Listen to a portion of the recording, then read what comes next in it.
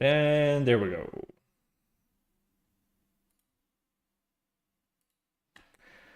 But yeah, but YouTube doesn't have like emote only mode. Does it?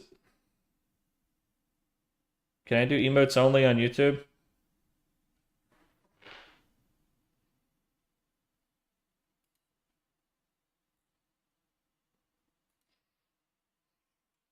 What are we working on today? Let's check the Kanban board.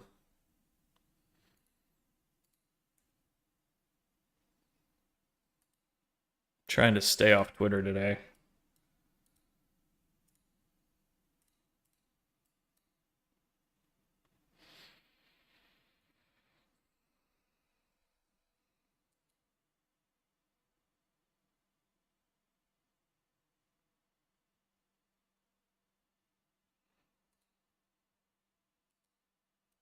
Oh, wrong one. Though, ooh, that would look pretty cool. It wouldn't work though. I'd have to log into GitHub. Window capture. Browser.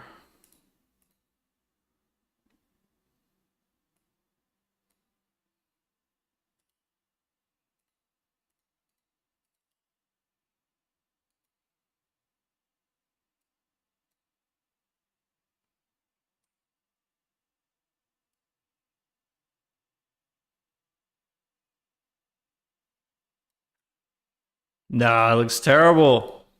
It looks terrible. I thought it might look cool, but no, it looks awful. It looks terrible. Eh, it was worth a shot.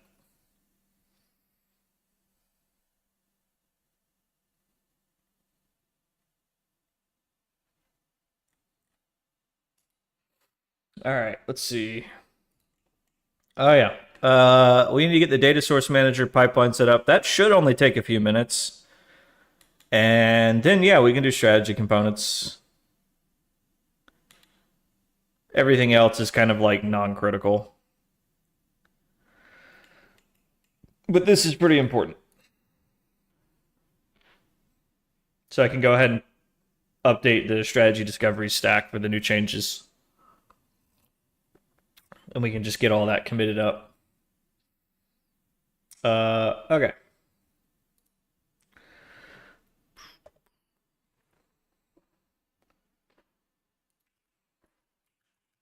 So yeah, we want to get you off a snapshot and into a build pipeline.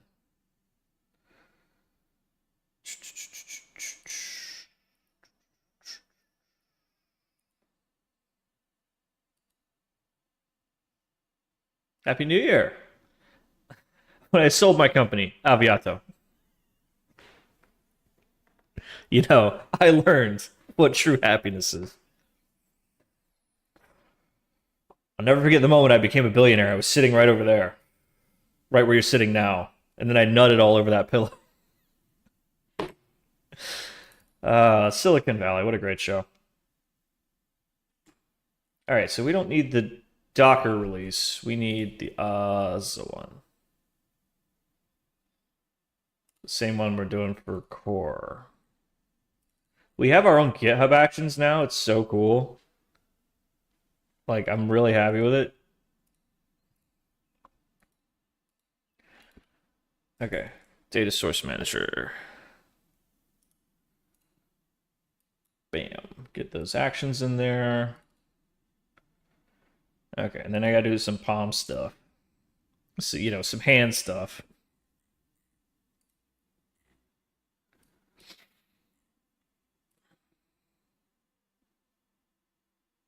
Oh, am I still a nomad? No, I have my own apartment. Check it out. I just finished decorating. I didn't realize how autistic I was until I lived alone in my own apartment for a year, and I was like, yeah, this is good. And then I had a guest, and they were like, where do I sit? And I was like, you can sit in my chair. So I have my computer, my chair, and my very nice bed. But yeah, no. I have yet to buy a couch or anything, any furniture. The thing is, and this is a small thing, I have floor to ceiling windows. And while it's hard to show it off on stream, I have an amazing view. Like at night, I can see just like this suburban, like infinity of like twinkling little street lamps, like for 20 miles to the east. It's so gorgeous. And I like the view, best experience from that spot more than I like furniture. I don't want to put a chair there because then where do I stand for the view? You know, if I look out that window, I have an amazing view. So yeah, that's just my small personal complaint. It's like, why fuck up my great view just to have a couch that I'm never gonna sit in? I stand in that spot and admire that view every fucking day. I can see the Vegas Strip, not all of it, only a small slice of the Northern Strip, but I have to stand in a corner next to my bed. But I did that the other night. Instead of going downtown for the fireworks, I just stood right there and saw the fireworks coming off the tops of all the buildings. And I was like, hey, all right, fuck yeah, I'm going to bed. Just literally laid right down, went right to bed. It was great. What's up, Sank? But yeah, I love the view from this apartment, man. I really love the view. Like, I want that view more than anything. Let's see. Get the right project name. I have 47 repositories. And that's just for this company.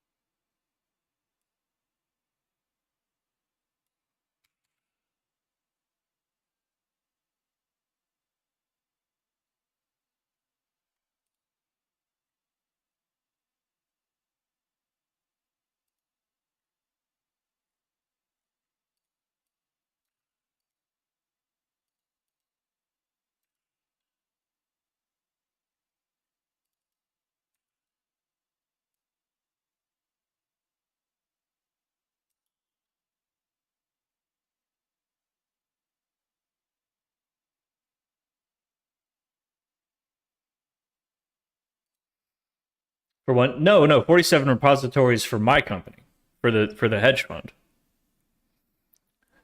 Well, right now it's not a hedge fund. Right now it's a financial technology company, which we're calling Siege Technology. Which is really funny if you think about it. Because which quantitative hedge fund controls more market share than any other? Citadel. It's called Citadel. And we're Siege. We're Siege the Citadel. We're going to take their market share. So, yeah. So we're calling it Siege Technology. And then when it becomes a hedge fund, it'll probably be called something like Siege Investments. Because if you flip open your history books on Siegecraft, investments are things you put into the siege. Like your fort and your trebuchet, like all of your siege equipment. That's your siege investments. You're investing in the siege. It's old terminology, and I like that. I like puns. Puns make me happy. An LLC in Wyoming? Don't they have lifetime trusts now in Wyoming, or is that Montana? Or no, not lifetime trusts, forever trusts. Because that's the thing about trusts is that they can't outlive a living person. So if I wanted a trust right now, like for my son unborn, I couldn't do that. But I could go to like Wyoming and do that. Or Montana, something like that. Anyhow, puns are fun. For everyone. He who would pun would pick a pocket. Do I need any build plugins? Yeah, probably.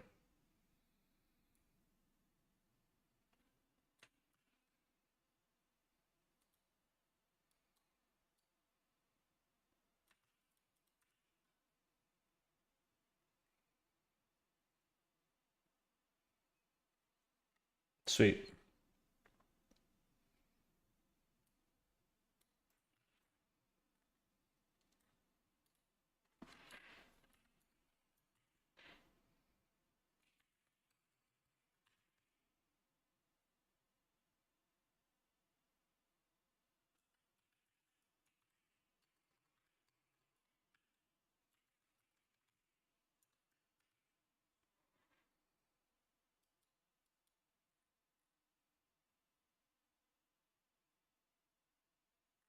Mm.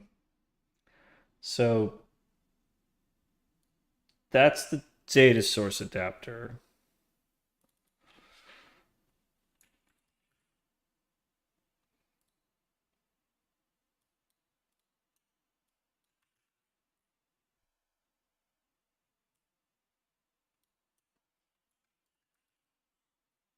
Then you're the query service.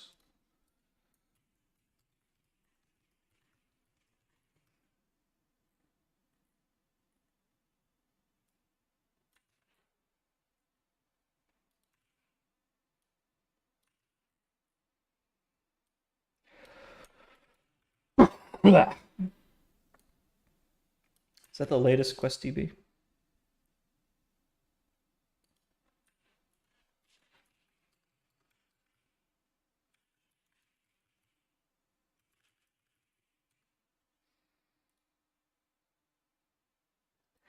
My numbers have gone up 30% since I stopped doing music in the background. I'm not kidding.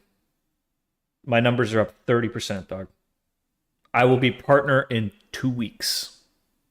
So sorry, but if it makes you feel better, I'm listening to Deftones right now.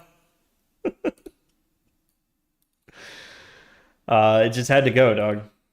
Like I stopped doing music and immediately, like an extra 20, an extra 30, I gotta do it. People don't like music. People like their own music. And I'm the same way. I've experienced the same thing. Like I'll be watching Lana Lux or something and she does music. And I'm like, I really want to watch Lana Lux right now, but I also really want to listen to this song that's stuck in my head. And I wish I could do them at the same time, right? I want my own Lana Lux soundtrack. So yeah, I think the having music on stream, I think it's something that we new streamers emulated from legacy streamers who have very large numbers. Like Asmongold plays freaking World of Warcraft music on stream. Coconut B, formerly my favorite Rush streamer until he became a gambling addict. Um, he has thematic music all the time. Like he'll randomly play the Hobbit theme from Lord of the Rings when it's like this is happy peepo time. And I love that. Yeah, I wish you could turn it on and off. And technically, there's no reason why you can't because we all do the copyrighted music on a separate channel so that it doesn't show up on the VODs. But like, I think that for legal reasons, if Twitch acknowledged that they know that we're doing that, they would acknowledge that they could be stopping us and they're not. Like the second it becomes a thing you can turn on and off, they're going to have to start enforcing copyright on it. I think that's the reason why. So they give us a little loophole for now that none of the other streaming services let us do. Like Kick doesn't let you do that. YouTube doesn't let you do that. None of the other ones let you do that. Twitch does. Because they know what's up. It's a little, you know, we know what's up. Ain't no copyright violation here. Though the movie stuff is getting out of hand. And I know I'm guilty of this.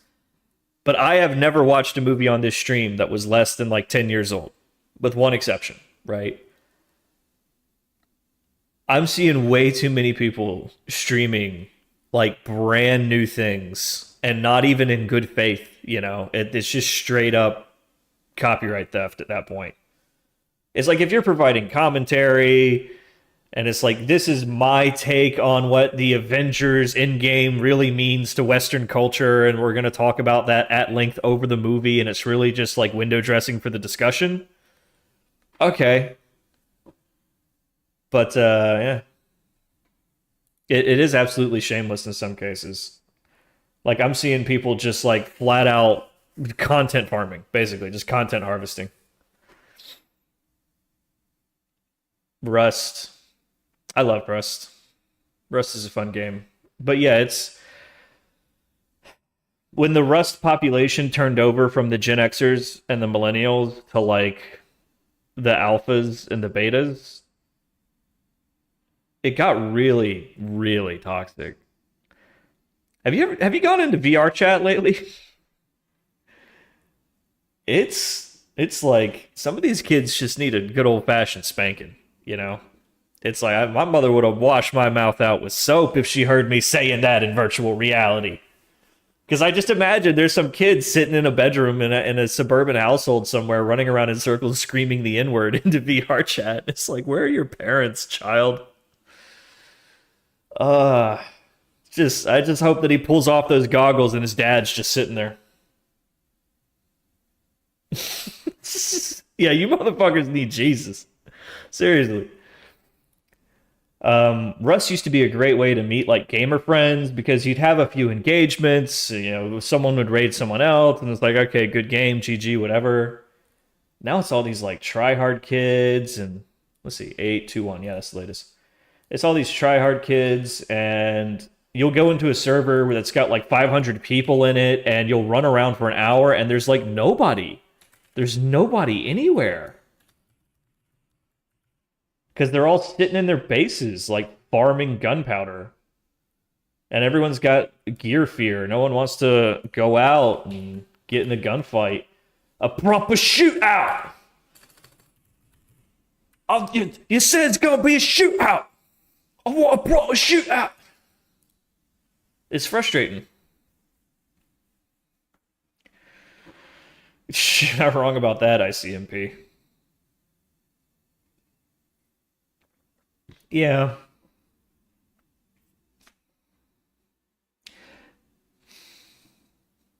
Is it because all of our video games are hyper, photorealistic mass murder simulations? Is that why the kids are fucked up?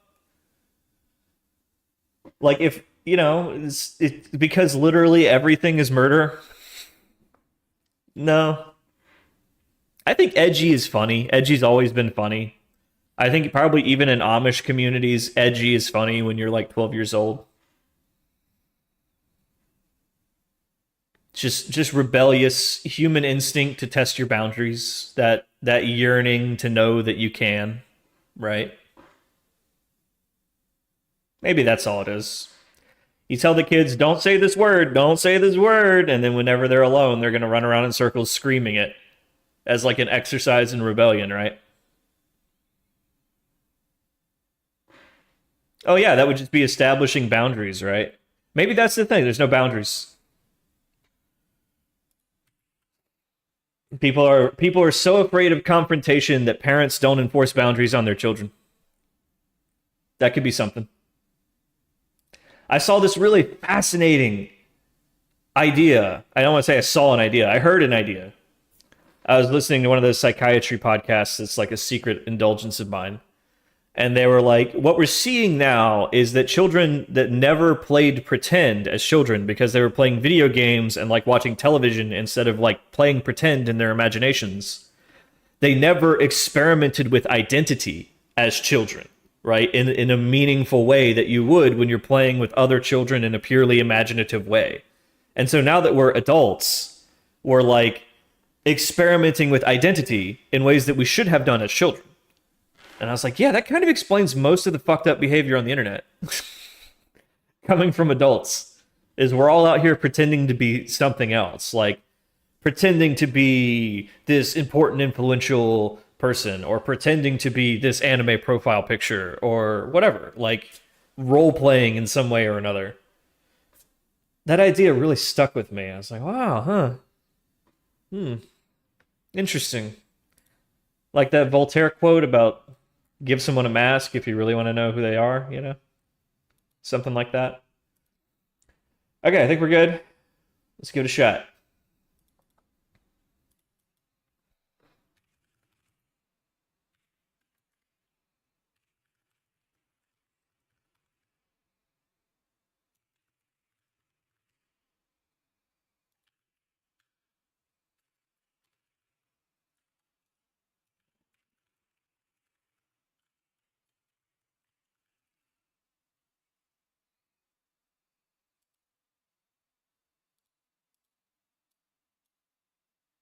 Is corresponding the right word? Doesn't corresponding mean to talk to each other?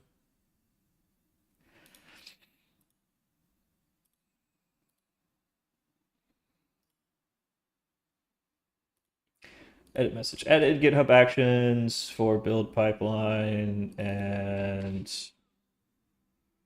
required POM XML updates. Push. All right, sweet. See if it does the thing.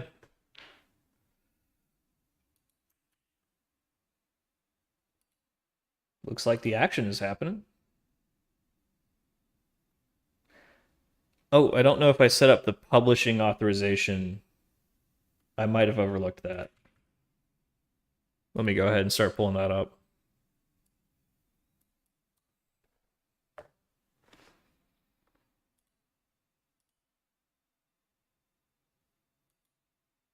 Yeah. Wait, what? Oh, I don't have a Maven wrapper. But what about my publishing settings?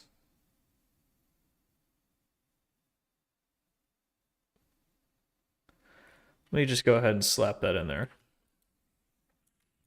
I think that's more for, is that more for downloading than for publishing? Whatever, can't hurt. All right, so that's done. I might have to restart the IDE, but I don't think so. I think that's a Git thing. Okay. And, oh yeah, Maven Ripper.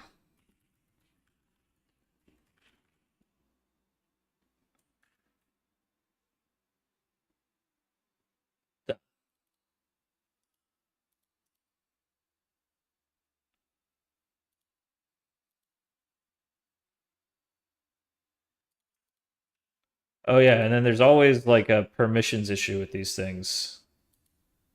Um, Let me get ahead of that.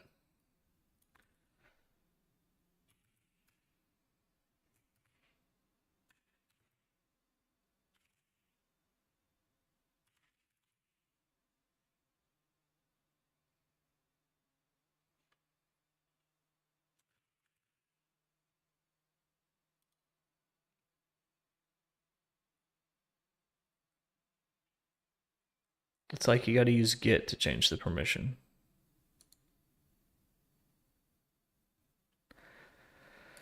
Ah, God damn it! Just go straight to Claude.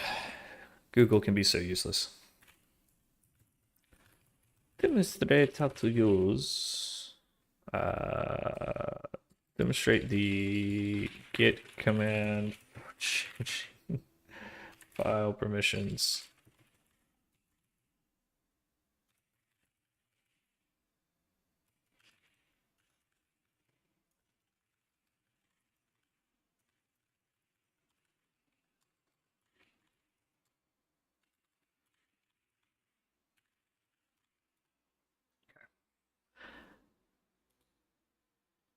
Because a house costs a yearly income of two families. Now, they say that you can afford a house that costs 3 times what you make in a year.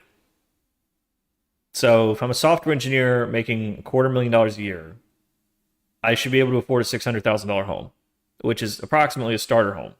But a $250,000 a year is the upper echelon of software engineer. Like the only step above that is like the ridiculous salaries of the people who invented like Gmail. So I don't know. That's just what they said when I was 18 and trying to buy a house. When the housing market was heating up, they were like, "You can afford a house that's 3 times what you make in a year on a 30-year mortgage at like at the time 5%, something like that." I was like, "Okay," that was kind of my mental math. So if that's the rule of thumb, then yeah, houses are too expensive. So if me and my wife were both highly paid Silicon Valley software engineers with a base of 200 each, then we should be able to afford a home that costs like 1.3 million, which is like that still seems cheap for a house in Silicon Valley.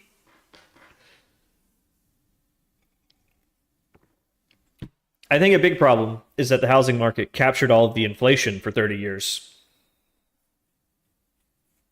So it's like as a consequence, there is a bubble. It should have been allowed to crash in 2008 for political reasons. That wasn't permitted to happen, and now it's worse than ever.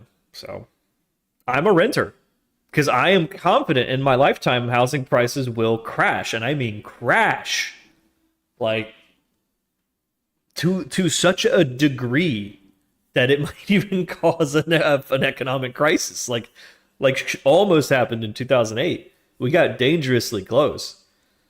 If the government didn't take over basically all mortgage underwriting with Fannie and Freddie, it would have been over. It would have been ogre. You would have been getting houses for like 10 grand. And wouldn't that have been great? Oh, boo-hoo the boomers. Oh, woe is the Gen Xer. But us millennials, we would have gotten cheap houses. Cheap houses. And all of the boo-hoo boomers and woe is me Gen Xers. Woe is me millennials sounds better.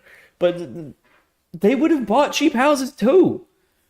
They would have gotten foreclosed on, gone bankrupt, and then turned around and bought their next house for like the cost of a fucking down payment on the previous one. And who would have really gotten screwed? All the boomers' retirement funds.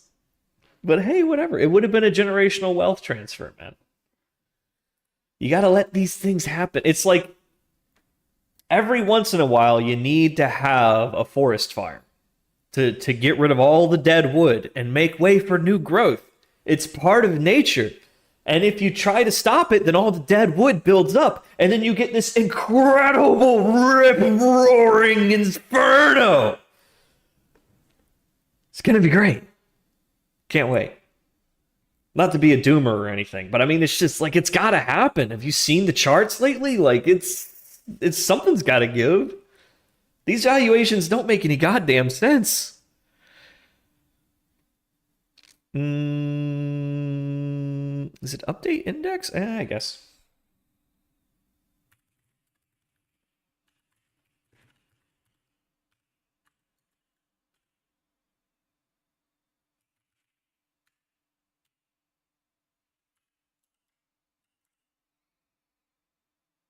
Oh, yeah, it hasn't been added yet.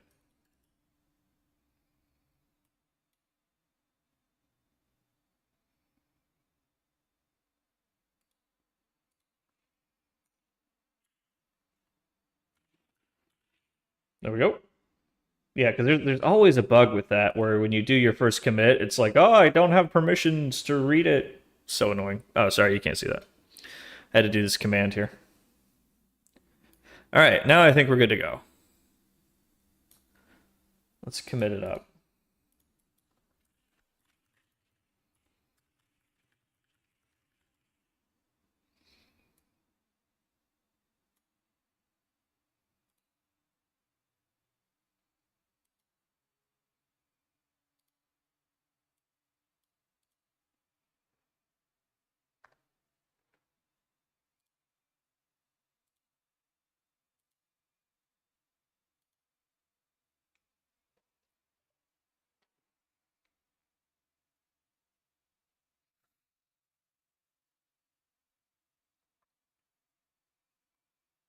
When did it last happen?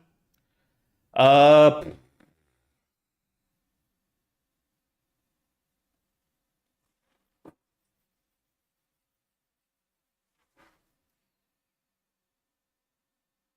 I don't know. It's a good question.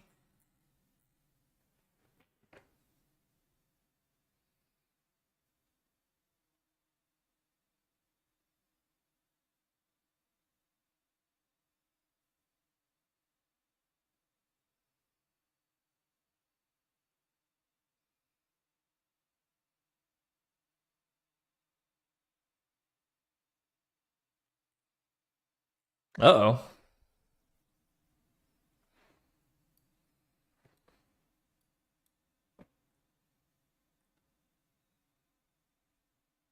I don't think that's what. I don't know. I don't know enough about the crash of 29 to speculate. Maybe 88 Crash of '88 was pretty bad. Oh, '99, that one was pretty bad. Sort of when the original tech bubble collapsed in '99, 2000.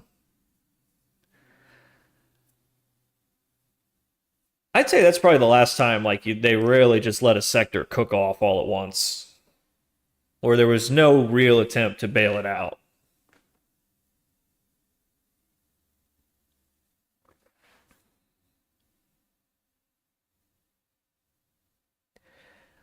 So in the 1960s, McDonald's and Coca-Cola were expanding internationally. Um, and there was a speculative frenzy on the future value of McDonald's and Coca-Cola because of this international expansion. If the rest of the world is going to consume these products as much as Americans, then this is going to be hot stocks, right? So they were kind of the tech stocks of the time where they were pricing in aggressive growth in the years ahead, kind of like with the AI stuff. And then it kind of reached a peak, and instead of crashing, it just kind of slowly cooked off for the next decade. Um, every year, McDonald's and Coca-Cola would successfully expand into new regions of the world and have good sales, and everything would be great.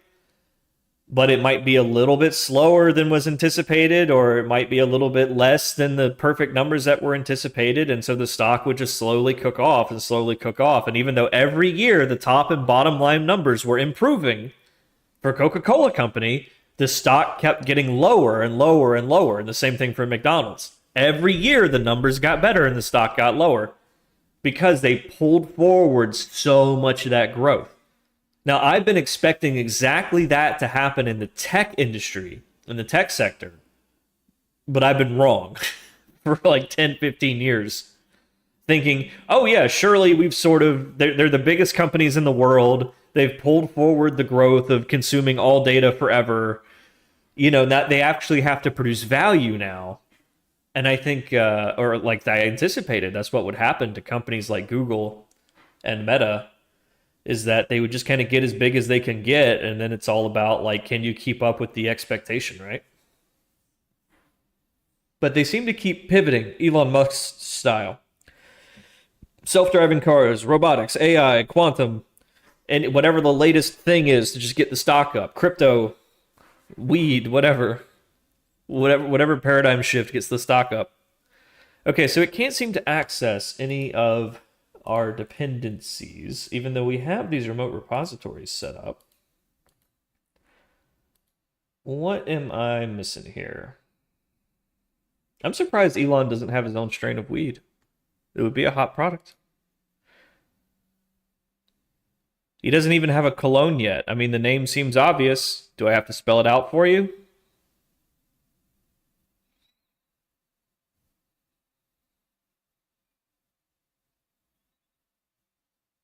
Okay, why is none of this authorized?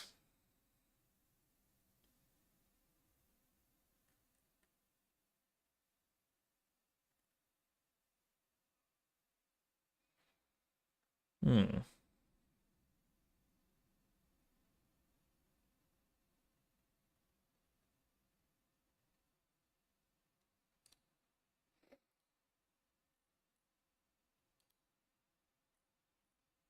What did I miss? We got the repositories, distribution management. We got dependencies. We got the build plugins. I don't know what I'm missing here. It's a permission thing. Okay. Yeah, just gonna have to consult Claude on this one.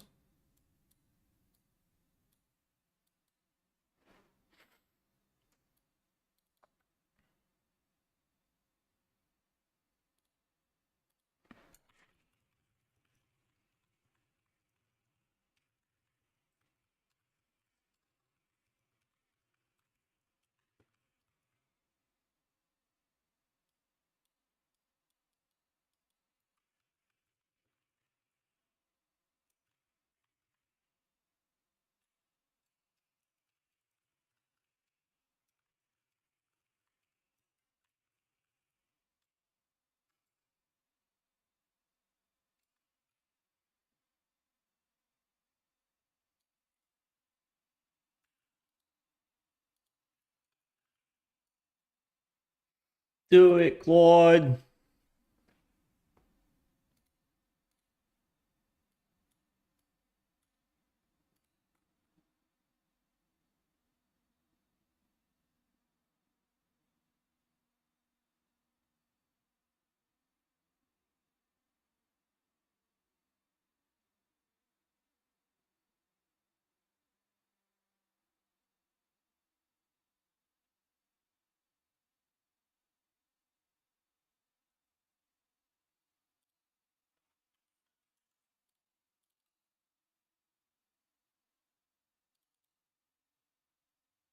Eh?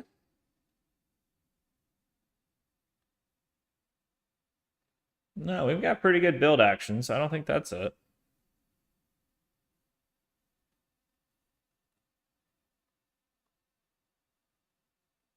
Ensure your workflow has the necessary permissions to read packages. I'm pretty sure it does.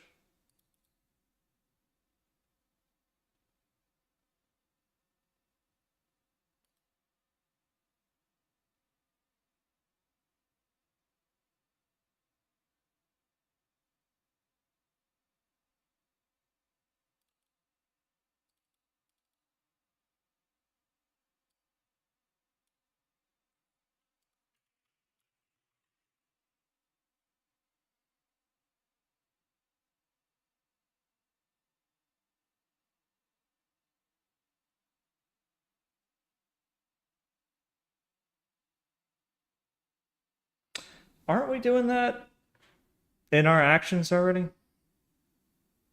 I'm pretty sure we are.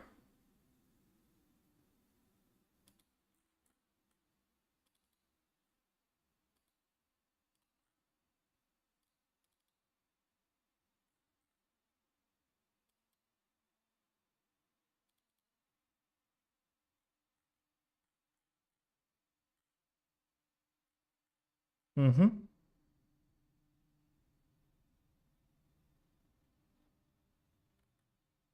Mm-hmm. Oh, you know what it is? I probably just need to reboot the IDE because I added those permissions to the settings.xml. That's probably what it is. Let me do that.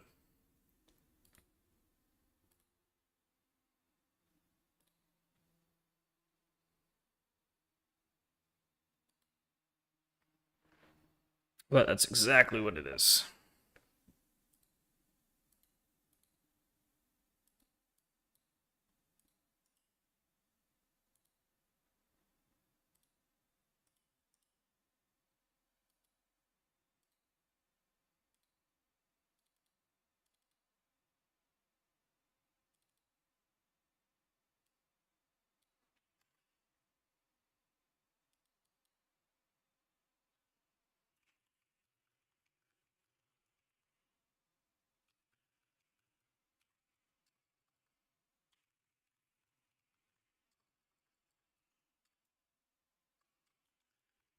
What's up, Fam? Hey, yeah, I'm glad you're here, man. We're having some issues,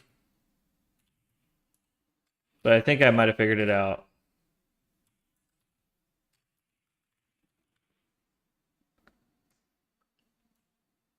We're trying to set up the build pipeline like we were talking about yesterday. But it can't seem to access the other packages that it needs to build. And yeah, this just seems to be it. All right, let's see. Commit and push. All right.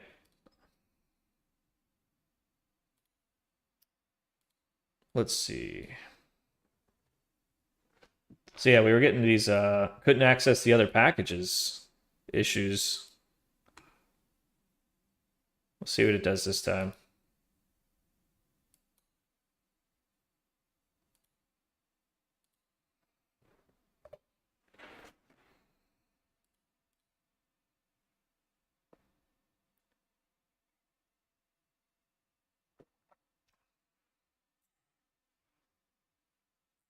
Yeah, there we go again. What's up, David? All package references are in Maven Bootstrap project.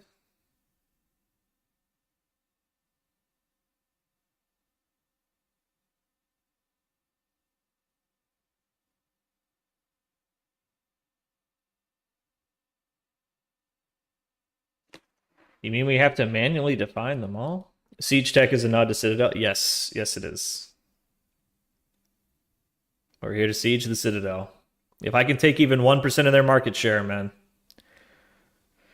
Let's see. Package and repository naming and the.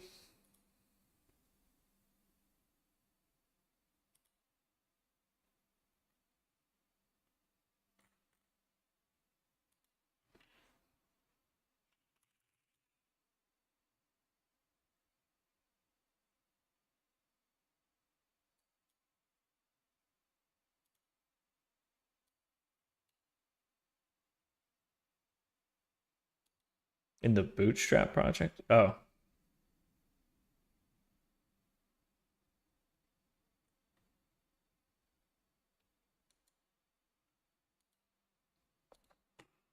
I'm not looking at the right thing, am I?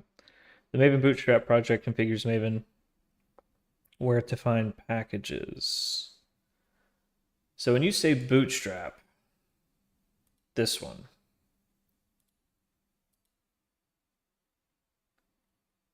Ah, okay. Ah, yeah. That explains it.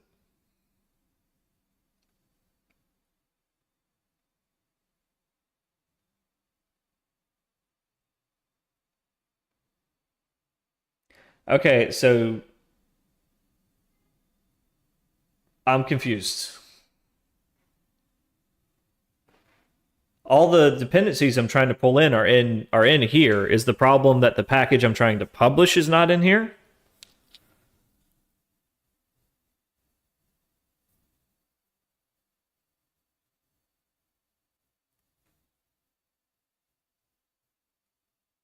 Or did I just not add this to my projects? Oh, I think I just didn't add this to my project because I copy pasted from core and core doesn't have any dependencies. So let me check one of my other things. Like disco.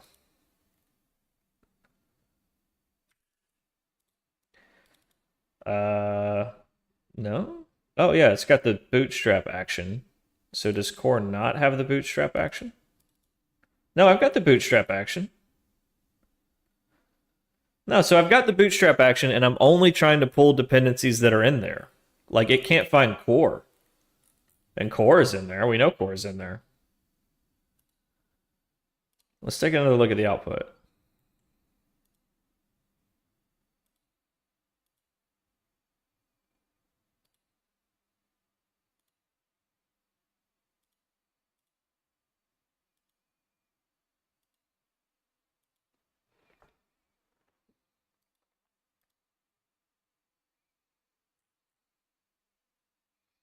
Okay, yeah, failed to read artifact descriptor for core.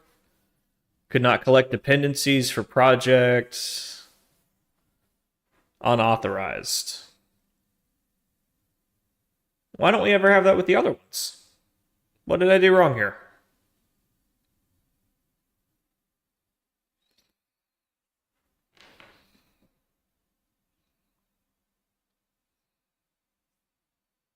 Hmm. So yeah, Claude says it's because we don't have the right permissions. Yeah, okay. Take your time. Afam is our subject matter expert on CI/CD pipelines, so I'm gonna let him take a peek at that instead of me trying to feel around in the dark. I'm gonna heat up my coffee. Do.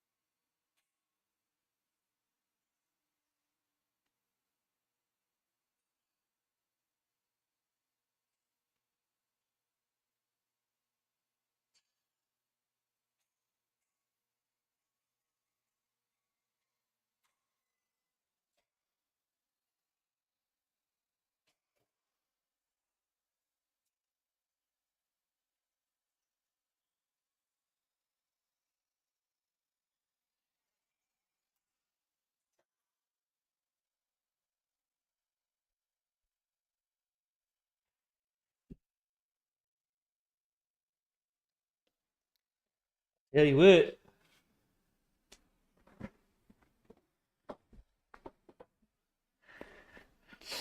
Take a look at Disco. Did I copy the with in Maven release? Let me take a look. Oh, I think I only have like check this out. This is what I put into the one that's not doing right. So I have these two. So let's take a look at Disco. And then let's see, here's Disco.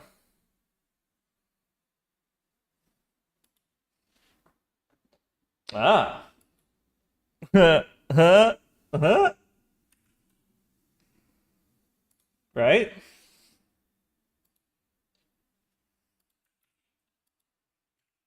Is that it? Is that what's missing? Is that just like it wasn't in core and we just didn't catch it? Because core doesn't have any dependencies, so it didn't throw an error?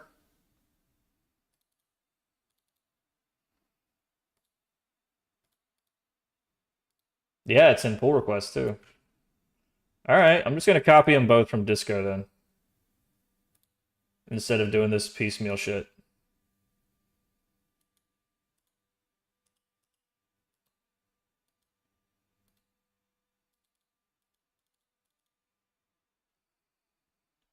Hey, cutie.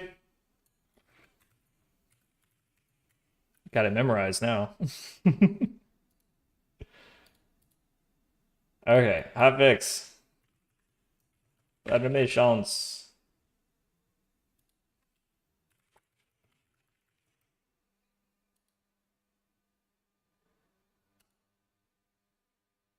Do I have a GitHub? Yeah. It's called Algo's GitHub. There's a link to it right about where my nipples would be on screen. Just scroll down a little bit and click on my nips. Press my bells and buttons, etc. Sorry, I'm a big Bridget Fetisi fan.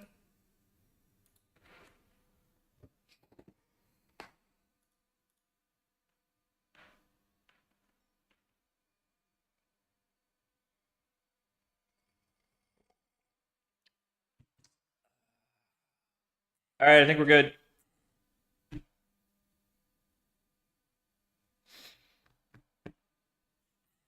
Auto scroll, god damn it. I think it's because my mouse was hovering over it.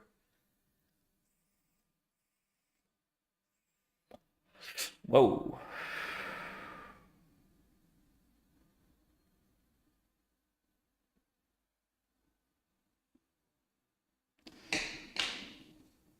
Felt like the scarecrow gun going off in my mouth there, just like, whoa, okay.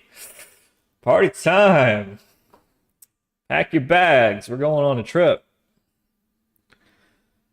Yeah, probably. Could not transfer to yeah. Okay, this is the same problem we had last time where I suck at project naming, so I do this snake case bullshit or this camel case bullshit. And what I should be doing is snake case, right? The unprocessable entity again. Yeah, I think that just means that I don't have the right address.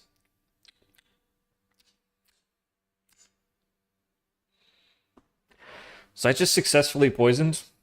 Well, we'll know in a minute. Happy New Year.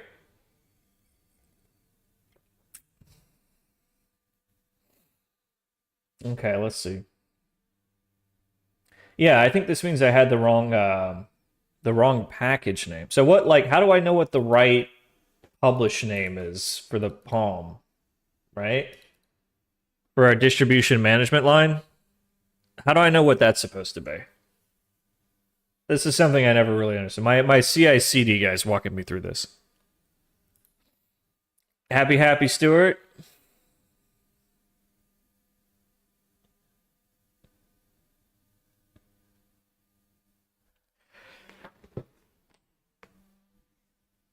Oh, and Offham, just so you know, we're not doing music on Twitch anymore because literally the day I stopped doing music, I gained 30 viewers. So It seems there are people out there that want Algo Bro, just don't want the music.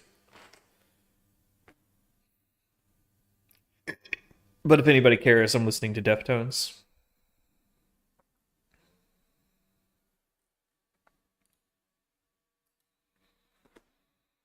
Would you just notice that, Argo?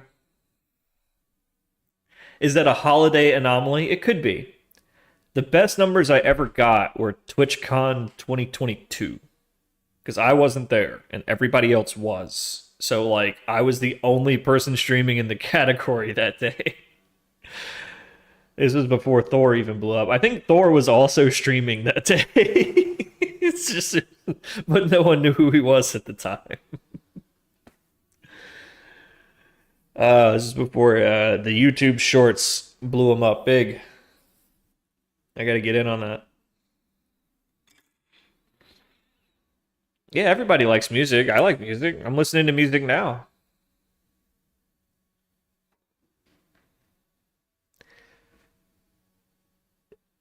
Man, you know, you don't need to hear every word I say when you're out and about. It's all right. You're not going to miss anything. It's nice to know that y'all care. Mwah.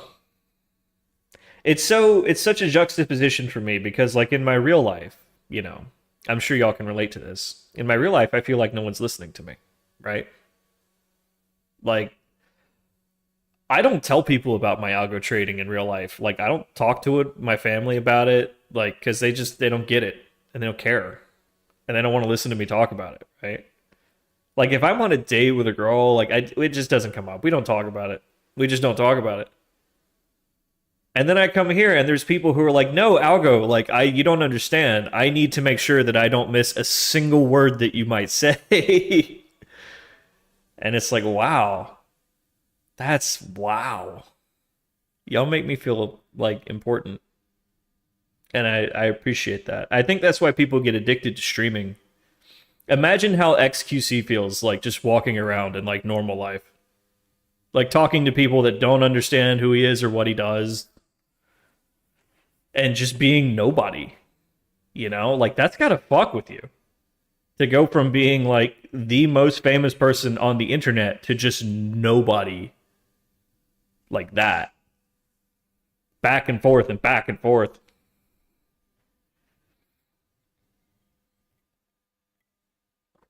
So the package name just has to be lowercase? All right. Let me look at another one that has a name like this.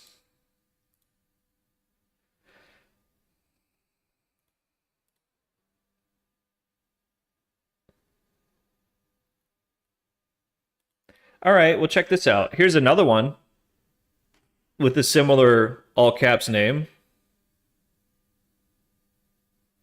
That one was fine, right?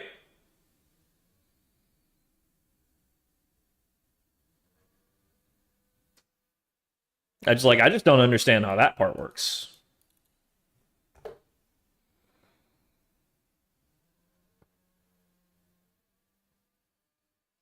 Like what dictates that name?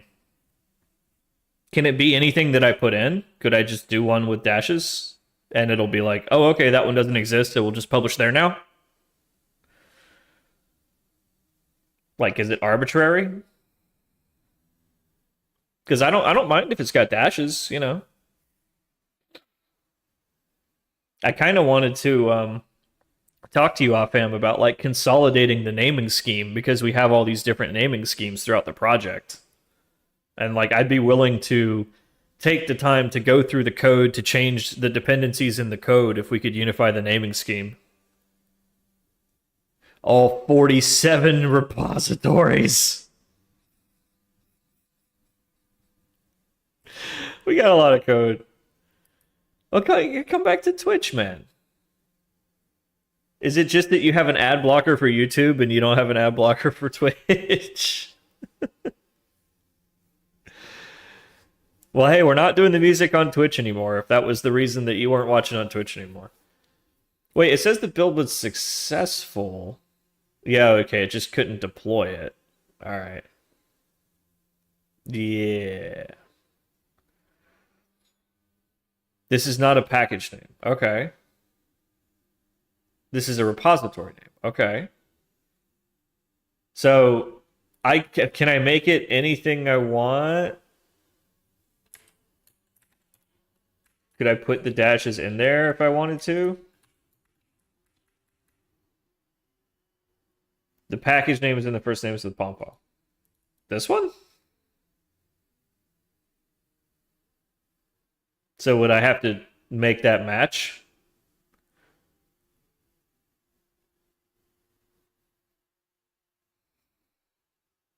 Name? Oh!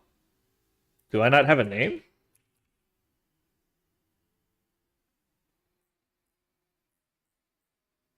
Is that what I'm missing?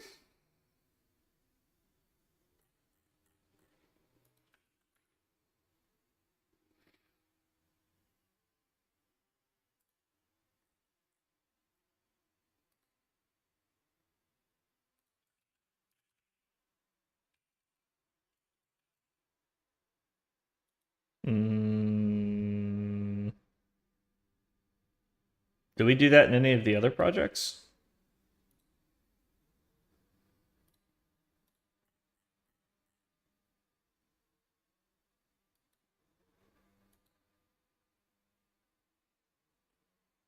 Artifact, yeah, we do that with artifact. Okay, so if I set an arbitrary artifact ID and the URL for distribution management just has to match that.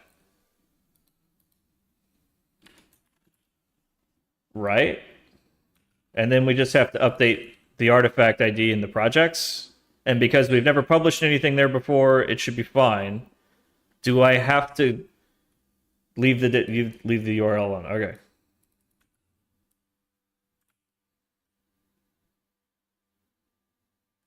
So it's just about this. I think I see your point. Yeah, because that's in our other project. Yeah. Yeah, you're right. Yeah, you're right. Okay, all right. I think I get it now. I get it. I get it. I didn't get it before, but now I get it. I get it. I get it. I get it. I learned something today. I learned.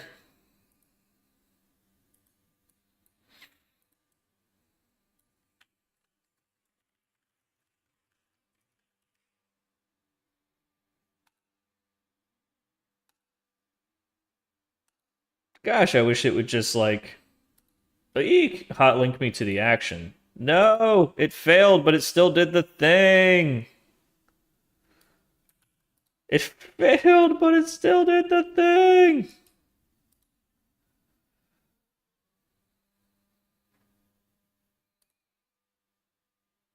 All right, let me keep mine here. And yeah. Okay. Is it gonna bounce me if I repush 0, 0?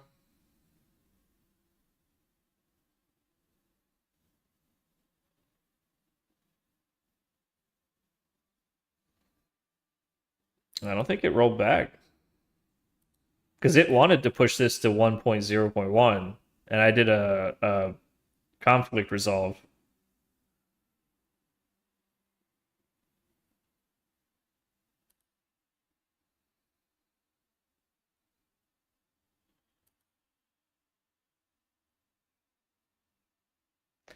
Just push.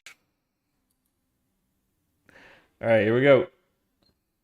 See, it knows there's an action happening, right? So like, oh, it knows there's a test happening. Okay, I was about to say, link me to the action. Like, I don't want to have to keep navigating to it. It's so annoying.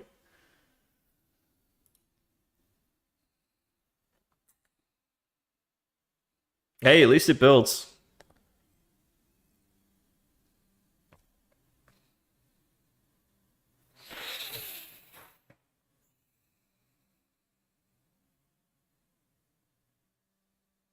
Can I just inject the Ozempic right here? Can I just get rid of this? I don't care about the belly. I don't care about the titties. Just this. Sorry. Self-conscious. It's like, it's not the belly that makes me feel like a doughboy. It's the goddamn double chin. Does it really work? Apparently. I'm sure it's awful for you. It probably gives you 10 types of cancer. Already exists. Okay. Liposuction? Ugh. I hate liposuction. If I was gonna get liposuction, I might as well just get it all sucked out and like give me the titties, give me the booty. The get tag?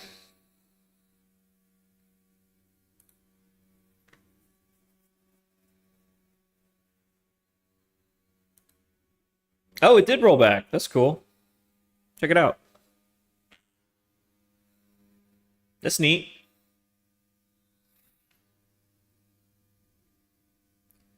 When you say the get tag,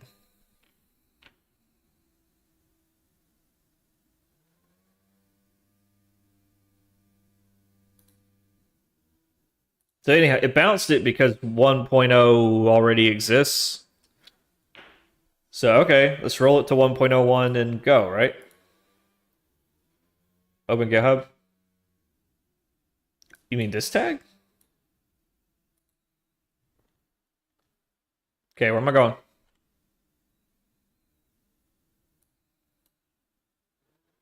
You wish you could donate fat? Yeah, that'd be great. No, Ozempic would, dude. It would just remove everything.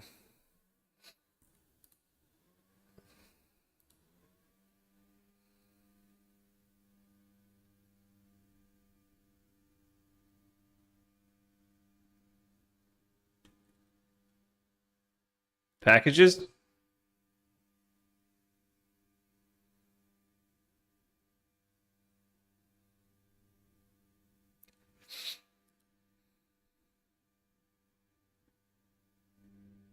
Awaiting instructions.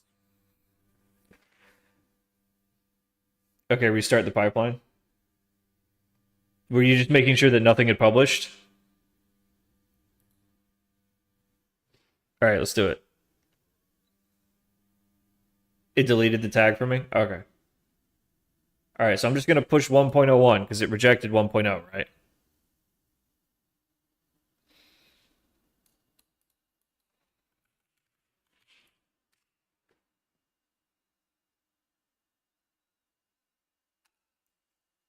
Good to go.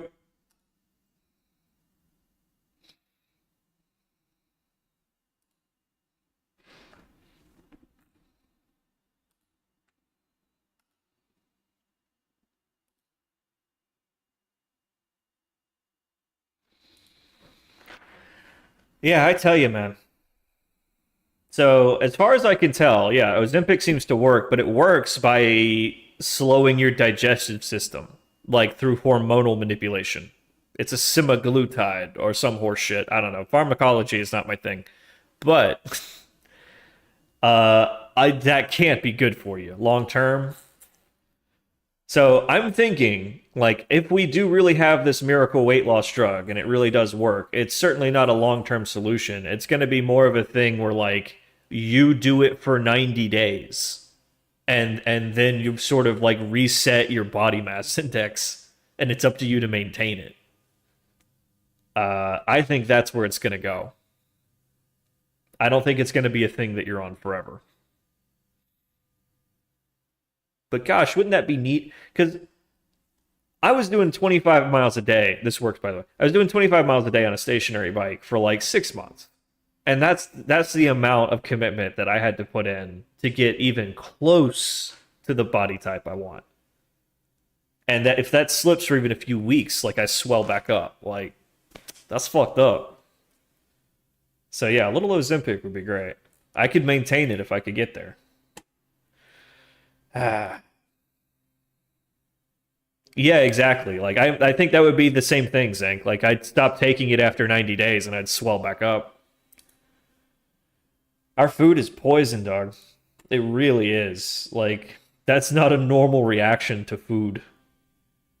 All right, so it looks like we're good. Let's see. Did it do? Did we get a package? Yay! All right. Now we can go slice that in to the REST API and finally commit that. Because the REST API, I believe, already has its own pipeline set up.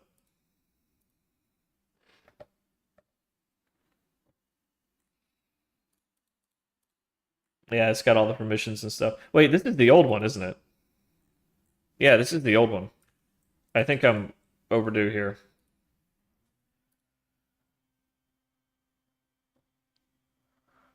Okay, so this is the Docker release. I can do that. I can do this. I can update it. I can do the thing.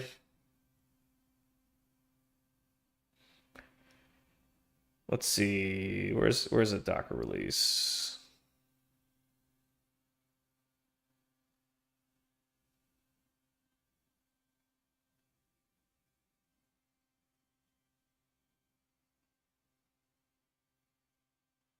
Just don't touch it. Okay. All right, all right. Yeah, one thing at a time. You're right. So let's get that data source manager remote.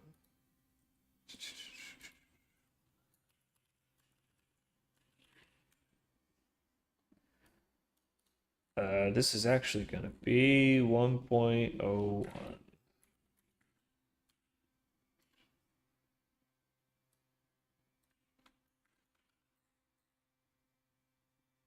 Oh, okay. You're way ahead of me on that one. Rock on. Thanks, dude. I really appreciate it. Ah, overlooked.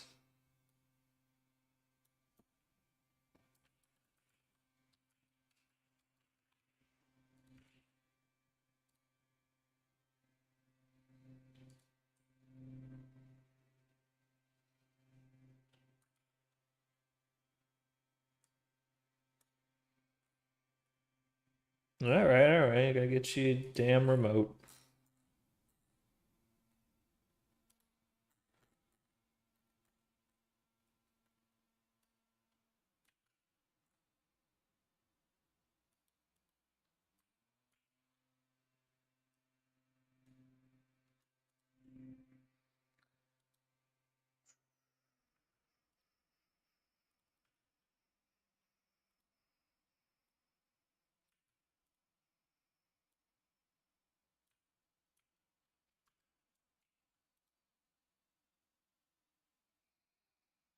All right.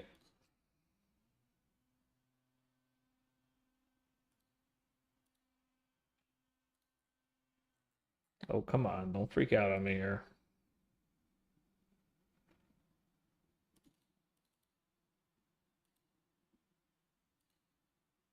Oh, wrong artifact ID. Yep. There we go.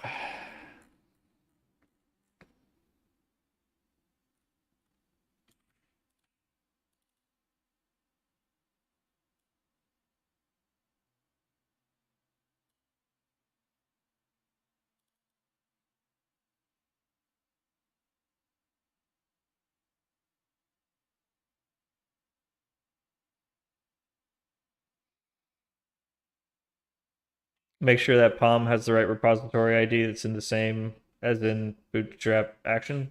Okay. I think I can handle that. See you when you get back. I need to gain muscles. Oh. So is that how these like musclehead jocks can like pound 30 beers and not gain any weight? Is because they have all that muscle? It just it's like having a blast furnace. Because I've always been amazed by that. It's like I'll see some big musclehead, and I don't mean any offense by that. It's just I needed a short word to describe what I'm talking about.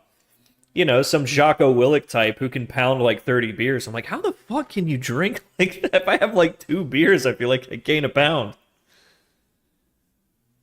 It's that high baseline metabolism. Okay. Gosh, wish I understood that at a younger age. Ah, what you gonna do? All right. I think we're all good. Let's see if we can commit it and get it to build.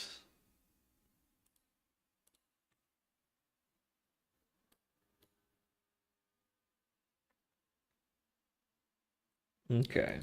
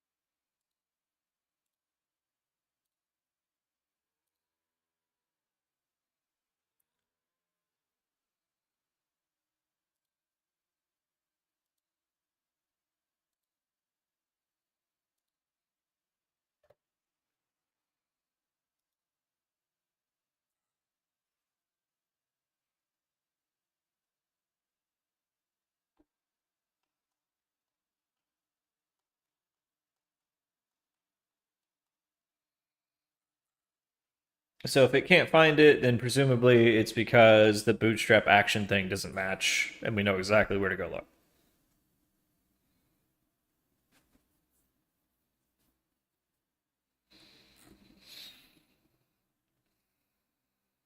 Then we can take a quick lunch break and move on to strategy components. Should be fun.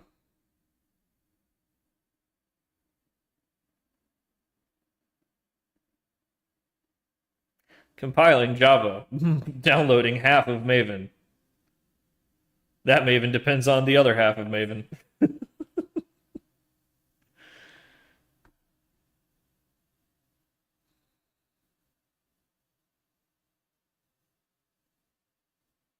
Go, go, Buffalo. What up, Joda?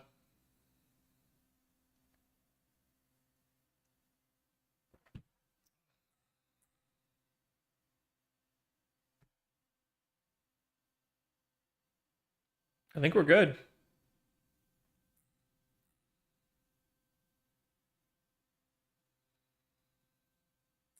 Yeah, how about that new 23-hour meta? How about that 23-hour and 50-minute meta? That's when like something in my brain was just like, all right, Philippe's right. Fuck it. Like Philippe's right. Like there is no reality where you can like set your sleep schedule around the market because the market's open 23 hours and 50 minutes a day now. So you kind of just have to find one of those nice little contracting services that'll maintain your infra for you while you're sleeping and like, exercising and having a life and just work normal hours. At least until I can afford to build a team. All right, sweet. So that's our latest package there.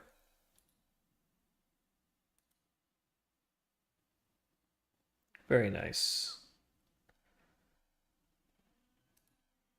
So now we can update our actual strategy discovery stack.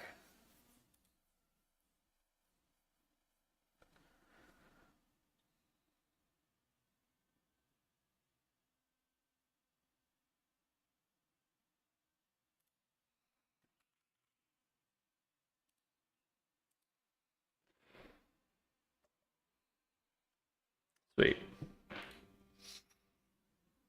And yeah, that's already set the latest, so I just have to tell it to rebuild.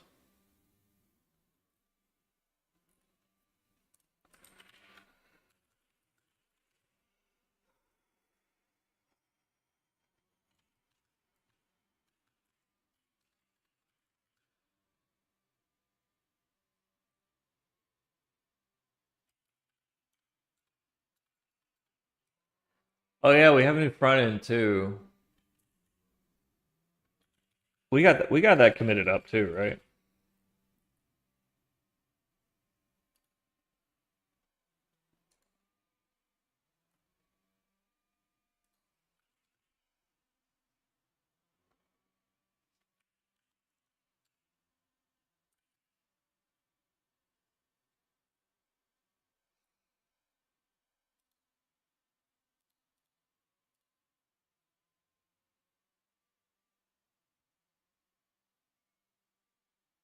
Yeah, Disco app.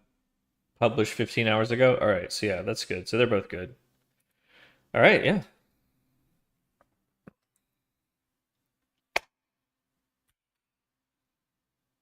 Well, that took all the dramatic out of it. Because I forgot to start Docker.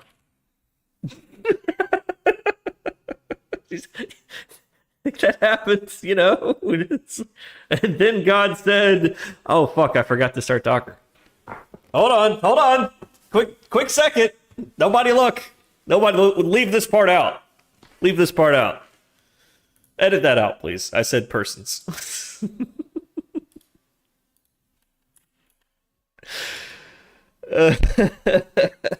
It took all the drama out of it.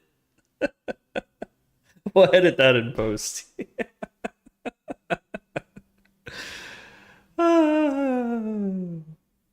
Okay. Disco.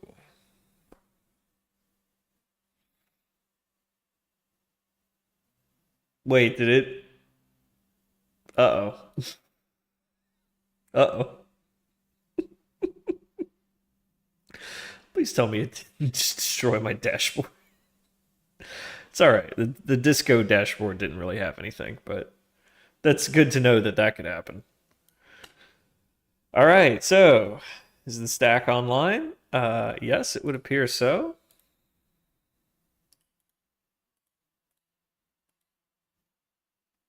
Looks like we're groovy here. Let's pop open the front. All right.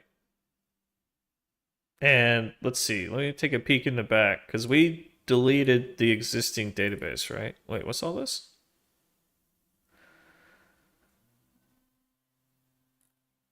No components. I mean, they're. Oh, what? They're in the wrong folder. Huh?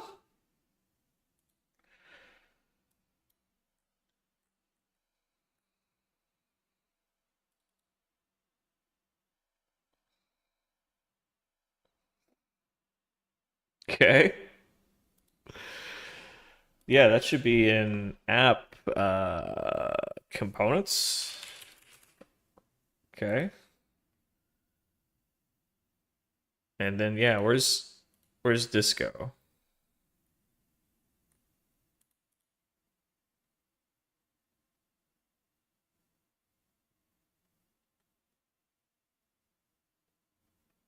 Yeah, I don't know how that happened. Deprecated, I guess. Let me take a look at the REST API stack, the test stack.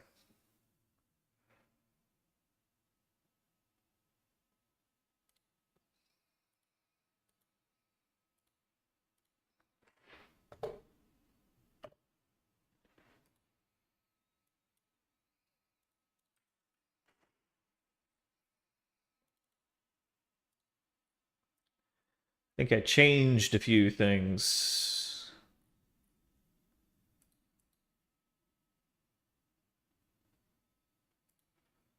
Yeah.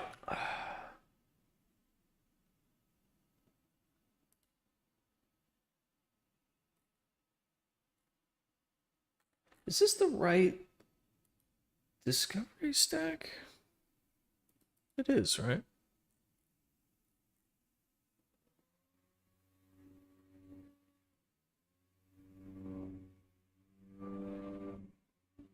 Yeah, I think so. All right, it's just changed a lot. Okay, in that case.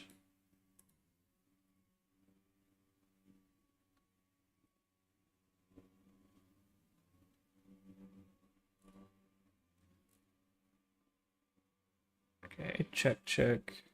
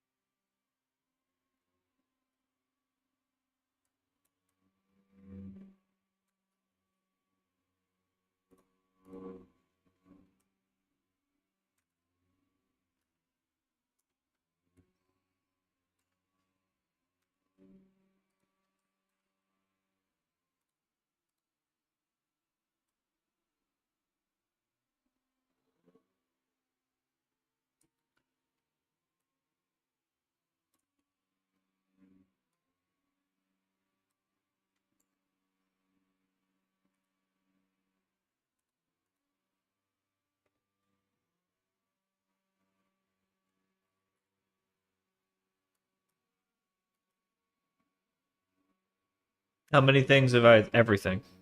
Everything.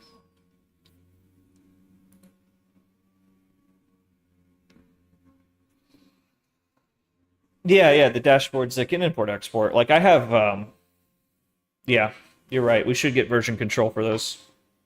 I should get some more coffee. Yeah, hey, when you're doing something that hasn't been done before, you gotta do it wrong a few times.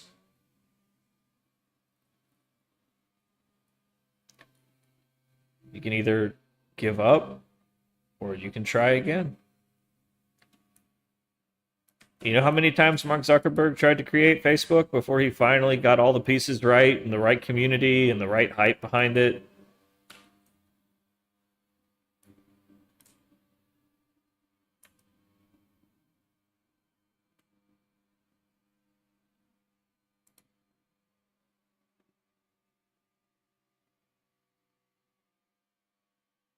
Like the guy who made, what was it, Slack? Didn't he try over and over again for like 15 years before he got it right? Nothing went wrong. Yeah, I know, right? It was all smooth from A to B to C. Like by the time the movie starts, he's already created Facebook like 10 times. Like over and over and over and over again. But he's like a high school kid. Like no one cares. He can't get it off the ground. And then he's in Harvard and stuff starts clicking together. It's like, you got to have the right tech at the right time in the right place. You got to know the right people. But you're going to fuck up a few times.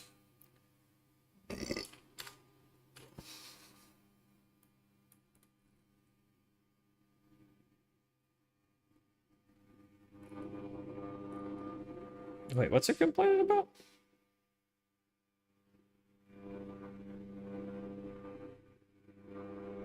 Undefined volume disco. Oh, I see.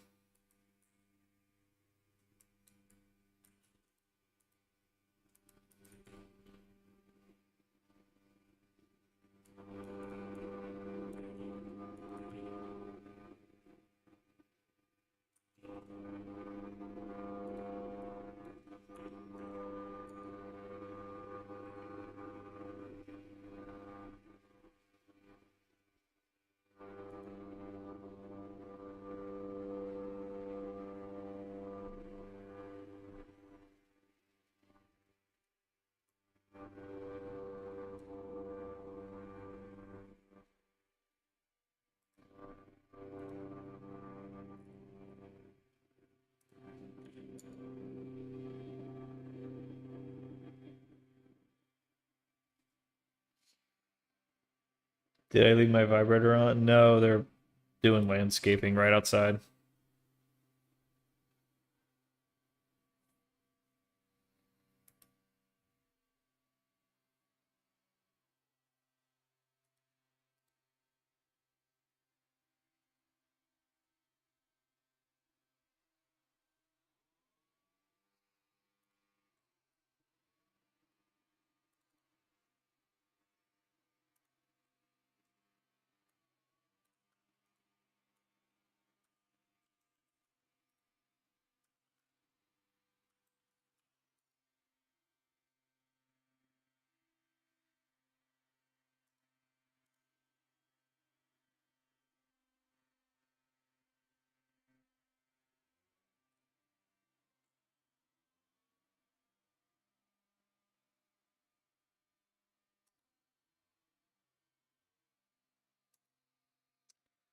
Goliath online.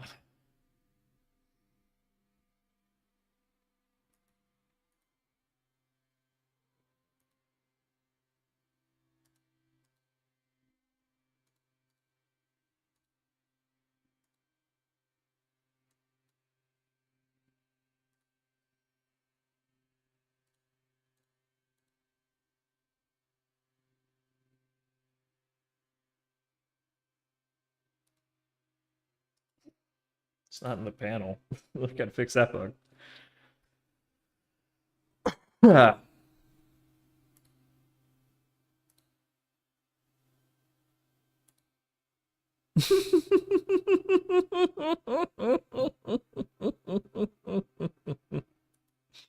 frame that. It's funny, Jonah.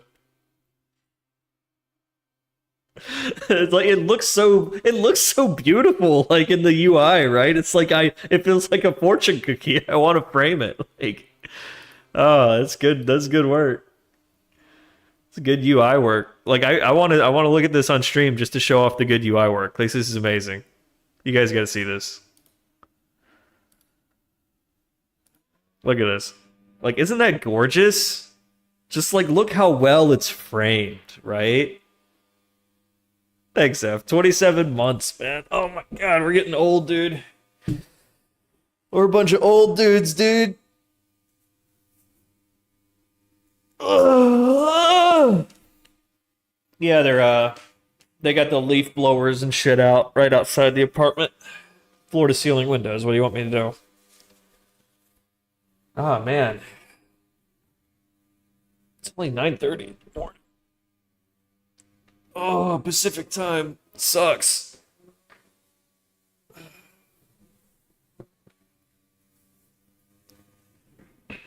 Go a few floors higher. I wish I'm on the top floor. Yeah, I'm still in Las Vegas. I like it here.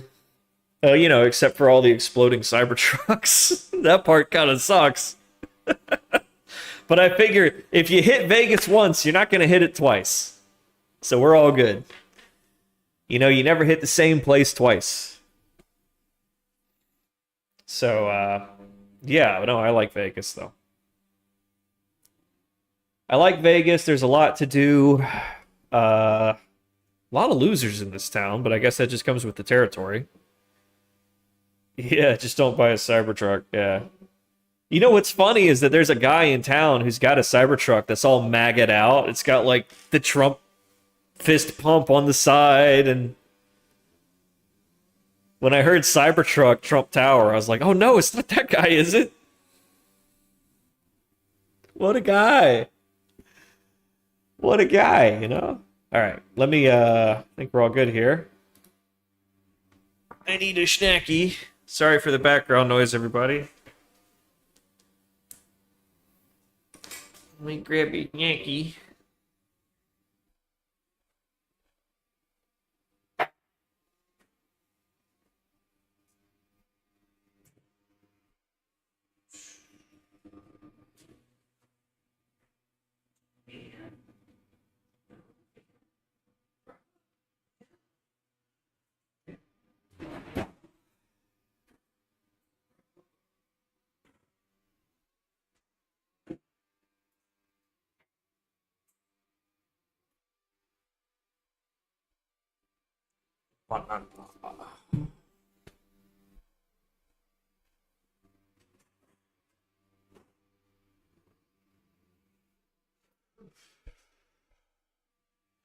Isn't it expensive? No, it's cheap as fuck. That's why I moved here.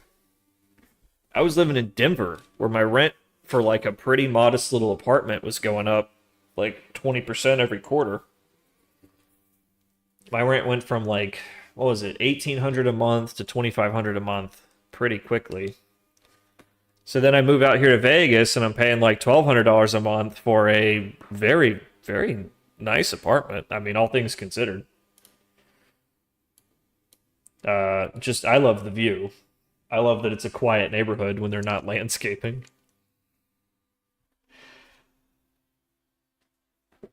Oh, we do have a lot of high-speed chases out here. It's turning into LA pretty quickly. But yeah, it's cheap. It's cheap to live out here. The issue is that it's kind of gross. You have to get used to it. If you've never seen gambling addiction up close and real before, or up close and personal before, like it's disgusting in a way that you can't imagine. It's like, you ever see Ghost in the Shell? You ever see people like the dude in Ghost in the Shell who got brain hacked, and then they're trying to explain to him what happened, and he's just sitting there like, what was the simulated experience again? That's what gambling addiction is like. Like when you see these cats, and I don't mean to judge anybody, because you know we all have our little vices, but seeing people who are just like literally just tossed their paycheck that they got an hour ago into a slot machine and they just don't know what happened. Well, huh? It was all going so fun, and then it's all gone. It's pretty gross. I was thinking, oh yeah, no, it's cheap to live out here. It's great. Have you gone through the dilapidated mini casino? Yeah, they just closed it. F, you're one of the last people to go through it. Um, oh god, oh I had the name, but yeah, no, they just closed it. It's gone forever now. Whiskey Pete's, I think it was something like that. It's right on the border. It's a big historic thing, but because gambling is sort of legal nationwide now, like people don't cross the California border to place a bet at the nearest sports book like they used to. Uh, you just play poker on your computer, on your phone. Hmm. Yeah, Whiskey Pete's is now officially closed forever. Um, the rumor is that the people that own the building also own the land, and they just did the math and figured that it's not worth keeping open for now. But in a few years, there's going to be a new airport there, so they're just like, fuck it, we'll just close the doors and pay the taxes. It's cheaper than running at a loss. And when the airport opens, we'll just renovate and reopen. And it's like it actually makes a lot of business sense. Why waste money? Why pay people to sit around and do nothing?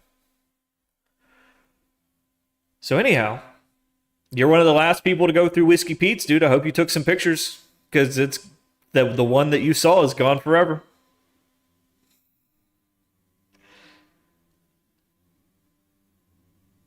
That's kind of crazy, man. But I also wanna put an asterisk on the it's cheap to live out here. It's cheap to live out here. If you're a cheapskate, it's really cheap to live out here. But if you want to live out here and have a taste of what Vegas has to offer, it is not cheap. Um, you want to go to a show tonight? That's like $200 per person. And you want to go see Wu Tang? You won't pay. You want to go see 50 Cent up close and personal? You're gonna pay. Though I hear his show sucks. The word going around town is that 50 Cent's show sucks. He lip syncs. He comes out for like 10 minutes. He doesn't take pictures with anybody. He leaves. He's got this like really reluctant attitude. Um, Gosh, what else? Yeah, there's a lot to do, but it's really expensive. You want to go to like the fancy secret bar that the entrance is in the freezer of an ice cream shop. We've got these cool little speakeasies all over town. You're gonna pay $50 for a cocktail. You're paying for the experience. You're paying for the experience of you walked into an ice cream shop, made sure no one was looking, went to the freezer door, and slipped into the secret club. That's what you're paying $50 a cocktail for. But if you're into that kind of thing, if you're really into that Instagram lifestyle, whether or not you take pictures of it, it's the place to be. Um, there's like a selfie museum, which is just a bunch of really swanky, cool rooms to take pictures in. Um, there's a lot of stuff like that.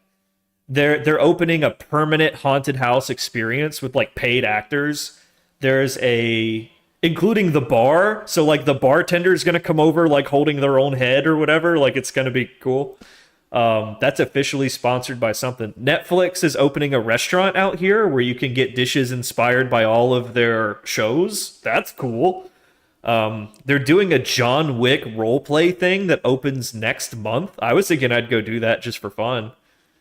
I don't know how expensive that's going to be, but if it's less than $1,000, I might do it. Just to do it because it's going to be temporary.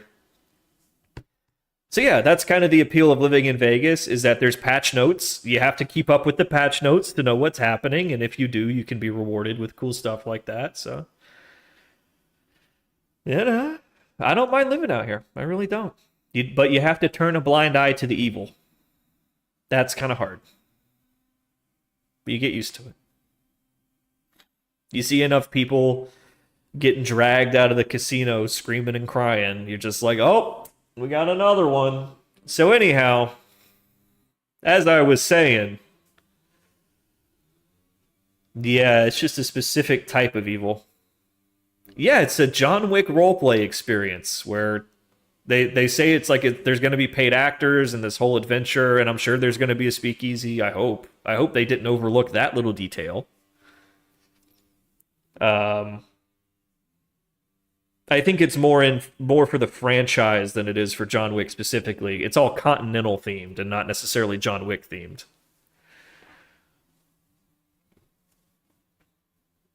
They have the Tired Oompa Loompa. They have a disco thing that just opened where you have to be wearing disco clothes to get in, and they have like, actors doing all the disco roller dancing shit. They're figuring out quickly that millennials don't gamble because we don't. You come here, you walk through a casino, you will not see a millennial anywhere that's not a poker table or a craps table. Like, we don't go to slot machines. We come for the food, we come for the experience, we come for the entertainment. So the whole town, it literally in the last 2 or 3 years is like just completely retuning everything to be about come here, see a show, go do an experience, go to a fancy restaurant, maybe play a few hands of poker and get the fuck out. No more free shit. That's the flip side. No more freebies. They stopped doing that shit, especially for poker players. They used to be free cocktails and all that. You got to pay now.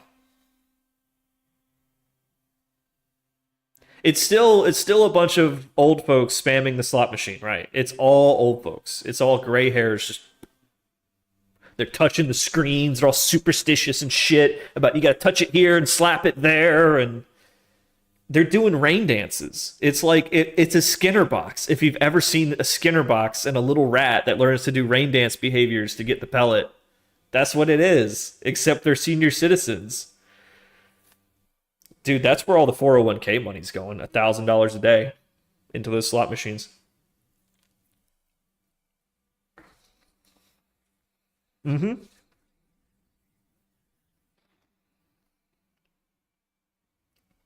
Before you ever try to um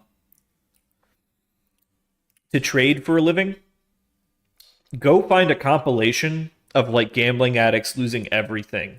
There's plenty of them out there. I was watching one last night.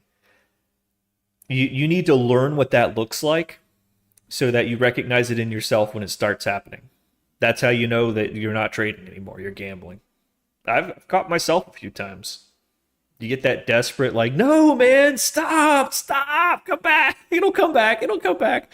Just one more, man. Come on, I can fix it. I found myself there once or twice when I was trading for a living. So you got to learn to recognize it. It'll creep up, man. It's a brain hack. Gambling addiction is real. Scary shit. Scary shit. All right. Anyway.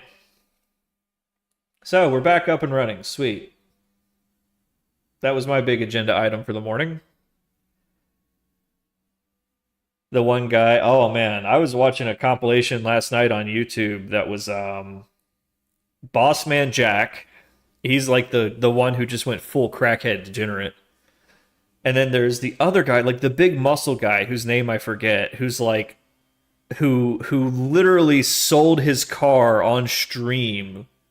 And it amazes me how fast these guys can move money. Because like if I want to move like 3 grand from my brokerage account to my like checking account to pay my rent and like have grocery money for the month or whatever, it's about my burn rate right now is about 3 grand a month. Like it takes like several days, and yet somehow this guy can sell his car on Venmo and get that money into his stake account in like 2 hours. Like, how does that work? How do you move money that quickly? Is it all just credit? They get paid the bonus money from stake. I don't think all those people are. I think some of them are genuine gambling addicts, and I think Stake knows that too. I think their agenda is to get you hooked on it with like the game that's slightly in your favor with the house money that you can't cash out, because that's how they do it. You have a special account that has house money in it. It's not real money. You can't cash it out, and they just want you to play certain games that are slightly rigged in your favor based on your account key. So that way you're winning, you're winning, you're winning. It looks like it's an easy game to play. People come play it. The odds are stacked against them, whatever. I think they want the streamers to get addicted to the rigged game. And then they start playing with their own money and it just all sinks in. Like Post Malone, I don't know this for a fact, but there's sort of a Vegas legend that he's in deep to the casinos, which is why he's always showing up to do like New Year's Eve events and stuff. Is because, yeah, he owes like $40 million or whatever for playing $40,000 hands of blackjack. So he's got to work that money off. I tell you. Gambling is scary. It really is. All right, cool. So if you're new to the stream, this is our trading strategy discovery engine, which we call Moneypenny. I guess it's more of a platform now. So we build these strategy components, which maintain lists of stock that might be useful. Well, let me start over. Let me eat my banana, then I'll start over. He has that $1 million Black Lotus.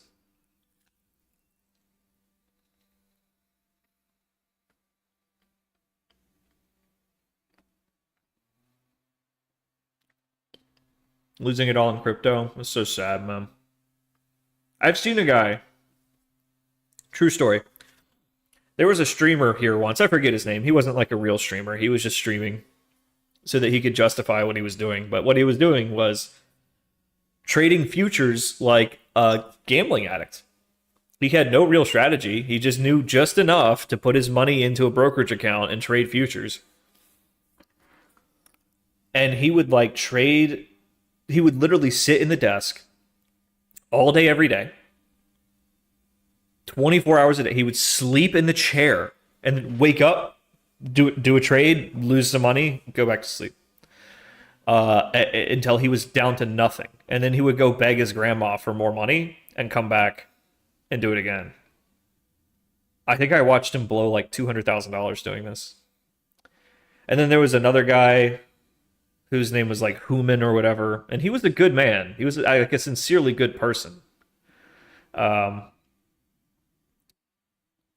But he just had these delusions of success in his head about how much money he was going to make, and he didn't really know anything about trading. He had like one hot thread on Wall Street Bets, and he immediately translated that into Twitch partner in like a month. I was really proud of him for that. And I was trying to kind of hold his hand through like, okay, now like a lot of people are looking up to you. Like you need to be smart about this. And yeah, I think in his first day of trading, he lost 20 grand. Just like that, just trading like an idiot. Because he just didn't know what he was doing. He thought he was going to come in, put on this big position, and make 5 or 10 grand in 10 minutes. And then he told it to me. He said, then we were going to go live stream from the Best Buy while I buy a new computer and show everybody that, you know, this is doable. And it's like, yeah, dude, because you weren't thinking about the trade. You were in your little fantasy about when you're going to hit it big at the craps table. Yeah. Yeah. You gotta spot the signs. Yeah. Anyhow, so yeah, this is our strategy discovery software, which we call Moneypenny. And the tree that you see here represents sort of a evolutionary tree of all the possible strategies given this little gene pool of models. So it basically, we create a little search space for a particular type of trading strategy that we'd like to discover, like stock scalping or future scalping or whatever, crypto arbitrage. Then we'll put in some universes of stocks or crypto or whatever, universes of investable assets that would be compatible with that kind of trading.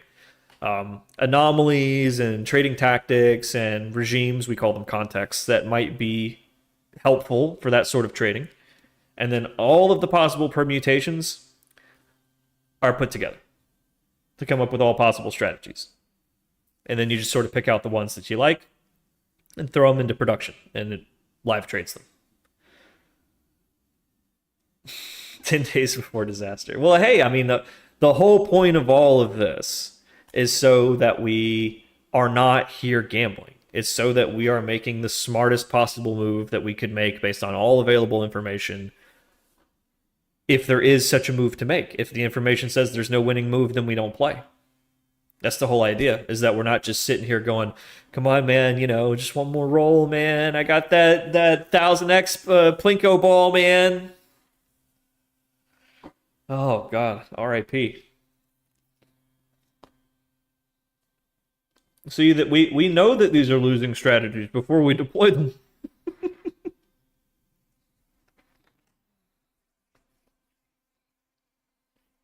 But hey, we're getting there. All right. So that was the big item for the morning.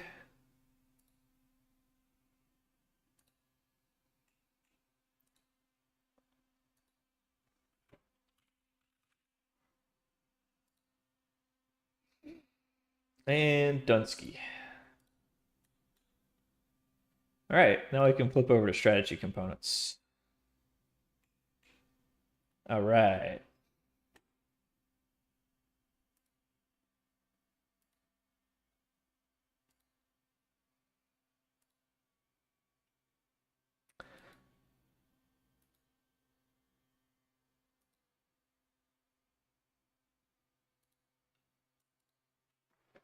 Hold on, let me get all this versioned out.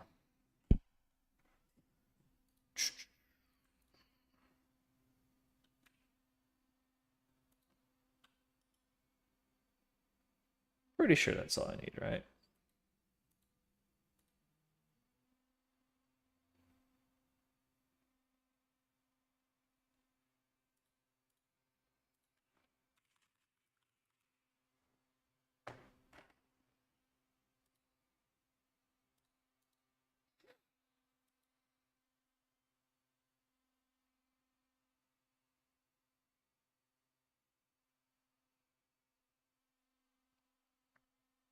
You find the biggest losers, that mean you found the biggest winner?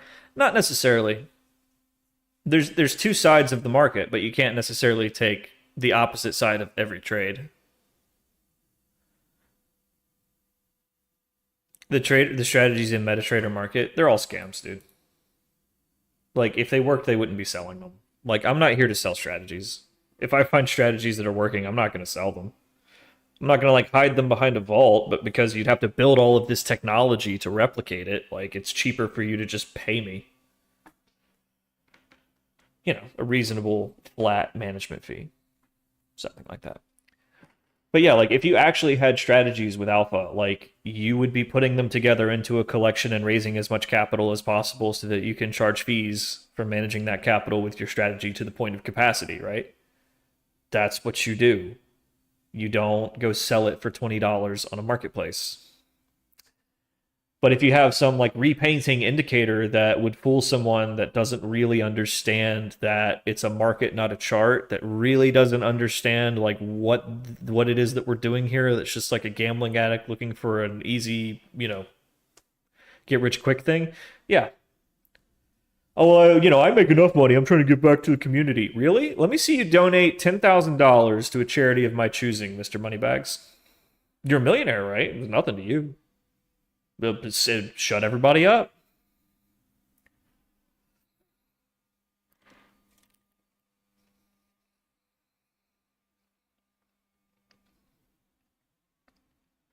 There's a lot of fakers out there, man. See, when they can't figure it out after a while, like they're like, well, I invested all this time, like, and I have these indicators that I made, so I'll just sell those to somebody that doesn't know. They go to the dark side, man. I've seen it happen. I've been friends with people that just gave up and went to the dark side and just started doing scams where they were like, you know what, man, algo trading is hard, or even trading in general is hard. It's easier just to tell these idiots that for $20, I'll give them the hot trades to make every morning, and then I just copy paste whatever's on Seeking Alpha. Stalker. Anyhow, I've seen other cases where somebody,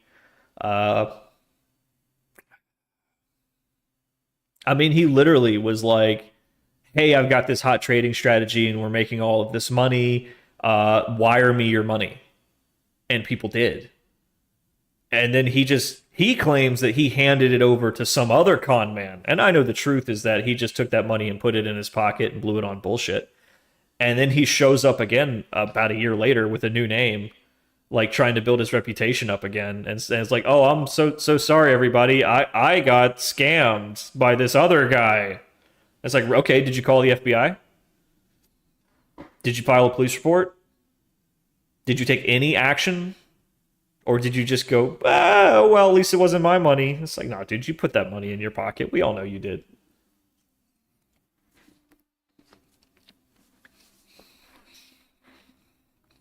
Mm-hmm. Hell, there's another guy on Twitch right now who's served prison time for stock fraud, who's started 3 or more coins that we know of that were all rugged, one of which he attempted to do anonymously and was later revealed. So who knows what other coins he's running and rugging anonymously. And people worship him. Yeah? It's like, ugh. Ugh. There's just a lot of people out there who are, they don't want to play the game legitimately.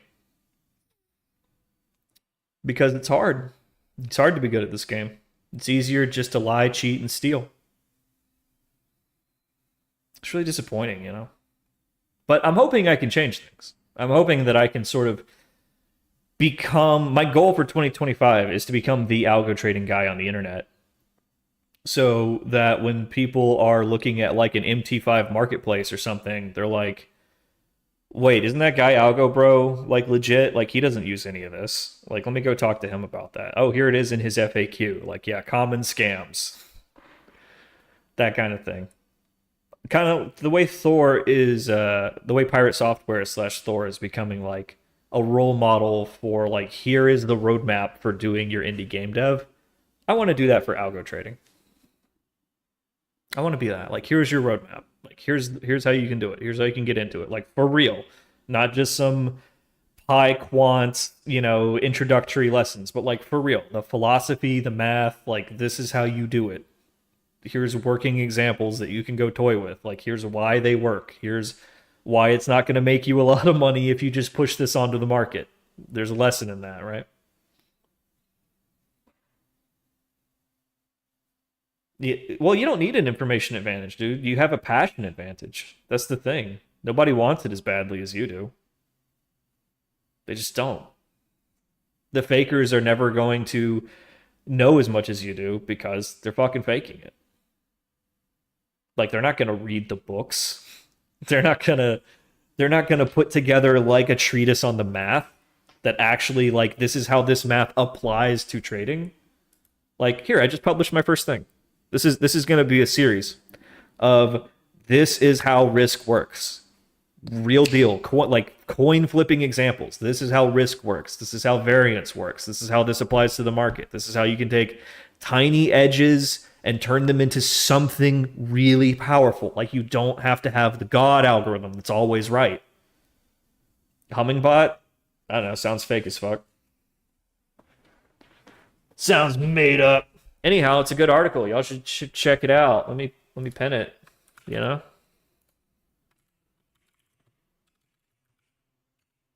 Yay! All right. And then we'll go pick a thing. Yeah, the missing billionaires, yeah.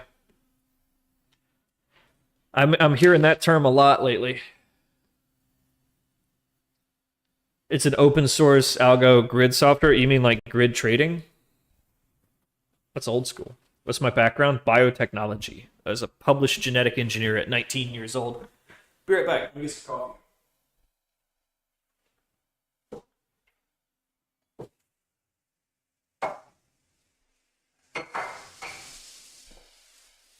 But for the record, my thing was agricultural science and not meat science and not biopharma. We were genetically engineering strains of Polonia elongata for ethanol production. So, like, I don't know the biotech world. I don't know that shit. That's all pharmaceuticals.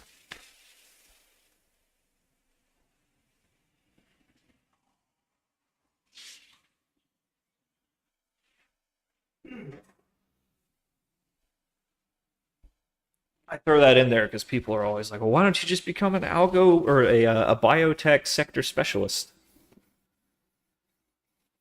Yeah, it was basically moonshine biotech. Yeah, it was the biotech of moonshining. My great grandpappy would have been so proud. Yeah, where I live in Las Vegas. The Bond King. You mean Jeffrey Gundlach? I like Jeffrey Gundlach. What do you got against the Bond King?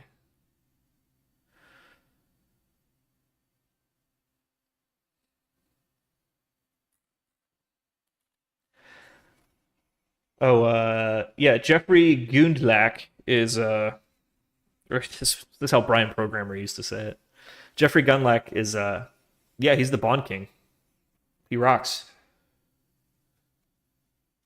Alpha over the last say 3 years. Man, do you see me algo trading right now, or do you see me building some algos right now? Come back in 3 years. Moonshine biotech. No, it was the biotech of like how do we do ethanol production economically at scale, and it was at the time the solution was let's engineer trees that have softer bark so that we don't need strong acids to break them down and break the lignocellulose down into cellulose that we can ferment into ethanol, something like that. The industrial chemistry wasn't my side. I was doing the gene editing. It was fun, but at the end of the day, they only wanted to give me like 60 grand to manage the lab. And I was like, I'm making twice that as a software engineer already. So it was kind of the end of my biotech career. Just no money in it. Anyhow, coffee. Coffee.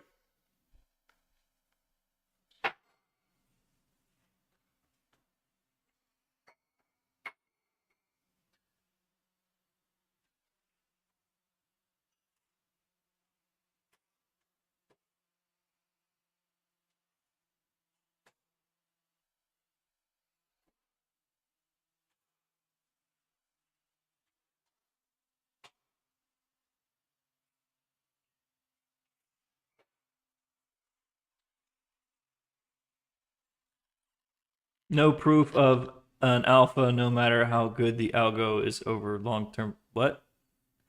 You're a quant? Cool. Don't mind. Like gold, like you mean you work at like Millennium or Cubist or Point 72 or Citadel, or you report directly to Mr. Cohen or to Mr. Griffin, or like PyQuant. I get what you're saying. We're new here. We just got our strategy discovery platform up and running. We just got our live trading operations up and running. I've read all the Marcus Lopez de Prado books and white papers. My favorite is Tactical Strategy Factory, and that actually inspires a lot of what we're doing here. So we can use this search engine to discover novel strategies, which we can either then throw right into production or go through a refinement process where we can use the examples in the historical data to create a data generating process, right?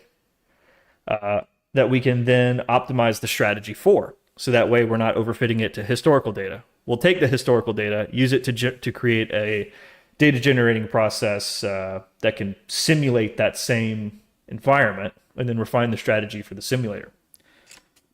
That's sort of the latest and greatest stuff that Marcus Lopez de Prado is publishing. But for now, if we actually do find stuff that's half decent when we get more than a handful of strategy components into the search engine, we do have the technology and the means to just throw it right into live trading. So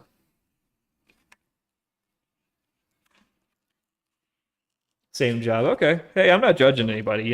I'm mostly just making fun of the larger firms. I'm not trying to make fun of you. As a matter of fact, we're calling our company Siege Technology to poke fun at Citadel. I'm a punny guy.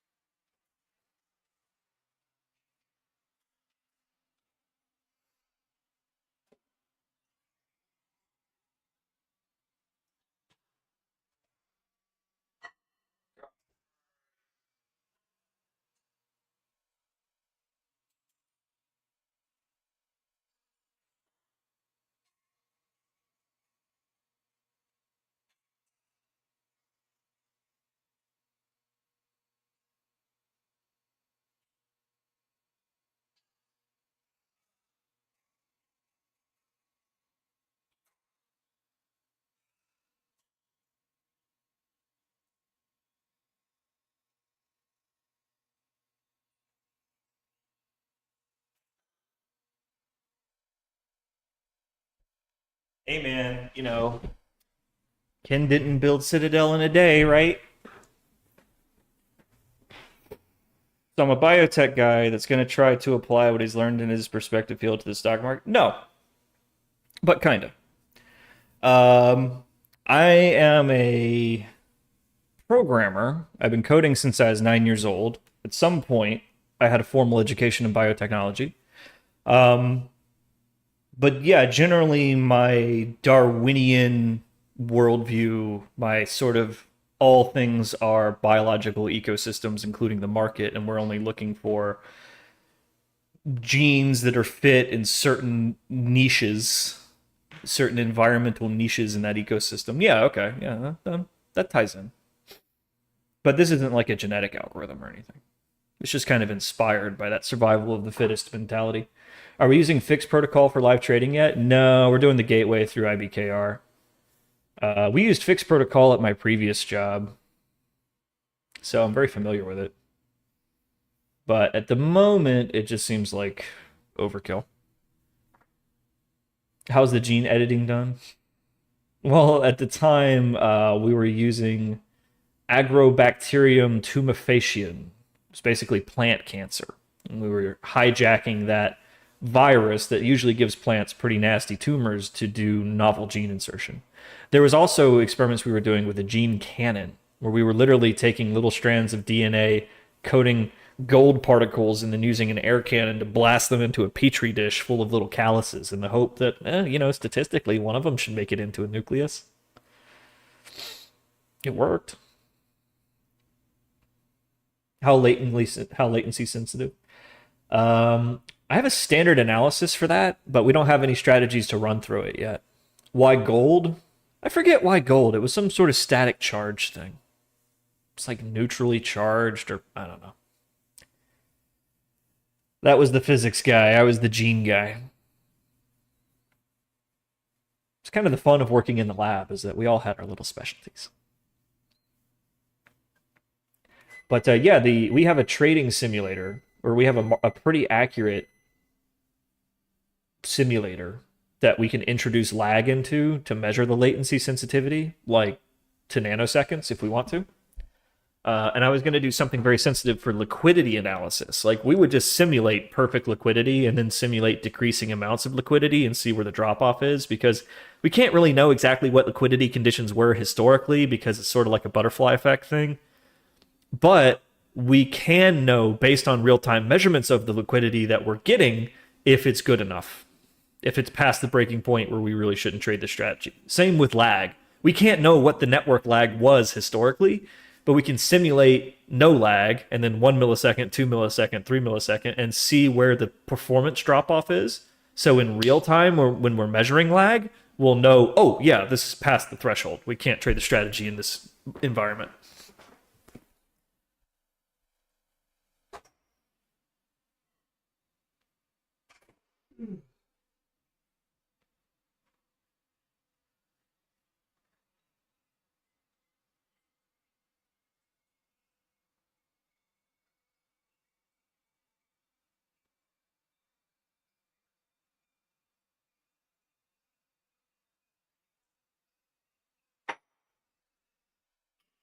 Let's get a thermos.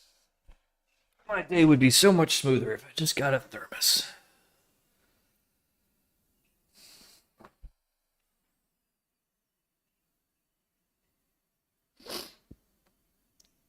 How terrible is quant code? Could you write an exploit in trades to steal weights from market?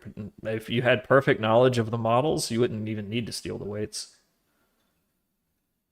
Martingale? No. No, no, we don't martingale. My god, man. That's a good shit test, though, to see if I know what I'm talking about. Here's my shit test. You're gonna like this. When I see some new, like, wannabe trader or something on Twitch, someone who I suspect is bullshitting, my shit test is, hey, man, this is all, like, really cool. I'm really new to trading, but my buddy gave me the stock tip. He says this puppy's got nowhere to go but up. The ticker is VIX. Could you do a little technical analysis on it?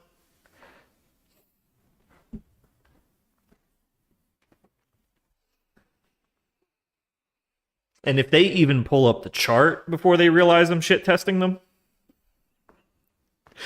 they're fucking fakers, dude. It's kind of like the people who are on Twitter, on finance Twitter, pretending that they had like $50,000 days on a market holiday. And it's like, dude, the market's closed today.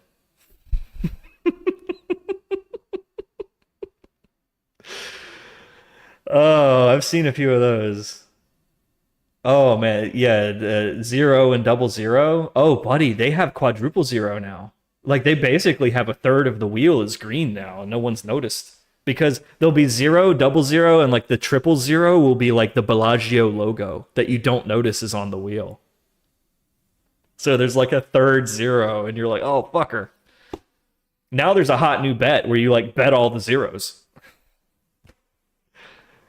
They're changing the game, man.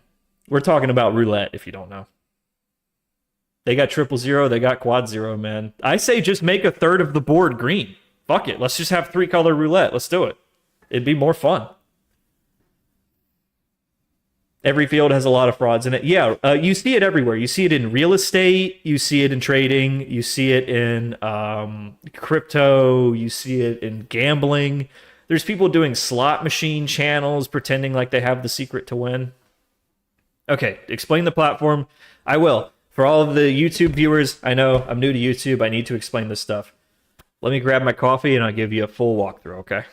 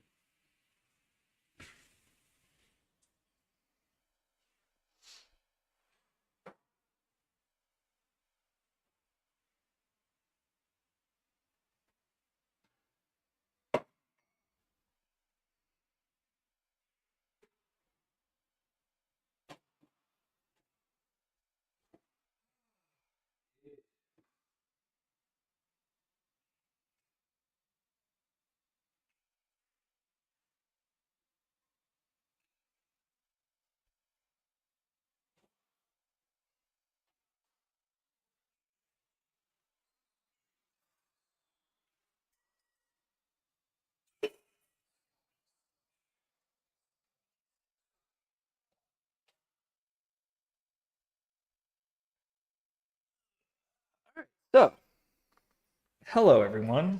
If you're new to the stream, I am A to the B Twitch TV / Algo Bro, now available on YouTube.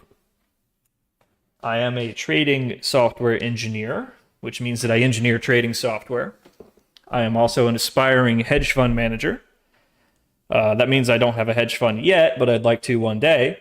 And on this stream, we engineer the trading software that I would like to manage a hedge fund with one day, that I aspire to manage a hedge fund with. So, pardon my very sloppy force react graph here. We kind of pulled it off the shelf. It's not ideal. This software, which we call Moneypenny, is used for discovering trading strategies, given a set of trading strategy components. You can kind of think of it as a gene pool or a primordial ooze.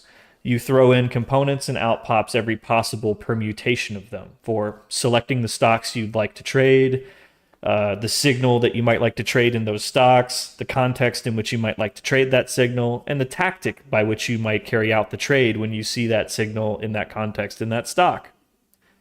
This is my grand unified theory of trading strategy design. Breaks down into these 4 key component classes, right? And with this, we can sort of express all possible strategies in theory. So, we create a search space for the type of strategy we would like to discover. Scalping stocks, scalping crypto, crypto arbitrage, harvesting theta from stock options, whatever. You create a space, you give it a training period, go. You add components that are compatible, or you hope are compatible, or might be informative to that kind of trading. So if you want to scalp stocks, you'd be interested in the trading schedule, right? Pre-market, after-market, core trading hours, overnight hours. You're going to have different market conditions, different environmental conditions that would probably affect the scalping strategy.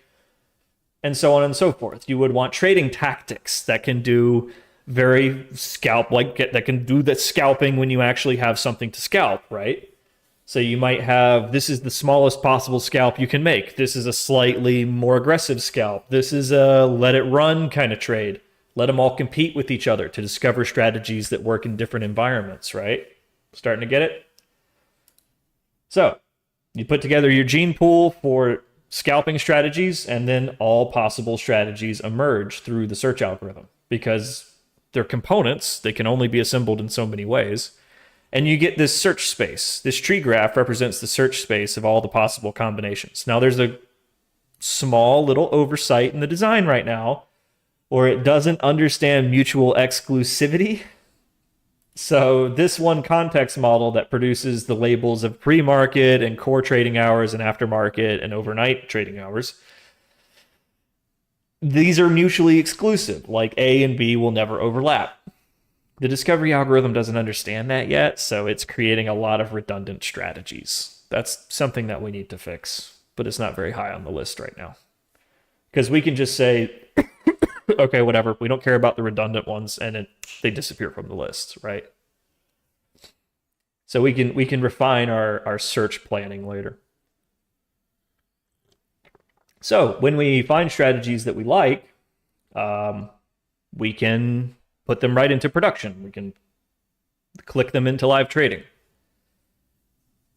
which right now is just a Grafana dashboard, so it's not very exciting. And we don't really have any exciting strategies to trade yet because we just got all this working. So that's where we're at. Now we need to focus on creating high-quality strategy components that would let us find stock scalping strategies, because that's where we want to start. Stock market has a very wide surface area of anomalies for us to farm. So stands to reason that's sort of our ideal target for now. And scalping makes sense because we want a lot of trades to get that law of large numbers on our side. If the strategies have a very minuscule profit, sort of as we're anticipating, then we want as many trades as possible so we can get as many of those tiny profits as we can in a short amount of time.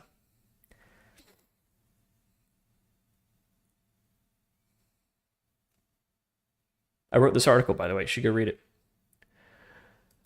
Yeah, so we're using Polygon.io for our data.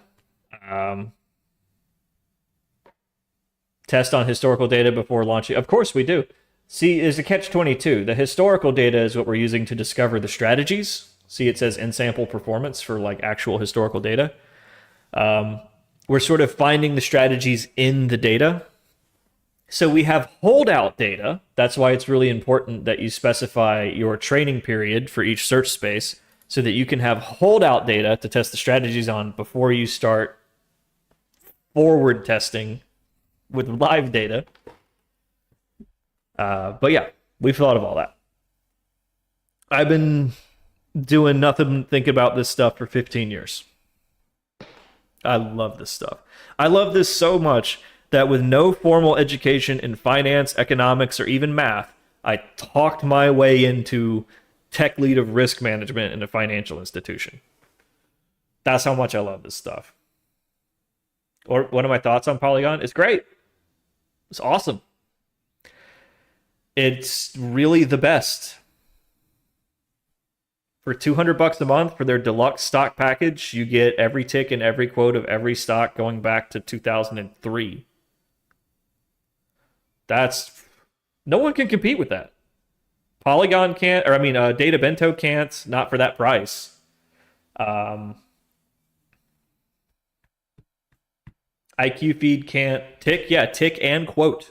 And quote. And the quote data is huge. Our training period for testing is only 1 month because the quote data is like 300 gigs at 20-to-1 compression ratio for 1 month. The quote data for 1 month is bigger than all of the other data sets combined for the whole 15-year period. Like, it's insane how much data is in the quotes. And it's still at a 20-to-1 compression ratio. So our data lake right now is about 500 gigs. And when we push the scale up button, it's going to go to 15 terabytes. And the bulk of that's going to be quote data. Pretty jazzed. I just need to like nut up and buy some hardware for that, and we can scale it up. My ISP is gonna love me when I download 15 terabytes that week. Like, what the fuck are you doing? I just, thought I wanted a copy of Netflix. Like all of it. I paid you for unlimited data, didn't I? Like, yeah, you got this sick DVR. It's letting me download all of Netflix. We're just gonna do it.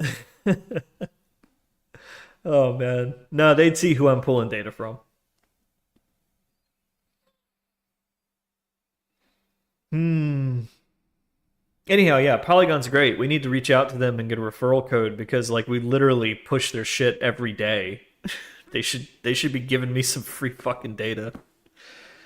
We have a Data Bento referral code, thanks to Christina Key, who is a wonderful person. I've emailed her back and forth a few times, and she's like, if you ever need any advice getting your hedge fund off the ground, you can come to me, no problem. Her and Ending with Allie were sisters in the same fraternity at MIT, and I was very tickled to know that when they ran into each other at an event, my name came up. So it's nice to know that these very powerful, very intelligent, very highly respectable women are discussing me when I'm not around in positive terms. This is a good thing. This is a goal in life. This is something that I've always wanted, for rich, powerful women to discuss me in positive ways. Not in bad ways. You don't want the bad way. That's bad. You want the good ways. You want them to be like, "Oh yes, he's an up and comer. He's bright. He's going places. He's certainly passionate." What is a trading software? Why does everybody always ask that? Is there a better way to say that? Should I just say that I'm a fintech engineer? It's like the third person that's come in and been like, what's a trading software engineer? Or maybe I'm not expressing that clearly enough, Maybe it doesn't translate well. What do you think, David? I was looking at some of your stuff, David. Mr. Respectable man. Yes, I was. I was poking around. I was like, oh, who's this guy?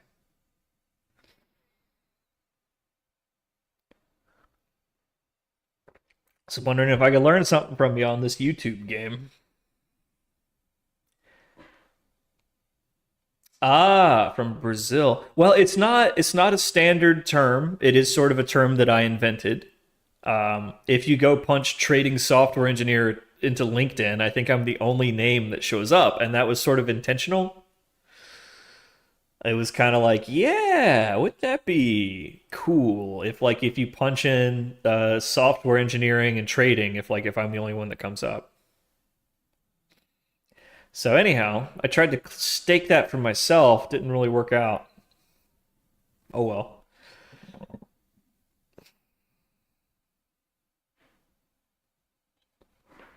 Yeah, maybe I'll change that to fintech because fintech is industry standard. Everybody knows financial technology, right?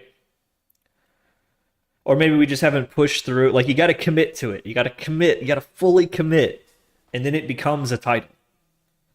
Like when I was at the bank, my title was senior market risk developer, but my job was the tech lead of risk management. So I just called myself the risk tech lead. And they made fun of me for that, the assholes. They're like, that's not your title. I was like, yeah, but my title sucks. So this is my title now. Okay, Mr. Risk Tech Lead. Yeah, fintech software engineer could be anything. That's a good point. Ah, yeah, Georgie makes a great point that the title sort of implies that you're like a mechanic for software and not an algo trader. That's a good point. How do I say that I am an engineer of algo trading software and also an algo trader.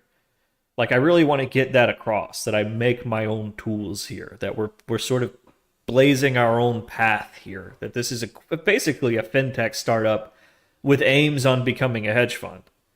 Like if this works out, this isn't going to be a commercial product. This Siege technology company will license it to Siege Investment Management, which will then manage the funds of Siege Investment Fund number one, right? And that's sort of how these things go.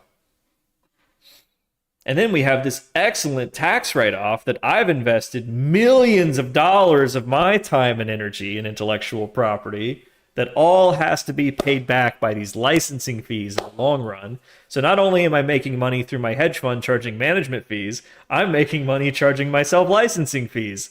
Hey! And it's all a write off, at least for the first few years. You know, you got to get that blood, sweat, and tear equity. Quant trader, but ugh, quant trader is so frat, bro. Quant trader kind of gets it. It kind of gets it. It's pretty close. But when people hear quant trader, they think Sam Bankman-Fried meme, right? Like with the 20 monitors and like just something kind of greasy about it. You just kind of think like this highly competitive, cutthroat Wall Street, kind of connotation. You get what I'm saying? Yeah, I think we might need to invent a new term for this. An algo trader that is like an independent algo trader. I think that nails it. I'm an independent algo trader, completely independent. Is Rentech greasy now? It is now because Jim Simons is dead. Rest in peace.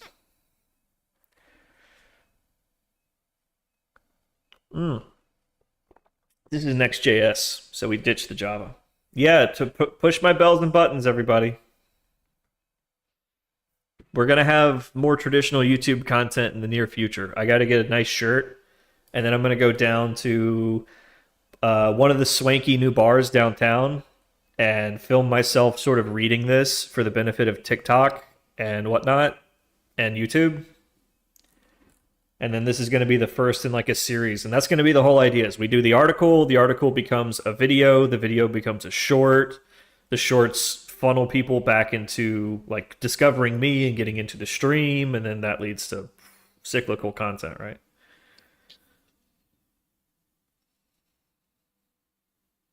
Technical analysis. Technical analysis. No, no. TA is a cult of charlatans and ignorant amateurs. We're not doing that. How do you calculate a statistical low for a given time? You measure it. How do you calculate the statistical length of your penis? You measure it. You know, tip to top, baby.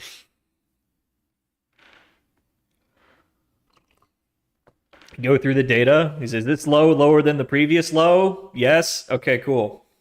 Is this one? No. Is this one? No. Okay, well, that's the lowest low of the time period, right?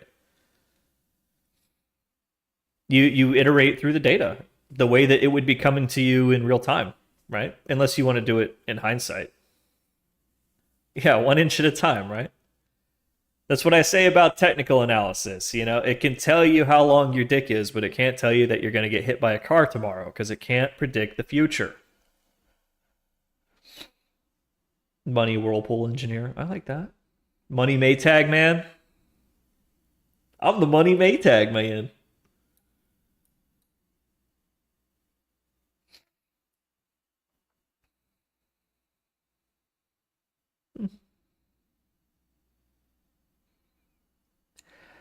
Well, I think independent algo trader kind of captures it, right?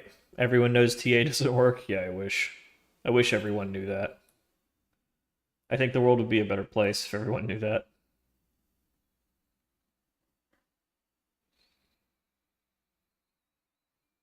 Hmm.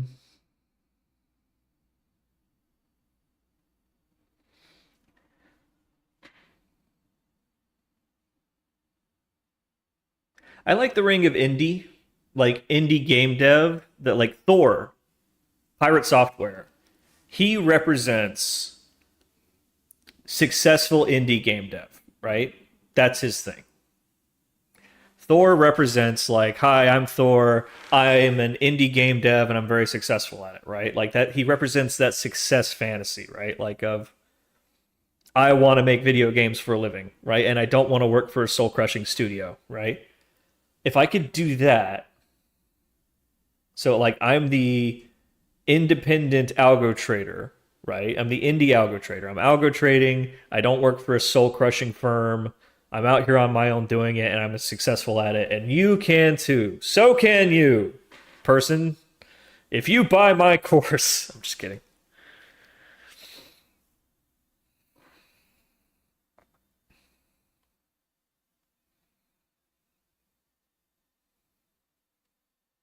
Hmm. Well, like I said, long term, the software company will always be a software company.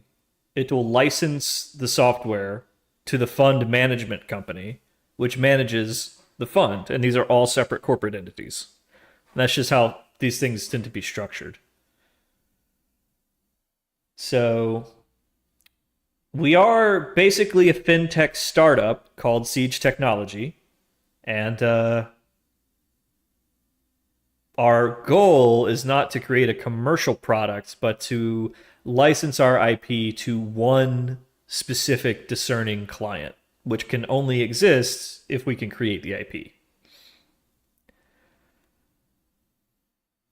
But what about the lemon farmers? Am I good at positional trading? Not especially. Otherwise, I'd probably be doing that for a living.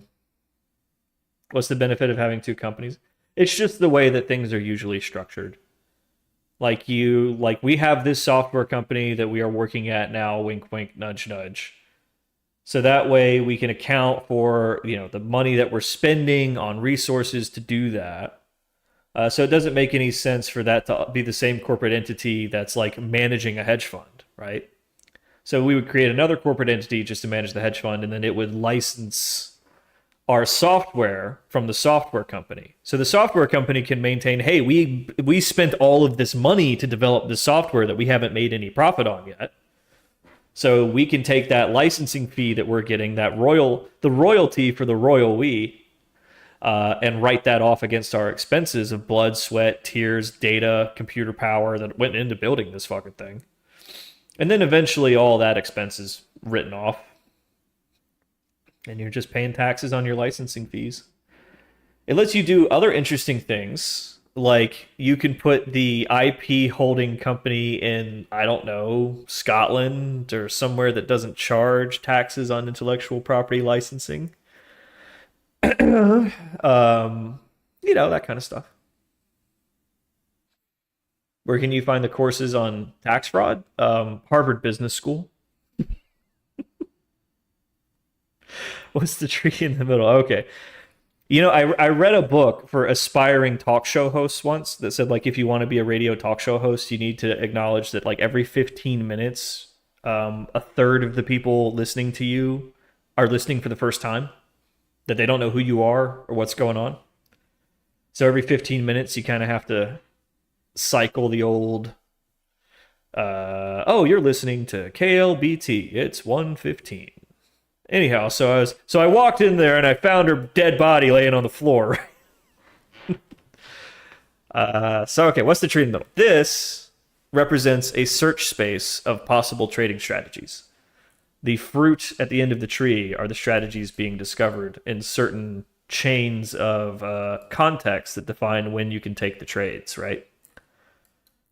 We're discovering trading strategies given these strategy components. Pretty cool. It's like a search engine for trading strategies.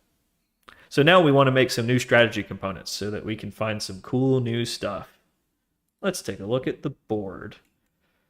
Well, we were working on some tactics, some just simple trading tactics. Opening bell signal, which we then came up with something better, which was our eye of the open signal, which that's done and in production. Let's see. What else do we want to work on? Is it Scotland or Ireland? I forget. It's one of them. But there's a lot of stuff. Like Apple does that. Like all of the Apple intellectual property exists in a tax haven. So they license like the chip designs for the iPhone, right? They use Ireland. Thank you. That's what I meant to say. So that way, like all of the profits that they're generating, like they can basically turn into licensing fees that they pay their Ireland company, so they can scoop it all in, and Apple doesn't have to pay taxes on it. The problem is that Apple can't repatriate this money without paying a repatriation tax. That means to bring it back into an American bank to do things in America with it. So they usually get loans against it with international banks. So if you have a bank that exists in Ireland that also exists in America, they'll work out a deal. They'll loan you dollars in America that you can pay back with dollars in Ireland. How much is the tax? Fucking zero. So when you hear stuff like Apple doesn't pay taxes, like that's what they're talking about. It's perfectly legal. Apple is paying a price for doing this. It's just they're paying a price in like overhead. Like they have to hire additional people and contract these big accounting firms. So they're paying like 5% taxes as like the cost of not paying taxes, as opposed to paying 20% taxes, which would be the actual tax rate. So it only really works if you have an economy of scale, enough to pay for all the accountants and that be less than what you would pay in taxes if you just pay taxes. It's a perverse thing. You can't really change the rules to fix it. You just have to make taxes low enough that it's not worth the time and effort and energy to not pay them. Companies or countries do realize that they're competing for firms on taxes. That's why Ireland doesn't change the rules. Yeah, they call it the Irish sandwich or the double Irish or whatever.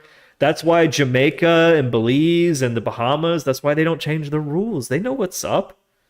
The companies that come there to incorporate, they have to pay fees, they have to pay taxes, and you know, for your filing, for your annual reporting, for your maintenance. They're on the take, man. That's the whole point. That's why for years the lefties have been screaming about we need a worldwide minimum corporate tax of 15%, like enforced by United Nations sanctions. Otherwise, there will always be some rat hole somewhere in the world that you can use to dodge taxes. I don't disagree, but I also think that you can't use nuclear weapons to force the tax codes of Belize into your favor. Like, that's fucked up. You can't be like, y'all need to enforce a 15% minimum corporate tax or we're going to blockade your nation and people will starve. That doesn't seem like a wise way to run the planet. Yeah, dude, if your economy is basically fucking narco shit and whatever the hell's going on, like chicken farming and people making biscuits and tourism, like bring on the tax evaders, man. At least we'll have a lot of jobs for lawyers. We'll have a lot of jobs for like people pushing paperwork on desks to facilitate all of this tax fraud. Like that's middle class jobs for Jamaica, for Belize, for the Bahamas. Why wouldn't you do it? Doesn't hurt us. They're not fucking us over. They're fucking over somebody over there. Fuck them. They're not helping us. Why do we care? If they would rather pay a 5% tax here than a 20% tax there, we would love to have you, Mr. Bankman-Fried. We would love to have you. You know what? We'll even give you a special deal on some real estate if you open an office here. How about no real estate taxes for the first 5 years if you buy a property more than $50 million? Hell, I can have all my friends move in. We'll have wild polyamory orgies. It's a great deal. Sometimes I wish I had just gone to work at FTX. You know, that would have been fun. I think I would have had a fun time. As long as you're not in the top 2 people, you're not going to jail. Everybody else walked, right? So if you're not Sam and you're not Caroline, and your name wasn't in the headlines, you got out scot-free, man. You got to do all the drugs, all the fucking, all the trading, all the fraud, all the crime, and then you just turn state's witness, testify behind closed doors in a deposition, and then fuck off. And you become witness number 4. Hell yeah. Did I interview at FTX? I applied at FTX. I never got an interview. That was when I was doing a big job hunt. I once implied that I worked at FTX to get a job. It was right after the FTX collapse, and I was like, "Yeah, no, I worked at a it was a fintech startup in the Bahamas. I was working remotely.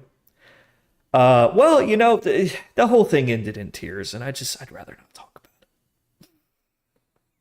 Oh, we were running a futures exchange. You know, we were working directly with miners in Asia to issue forwards into our network, and well, the owner was just kind of a maniac, and you know, it just wasn't a good work environment. Okay. You got to fill those gaps in your resume, boys. There's always somewhere that just went out of business. There was a big joke when Elon took over X that I said it. Fuck, it worked. When Elon took over Twitter and was changing it into X, there was a joke that he fired 70% of the company, so you can just say you worked there. There's no one left to validate, to check references, because they're all gone. You can't call up and say, did you work with Bob? Because the office is in chaos right now. So you could just say that you worked there. Got to get creative. This is not fraud advice. Okay. Let's do a strategy component, shall we? I mean, now it wouldn't work because they probably got it all straightened out, but you know, you learn the scam. Do what you got to do to get a job. When the who took over? What are you talking about? Oh, the commies? Can you not say commies on Twitch chat? Will it get flagged? That's funny. Okay, so the REST API is up to date. Good. The discovery stack is up to date. Good. Let's take a look at the Kumis. the Kumis. When the Kumis took over. Really? Where? Is this an island nation of some kind with high-speed internet? Fascinating. Tell me more. You're telling me the entire ruling junta is a bunch of gooners. So what are, you know, what's the economy like? What's rent? I bet there's some crazy bachelor parties. Ah. Okay. We're all done with Eye of the Open, right? And that was our hot news signal. And yep, we got that in production, and that seems to work pretty well. Huzzah. Next. I had a tactic. So the mock trading tactic, I kind of want to put into production. I just need to rename it. That might be a problem because it's got a pipeline and everything. And Offam's not here to hold my hand through that, so that'll be a later thing. I'll probably just have to create a new project for this. Because, yeah, I want some simple, long, and short tactics. Okay, let's see. What else is on the board? Let's get organized here. I'm kind of catching up on everything on our to-do list. Let's see. Bullish and bearish pre-market contracts. That seems pretty easy. High and low of the day. 52-week high and low. 2-minute long short. 6-minute extra trailing stop. Ooh, this one's fun.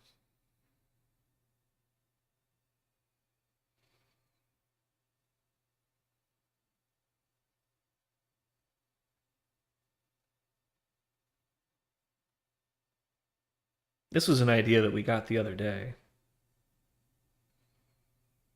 About, like, could you measure the elasticity of price, right?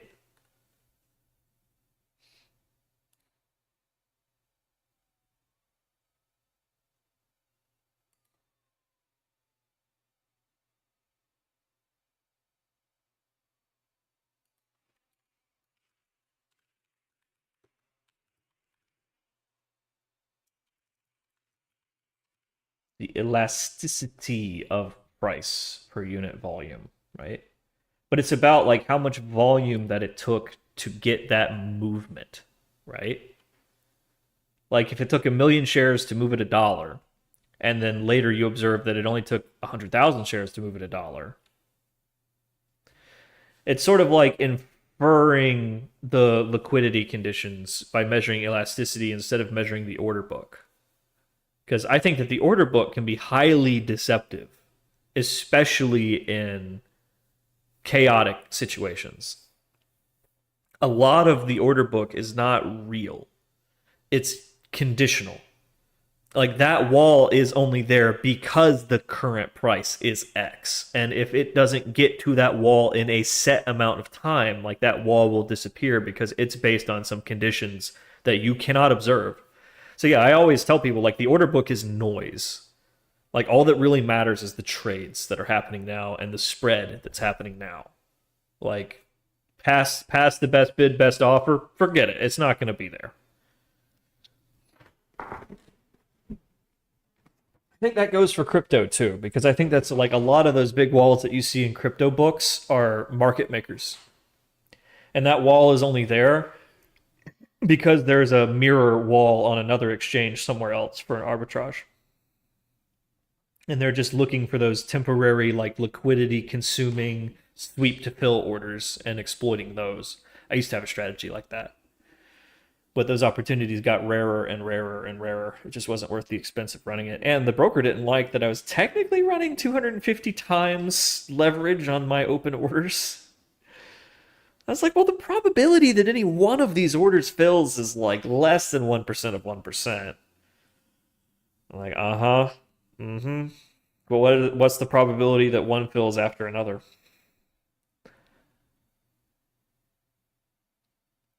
Okay, yeah. No, these things do tend to cluster. Yeah. Hey, Chrissy. Chrissy codes, everyone. Welcome back. I think we've all noticed a notable improvement to Google's search results since they employed you. So cheers to that. Thanks for whipping everybody into shape there. We're all very grateful. Anyhow, how's life? How's New York? How's the big city? Life in the big city, right? It's getting scary here in Vegas. It's it's I got a little spooked by the Trump Tower thing. Uh yeah, I was like, I'm probably not going downtown for a while. You saw the Tesla truck, yeah. Well, there's a Tesla truck here in town that's all maggot out, you know? And I just assumed it was like some horrible accident. I was like, oh, it's probably that guy. His battery probably blew up, but oh yeah, now we know it's kind of like a big deal. Uh anyhow, the big city. I need to be looking for jobs up in the Northeast, man. I tell you. The finance world seems to be slipping back into New York when no one's paying attention. Gonna have to talk to some people about that. Anyhow, let's see. What's next? What happened in New York? It's a big city. There's a lot of people in it. Didn't you hear? So the finance world kind of moved out to Miami. Um, but for the big institutions like Millennium and whatnot, it seems that they really just opened like branches in Miami for like new divisions, and they still have a lot going on in New York.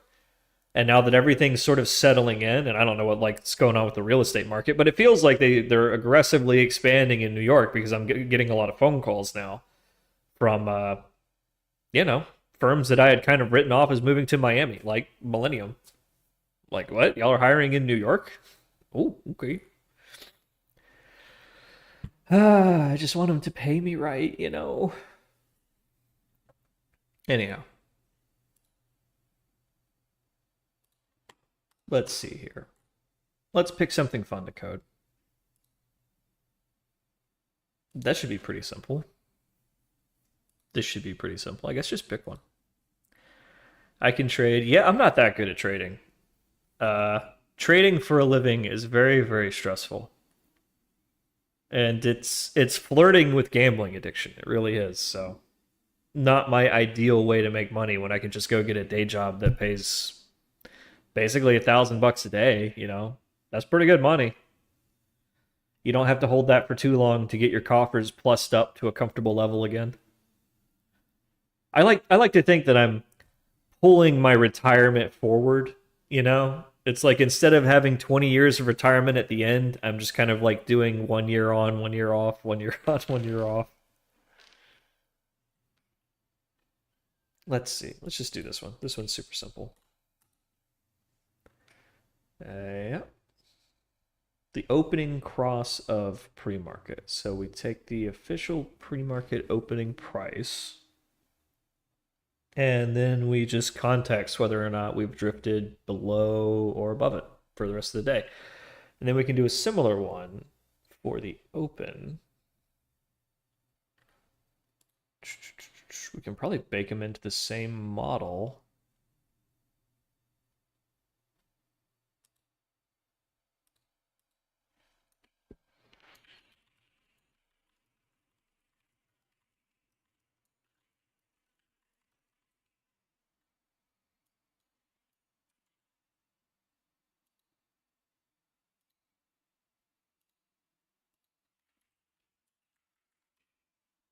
Yeah, you can bake both of those into one since it's like identical logic.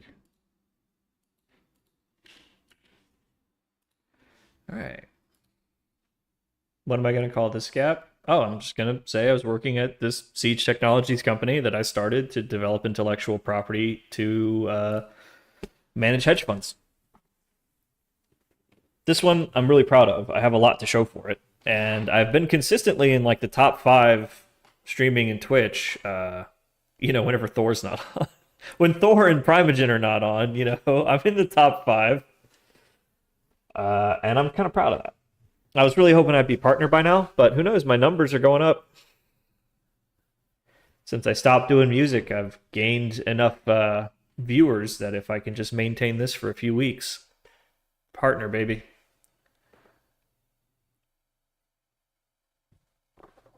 Yup. Okay, let's do this. New projects.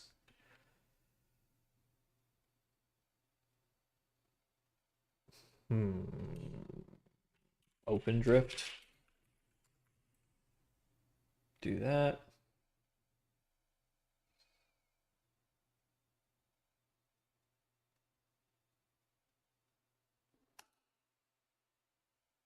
New window. Do they give you a 70% cut if you're partner? What do you mean?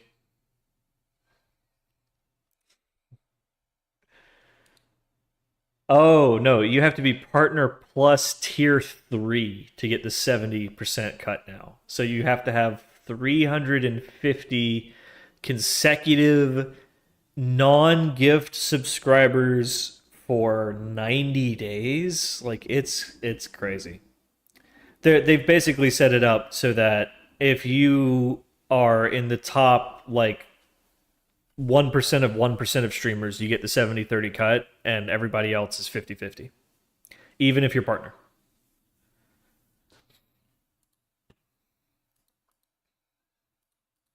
Okay, so got a fresh blank model here. Let's get our dependencies in there.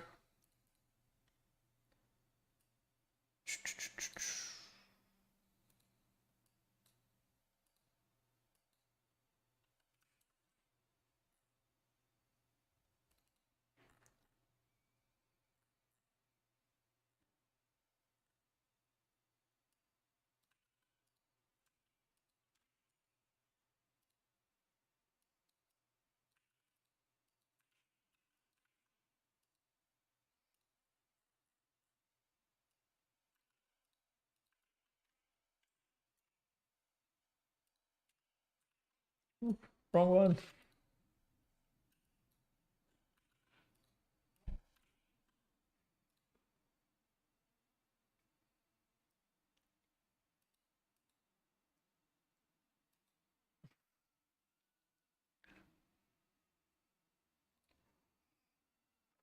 Chrissy, you announced your job. You had a whole stream where you were like, I work at Google now. Sorry, I thought we were allowed to talk about it. Okay. Did I break it already? Hold on. I think it's here. Cannot find MP core. Oh yeah, I gotta give it a source.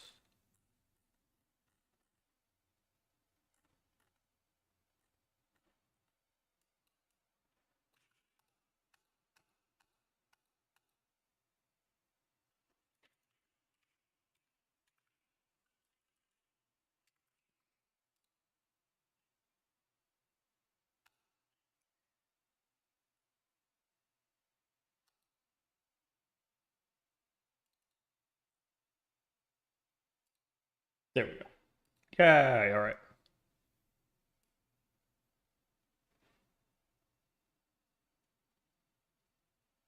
Okay. Package MP models context drift.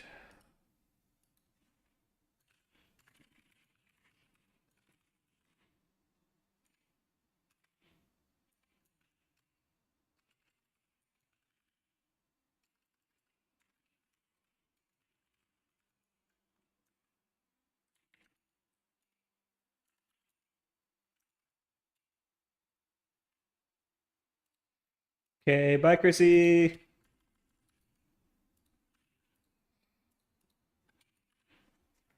So we want to make a simple context model that just flags whether or not we're above or below the pre-market open as well as the current open.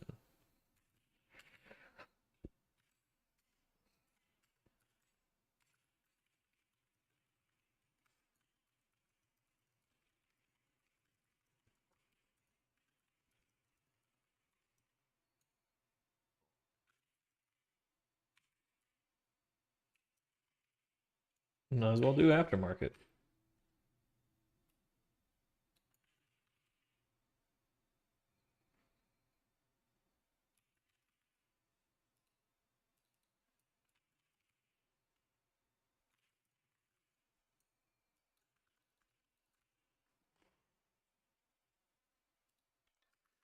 This is Jabba. Jabba the Hutt. Why Java? People always ask me that all the time. Why Java? But not how Java, you know? It's like they just don't care. All right, so we need to know what time is it.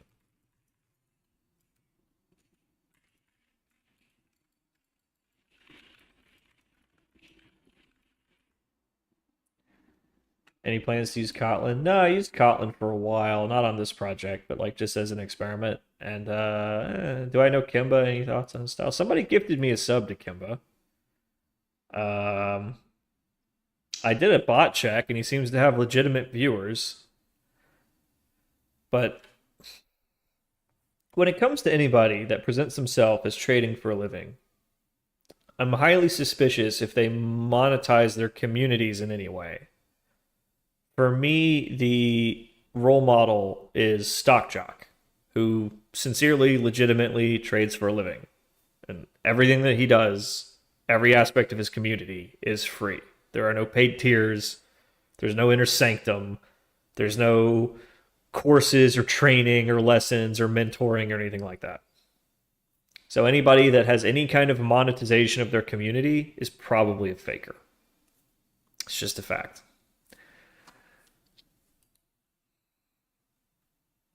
What about PineScript? Nah, PineScript is very technical analysis oriented, kind of like all the MT4 type stuff.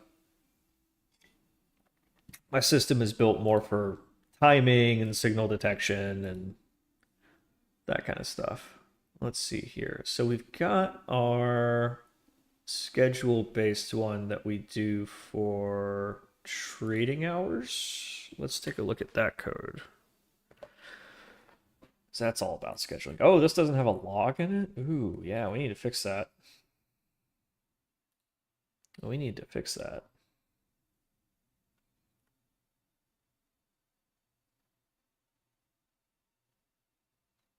Captain Jim Jammies, or yeah, I don't know. I don't watch these cats enough. Listen, if they're the real deal, they will be showing you their broker terminal constantly. They won't just be sitting there on trading view like a DJ spinning stocks, like drawing lines on a chart. Like that's no. They will be in the fucking pits trading like Stock Jock is. So if they're just sitting there on trading view in the middle of the trading day telling you that they're making money, they are full of shit. Yeah, the stock guy shows his P&L when he's actually trading.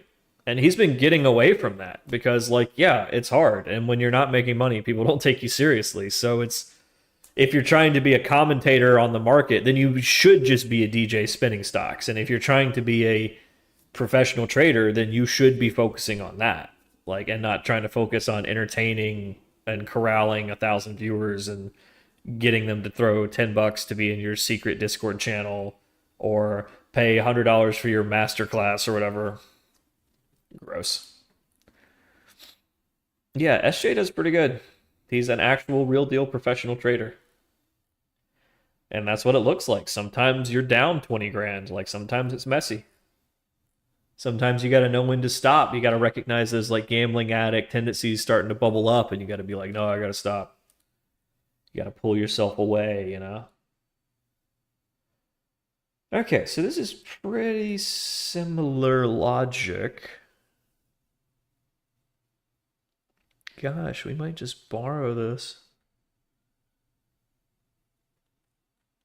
Because we really only need the pre-market and the core.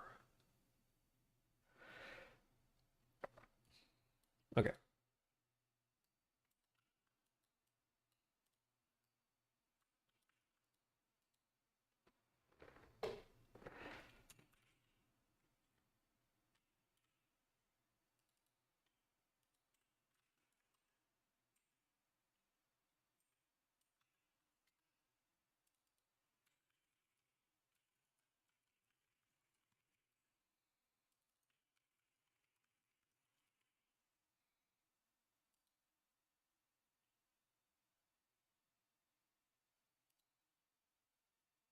Discretionary trading is emotional. Yeah, it is.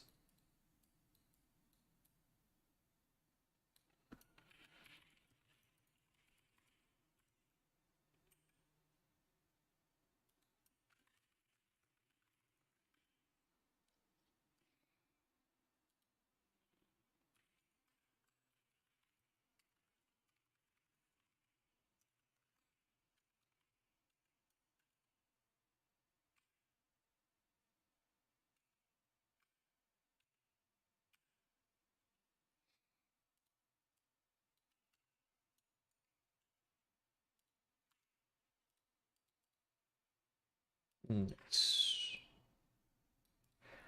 Okay.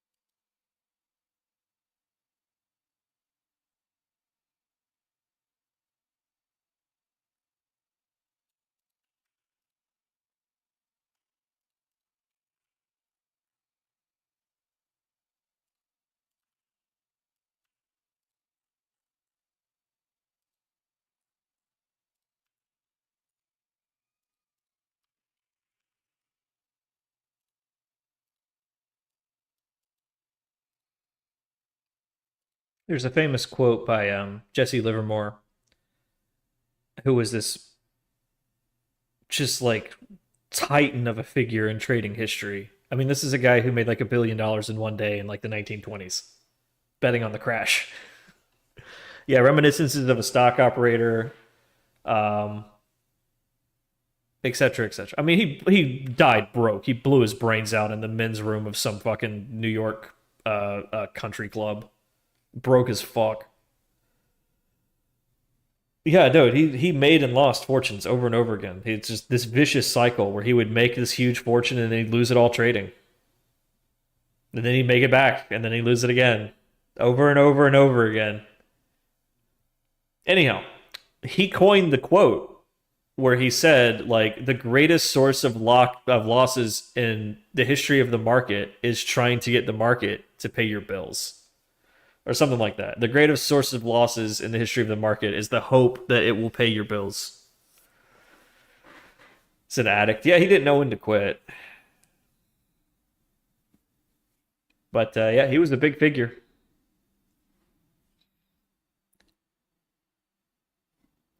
It's required reading. So there's two books. There's the book about him, and then there's the book that he wrote. Yeah, exactly. The market can remain irrational longer than you can remain solvent. It's very true. It's very true.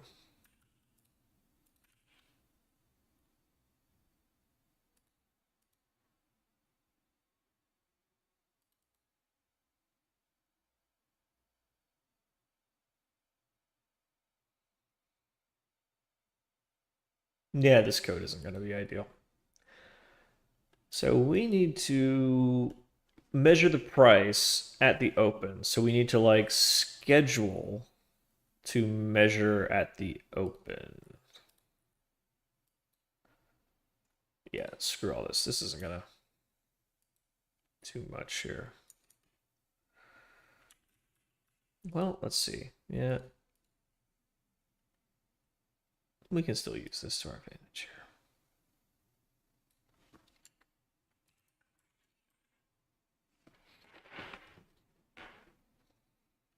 Yeah, he wrote one all about his trading methodologies, when they stopped working. But that was like a pretty good playbook for crypto in the early days.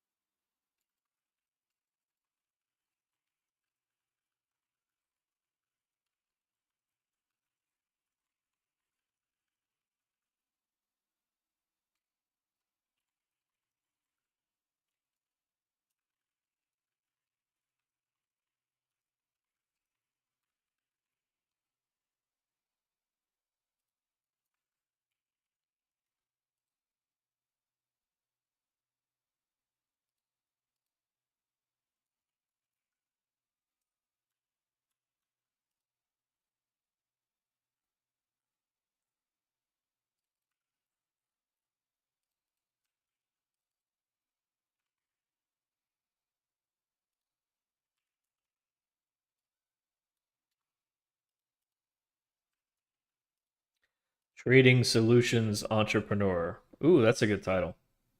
I kind of like that.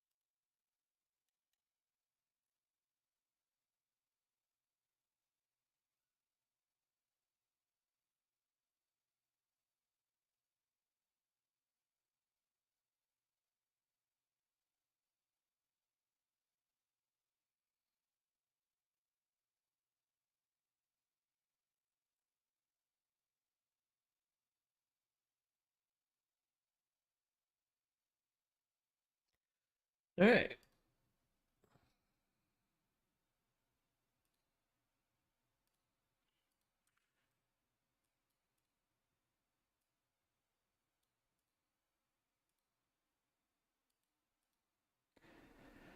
Yo, memo to Anthropic. If literally every time I use Claude, it says we're temporarily defaulting to a concise response, then just make concise response always the default unless I say otherwise, or charge more money or whatever, dude, because you're not giving me what I'm paying for.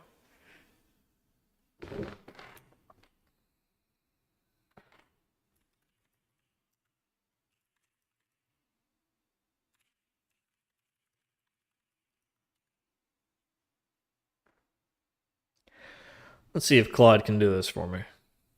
I'm always interested in how much of the busy work it can take care of.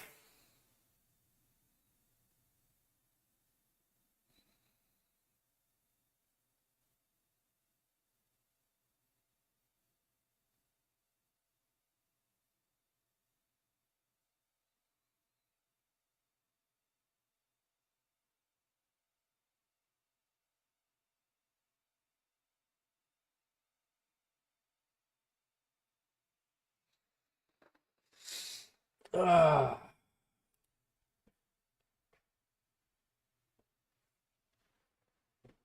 What are we talking about? Open router. That's neat. Yeah, I want to start playing with the Claude API because Claude's pretty good. And I feel like if I could get past the consumer interface, I could crack it open the way I did with GPT. Like GPT is my little bitch. I can make GPT say some of the nastiest, most disgusting, freaky fetish content. I was going to start a business, but they'll shut you down as soon as you try because it's strictly against the terms of service. Ah, good times though.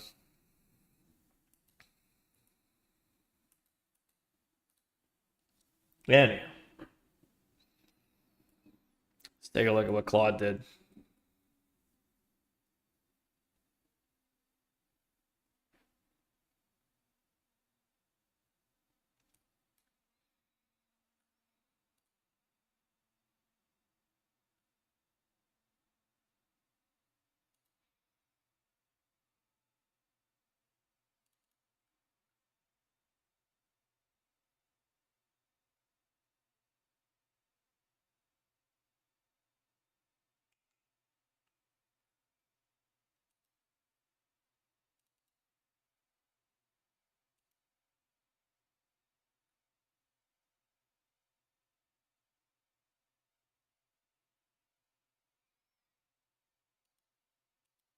How did I manage to do that?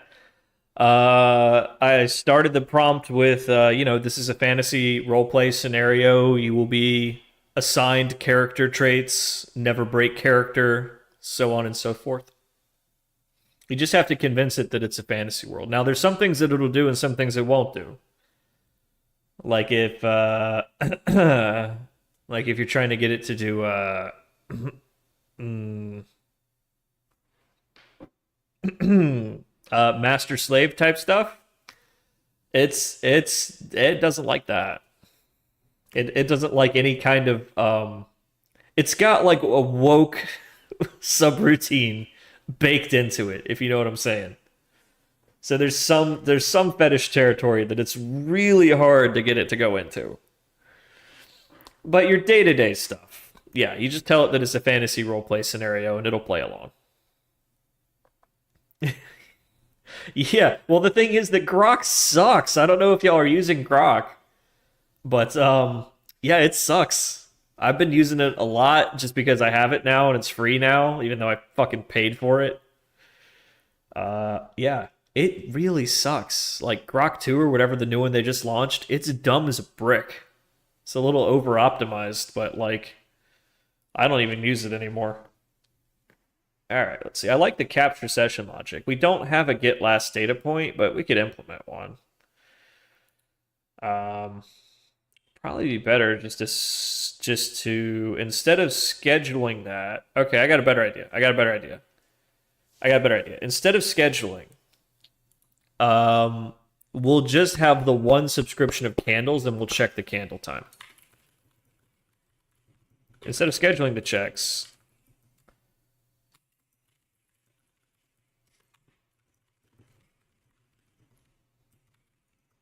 Oh, dang it. No, stop. I didn't finish. Accidental enter. Instead of scheduling the opening checks, let's simply check the time of each candle. And if it matches the opening, we'll measure that price.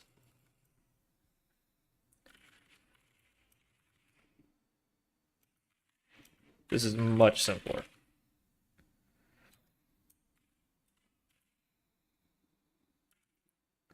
Then we can add a routine to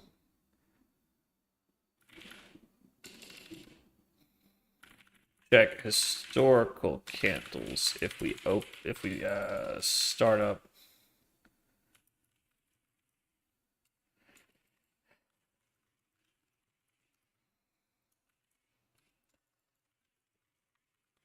Leave the historical check method blank. I'll fill that in. Do it, Claude! Yeah, Claude's my favorite, but Claude is terrible at talking dirty. I haven't really tried to crack it open yet, but I will. Okay, you're 17, you're good at coding, you're going to university. Good for you. I hope the state's paying for it. You're thinking of going quant because you like making projects around finance. All right, cool. Made some basic quant projects. All right, sweet. Take math at a good level. Yeah. Is algo trading and quantitative two different things? Kinda. All right, so you're a quant. You do quantitative analysis of anything, of Apple imports, of art sales, like whatever. Your job is to analyze value, right? Quants on the market, quants on Wall Street, they're not all out there trying to find hot trading strategies. Most of them are trying to find more and more efficient ways to execute very large orders.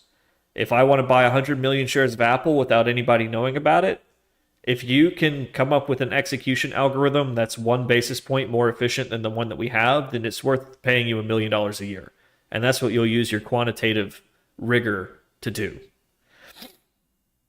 Yeah, like Hot's a quant for manufacturing data. His job is to figure out like how to squeeze the most out of each process, how to optimize each step of the chain. Well, I don't know what the fuck his job is, but it's something like that.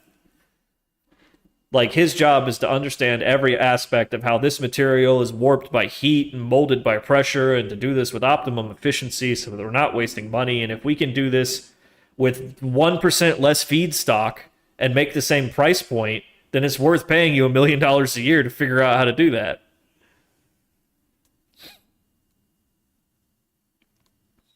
Something like that. So yeah, quanting is quanting, and finance quanting is finance quanting. So you'll learn how to quant, and then you'll choose what you want to quant. I'm not a formally trained quant. I'm a formally trained biotechnology guy. I just do this because I love it.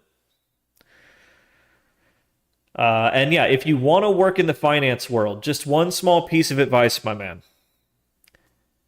Almost always, right now, I don't know what it's going to be in 4 years, but today, I have worked on Wall Street, I have worked in Silicon Valley. Silicon Valley pays more, is more respectful, has more appreciation for what you can do and what you can offer and what your ideas are. Wall Street is top down. There is the general of the army, there is the captain of the ship, and if you disobey, you are gone. So it doesn't pay as much. The stock that you get, if you get paid in stock, is not going to blow up like a tech company does.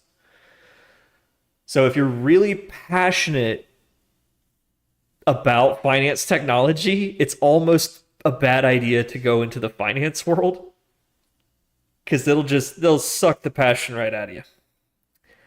But things may change by the time you get there. I just wanted you to know that if you had to choose today between Silicon Valley and Wall Street, choose Silicon Valley. You will make more money. You will get more respect. You will have more opportunities. Yeah, we'll see what happens. I mean, the AI thing could kill Silicon Valley, or maybe Wall Street just does a full embrace of the Silicon Valley tech model where merit matters more than, what school you went to. But I had the chief operating officer of a 30 to 60 billion dollar bank take me out to dinner and sit me down and say, like, I think it's cool that you want to start a hedge fund, and I think you should really do that, because if you stay working at the bank, you will never go above this level. Like, you will never be the CTO. And here's why. Because the board of directors votes on the CTO. And when they're voting and they're choosing between, respectfully, a high school dropout with an impressive degree, you're not going to stand up to the guy that went to MIT or Harvard or Yale or Princeton. So it's like, if you didn't go to these schools, you're never going to have these titles at publicly traded companies. So you should go do your hedge fund. Like, if you really want to make your mark in the industry, you should go do that. That's what I was told. Now, if you're going to a good university, you'll be fine. There is no ceiling for you. But I went to Mercer, man.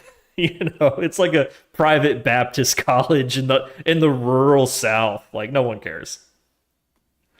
I was an agricultural science major, you know.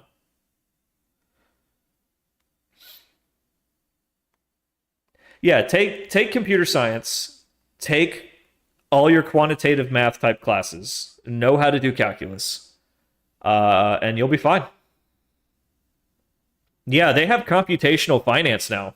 They didn't have that when I was in college. I remember hearing that for the first time, going, "Oh yeah, that's what we do. Yeah, it's like finance, but computational. Yeah, we're using all the old stuff. We're just applying computer power to it." So if you can get a computational finance course, take it. They'll teach you how to build valuation models and agent based trading simulations and all types of cool stuff. Oh, yeah, and we have some books. If you just want to flip through some pirated PDFs, go find pirated PDFs of those books and flip through them. And you know that's what you're going to be doing. A lot of it is written from the perspective of defense, like market makers who are looking to avoid market chaos so that their strategies, can only make markets when it's calm and they have the edge. But some of them are written, like the Ernest Chan stuff is written from the perspective of offense, like aggressive, profit seeking, opportunity seeking algorithms.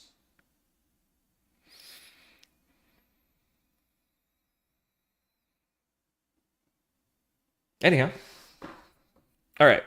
What you got, Claude? This looks way better.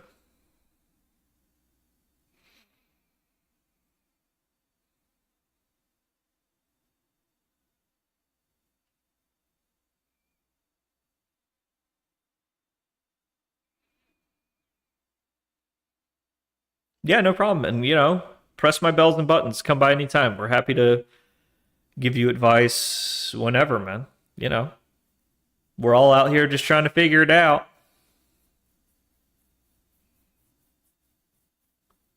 This looks pretty good.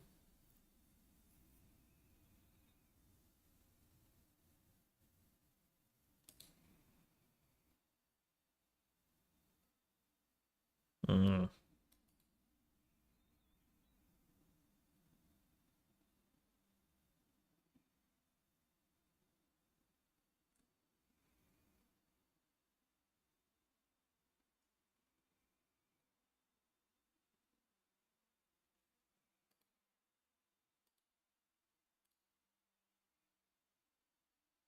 Mm-hmm. Mm-hmm. Mm-hmm. Mm-hmm. Mm-hmm.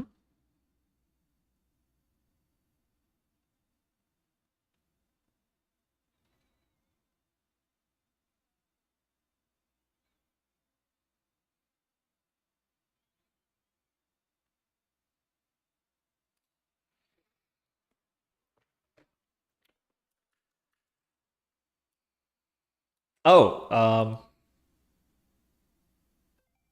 when you get out into the world as a software engineer, just a small piece of advice: take vacation time aggressively. You got 2 weeks vacation? Take it. Because at the end of the year, I promise you, no one gives a fuck that you never missed a day. No one cares that you're never ever sick at sea. They care that you have a sharp mind and a good attitude about the work every day. If you're all ragged and burned out and bitter, they don't care that you've never missed a day. You're fired. Just something that I learned the hard way. I thought that like hard work is rewarded. Wrong. A good attitude is rewarded. So you want to hire for attitude and train for aptitude. That's what they say. Just a small piece of advice. Take vacation time. Take care of yourself. Because it doesn't matter if you're the smartest, most capable, most accomplished guy in the room. If you're a bitter, burned out asshole, you're fired all the same. Yep, yep, yep.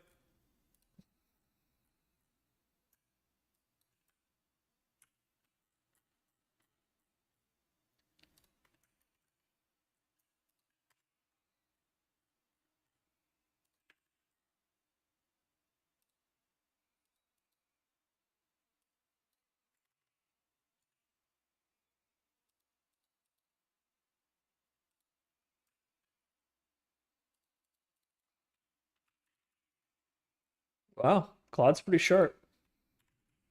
Aside from a few specific things that it couldn't possibly know, it basically nailed this.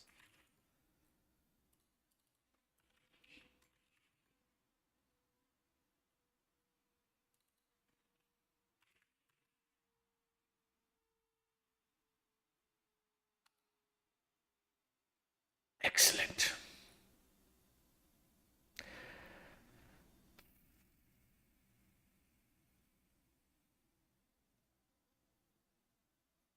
So there's a small design flaw here. The absence of being above the open is implicitly below the open, right? So you don't actually need both. You only need one. The learning algorithm would figure that out. But it just seems silly and only have one. Do we use machine learning to find anomalies and patterns? Yeah, we have a proprietary strategy discovery framework, which we call Moneypenny. Uh, that allows us to build strategy components like we're working on now that label a market regime or flag a tradable anomaly, hopefully a tradable anomaly, some kind of trading signal. Um, Give us a universe of stocks to search for anomalies in, or the tactic for carrying out a trade in some particular way. So we can set up this sort of gene pool, this primordial ooze of strategy components, and then all the possible strategies can be discovered instantly. This tree graph represents the combinations of contexts and tactics to put together all possible strategies. So yeah, the problem is that we don't have any good strategies yet, but we've only just started. We've miles to go before we sleep. It's looking smaller now. No, I just straightened it out. It was looking chaotic earlier. I had to, straighten it. Okay, this is looking pretty good. Worry about that later.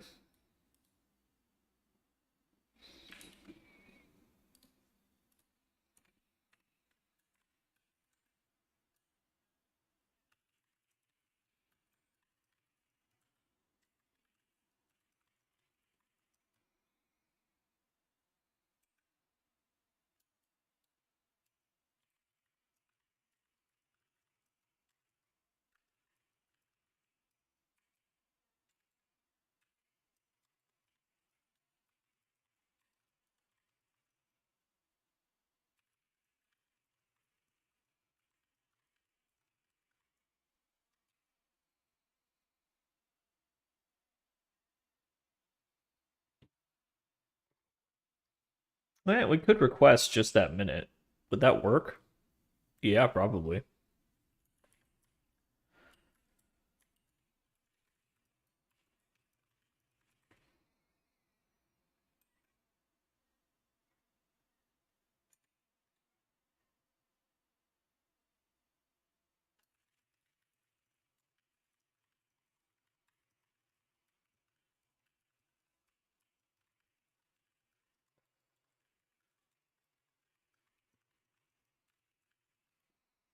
Hopefully.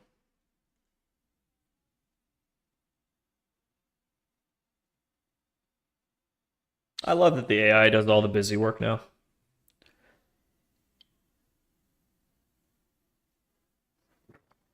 What's for lunch, gang?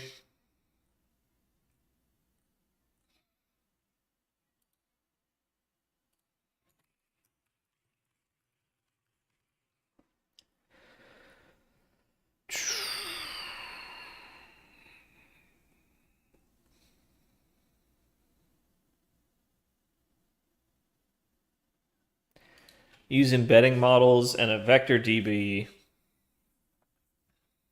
and then run your inference to see what's closest in the vector DB. I don't know anything about that vector stuff. Spaghetti with meatballs. Let's see. I think I got a little bit of leftover fried rice. Just a snack though. Probably have that in like half a bagel. Just some bits and bobs. Nothing big.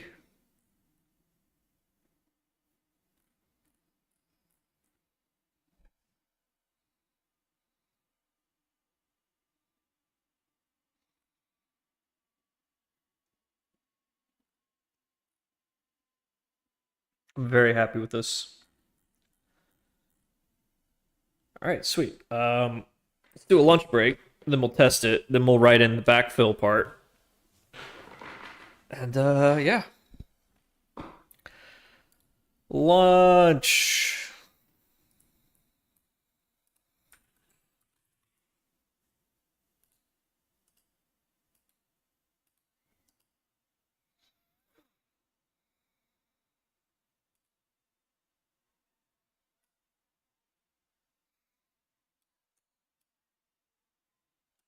Looks awful.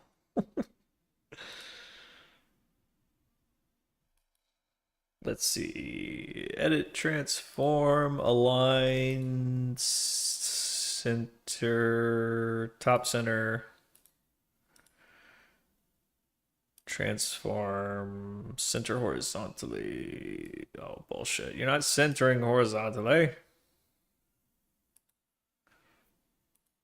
There it is.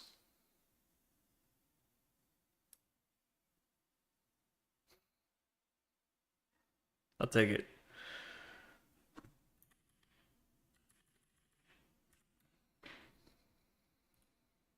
All right. Lunch break. Yeah, how do you do all that vector embedding stuff? I don't know. It's beyond me.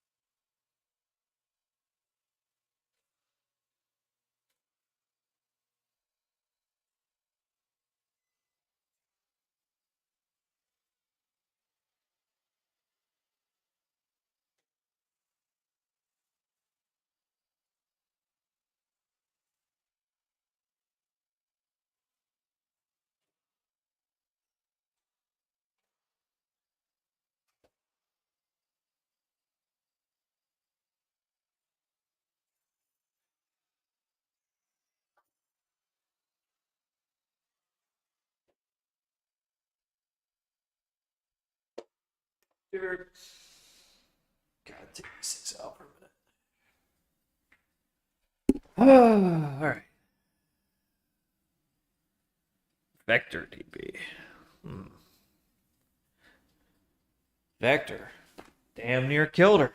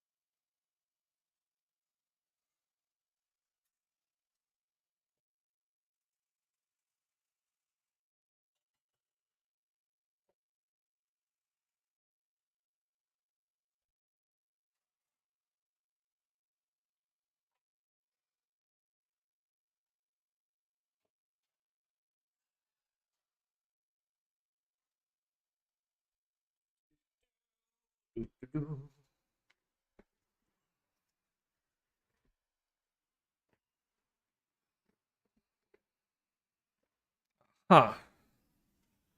Embedding, you say? Fascinating. So, what's up, gang? Has the internet exploded yet?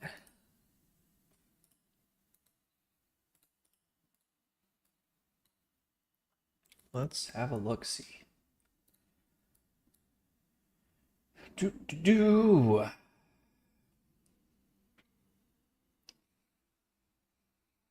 The Cybertruck guy was a Green Beret? Wasn't the New Orleans guy ex-military as well? The hell's going on, man?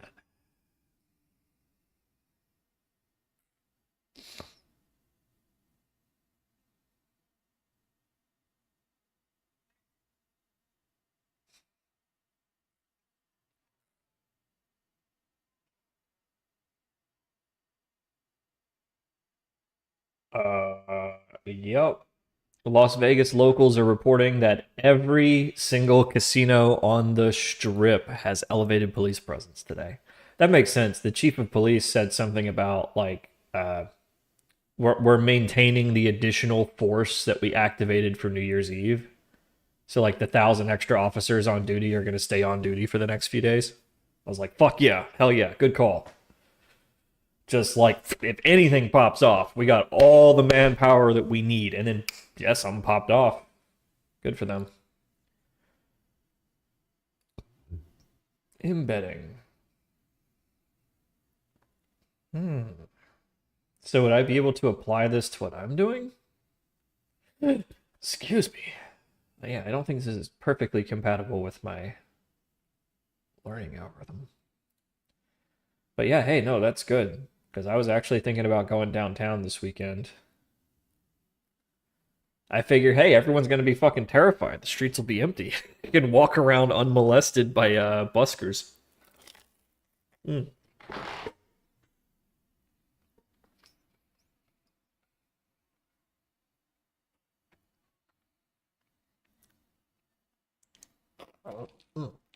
Good.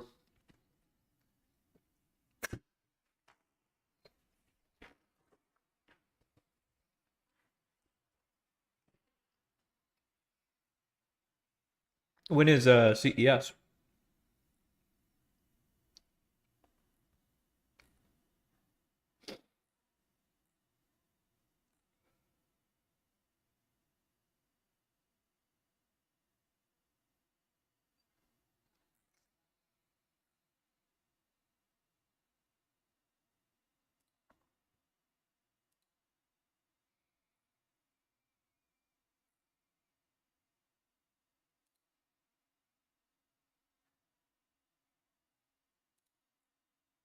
7 to 10. Ooh.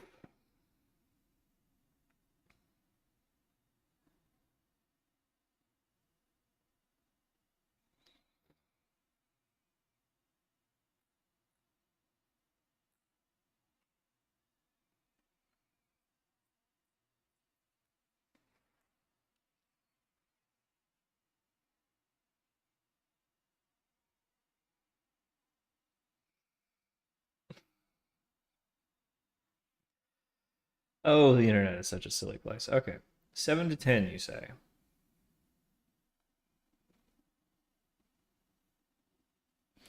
Oh, thanks for the gift sub, man. Should I go to CES? How much is it gonna cost this year? They're getting more and more expensive every year, man.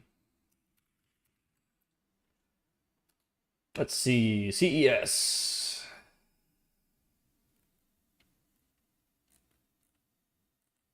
I just want to attend. I'm just a guest.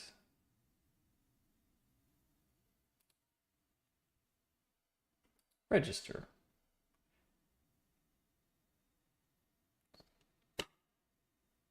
Is a trade only event.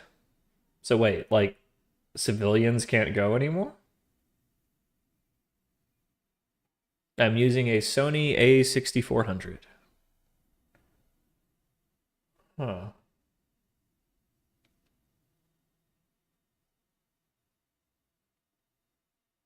You must provide proof of industry affiliation. So wait, like me as a person, I can't go to the Consumer Electronics Show? That sucks.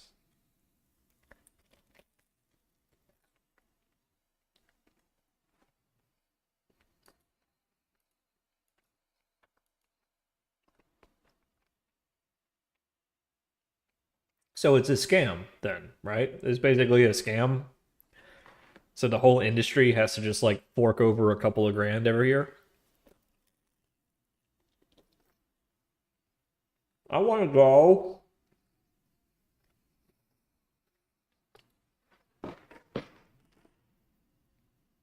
Yeah, as a consumer, you can't go to the Consumer Electronics Show to see all the hot consumer electronics that you might want to buy from these consumer electronic manufacturers.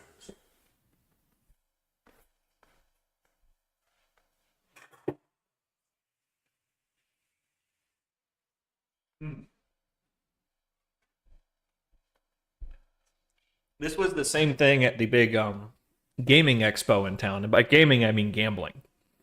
So they had all the hot new slot machines, and like you couldn't go. Like it was high security.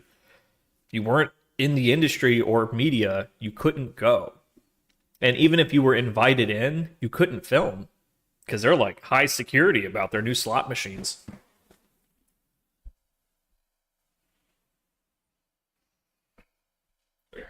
We'll take a quick restroom break. We'll get back to it.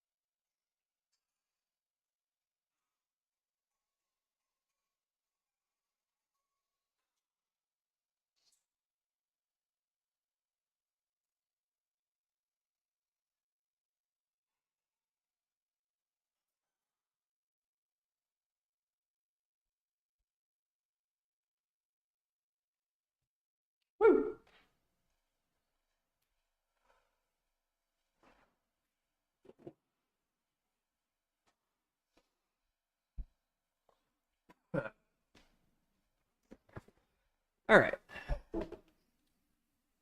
What a miss. Oh, that's right. Other. Do, do, do, do, do, do, do, do.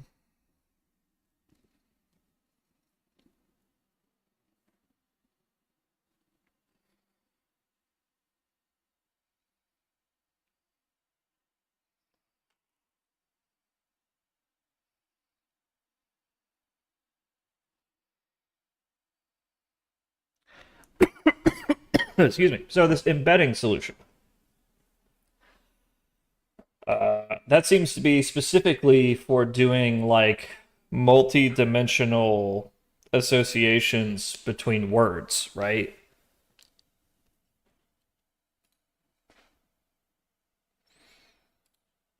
Like it's sort of optimum for whatever, attention matrix, whatever they call it. I think my system is too simple for that.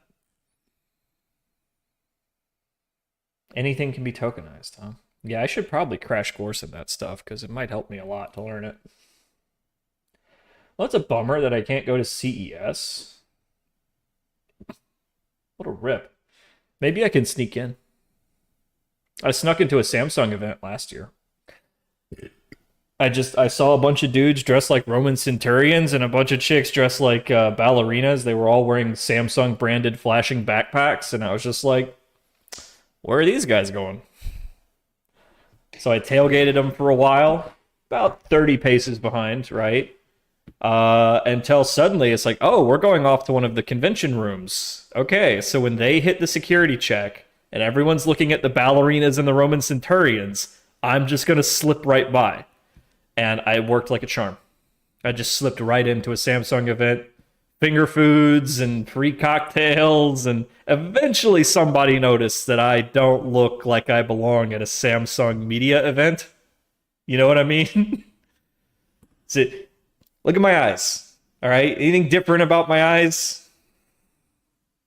They figured me out pretty quick. They were like, yeah, you're not supposed to be here.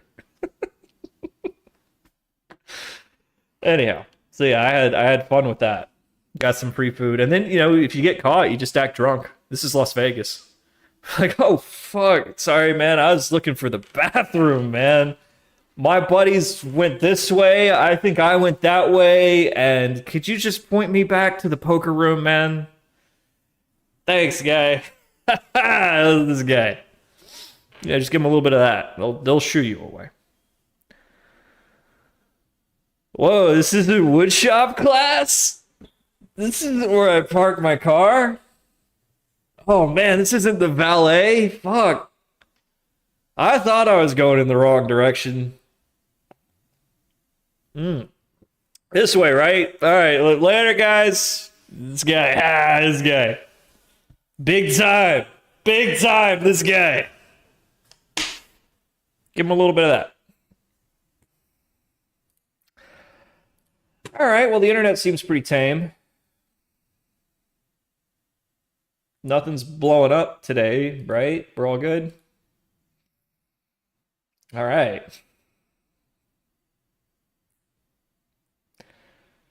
What's all this? Oh, hey, we just got a brand new press conference from the LVPD. Let's take a quick peek. I just want to hear what they have to say here. Interesting face tracking overlay. Never seen that in a press conference before, but okay, whatever. Somebody forgot to flip their camera onto production mode. They kept it on debug mode. Get the audio synced up here.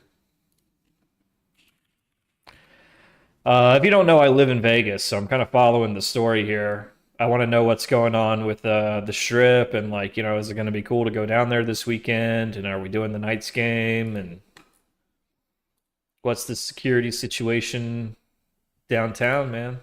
Because I want to go downtown this weekend. All right, let's hear it. All right, good afternoon, everybody. My name is Kevin McMahill. I'm the sheriff of the Las Vegas Metropolitan Police Department. Hello. Collectively here this morning to give you an update on the Cybertruck explosion at the Trump Hotel on Las Vegas Boulevard yesterday. Our work never stopped. As many of you went to sleep last night, and I just want to give you an update on a lot of what it is that we found through the processing. What'd you find? This is a joint investigation involving the FBI, the ATF, the Las Vegas Metropolitan Police Department, and these folks worked through the night. We found a box of dildos. Investigation. As you look at There's quite a large number of them, and we're indexing them now. to our fleet services so that we could really get through this thing. And I remind you that the subject inside wasn't able to be removed for a very long period of time because he was burnt beyond recognition. And so as we continue to move through this, Oh my God, look at that. his identity and what we believe, but I would like to highlight a couple of things that the teams found inside of the Cybertruck that are useful to the investigation. And that first and foremost is a military identification. We also found a passport.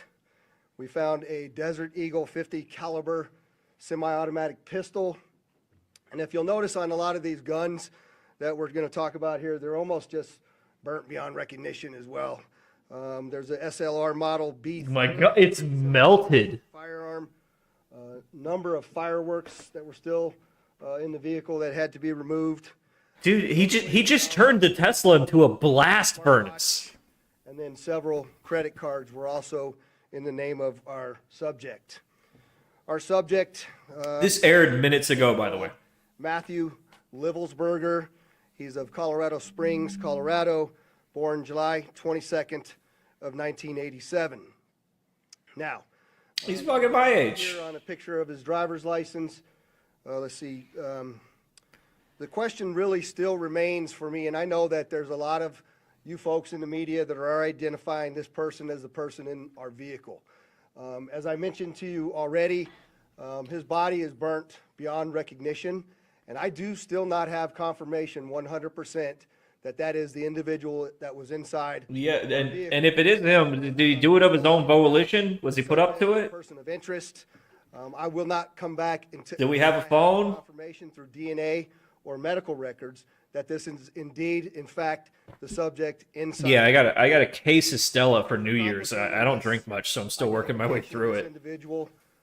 We also discovered through the coroner's office that the individual had I sustained still got like 2 gunshot bottles of wound champagne left. I just to the got head prior to the stocked up. Excuse me. vehicle. Ooh. One of the handguns was found at his feet inside of the vehicle. Okay. Did I miss the part where they said that he unalived himself? Hold on. Discovered through the coroner's office that the individual had sustained a gunshot wound to the head prior to the Yeah, detonation okay. of the vehicle. So he unalived himself One of the handguns was found after he lit the at his fuse. feet inside of the vehicle. Well, that's good because that car was a fucking blast furnace, dog. How we're trying to identify him, and I'm feeling comfortable to give you this information, is a tremendous amount of substantial evidence to include he rented the Turo vehicle. There are 2 tattoos, one of which was on the stomach and one of which is on the arm, that we can see bits and pieces of it as in comparison to what it is that we now know he had. You're telling me that's the only part that had a tattoo left to it? He looks like he's got a lot of tattoos. That's the only part left. which is the credit cards, That and a little bit of his belly. Oh, passport. And then furthermore, as you'll see here in just a very that's short so gross. I'm sorry, everybody. I'm following the story because I'm a Las Vegas Las local. Vegas. And in a number of the photographs that we were able to determine, he was the individual that was driving the vehicle. And also, I'd like to iterate this point to you. We still have only ever seen him in this vehicle, and we're not aware of any other subjects involved in this particular case. So he just rents a Cybertruck in Colorado, drives it to I'd like to Nevada, acknowledge a couple of things goes up and down the strip once. in the social media world, and there are Where'd he get the fireworks? in this case that are similar to the attack in New Orleans. The Toro. We do know The that electric truck. our subject here served in the military. In fact, he's a Ex-military. current member of the military. Same day. Both of the subjects served at Fort Bragg, North Carolina. What we do know about that is it's a very large military base, and we have no record that they served in the same unit or even at the same years at Fort Bragg. Okay. Something that continues to remain. Yeah, I have like 3 cousins that served at Fort Bragg. It's also know huge. that they- If you do paratrooper training, you do it there. In 2009. We don't have any evidence that they were in the same province in Afghanistan, the same location, or the same unit. Again, Oh, wait, no, I'm thinking of something that else. remains under Or investigation. whatever. And we also know, of course, that The they one in both Georgia. used the rental company Turo to rent their vehicles. As far as his military background, it's been confirmed by DOD that he was indeed in the United States Army. He was also a Green Beret operations sergeant who spent no most of his time manifesto, in anything? Carson, Colorado, and in Germany. He was on approved leave from Germany, where he was serving with the 10th Special Forces Group. He was also previously in the National Guard and the Army Reserve. I'd like to point out to you that through exceptional joint investigative effort, we've gotten to a place where we believe we can show you his route to Las Vegas. He had a wife? Colorado, and Carlos will put up the map there for you. And we know that he rented the Cybertruck in Denver on December. Oh, son of a bitch! When I came here, I went this way Charging stations to Monument through Grand Junction, and that sucked. That sucked. I'll never do that again. This sucks. Never take this route. It's fucking terrifying. Mexico. Yeah, that's the smarter route. Yeah, it's longer though. It took me 11 hours to do it this way. The truck was charged in Or whatever. Holbrook, That way. Flagstaff, and Kingman, Arizona. That way takes like 15 hours. We last tracked the truck in Kingman at 05:33 yesterday morning. The truck was first spotted in Las Vegas at 7:29 a.m.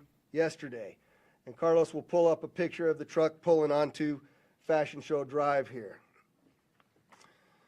And that picture was observed. Just another Cybertruck. They're all over the place out here. a.m. Every time I go outside, I see That, one. he pulled into the Trump Valet, and I believe we have a video of that. So he just wanted to see the strip once and then was so disappointed. There.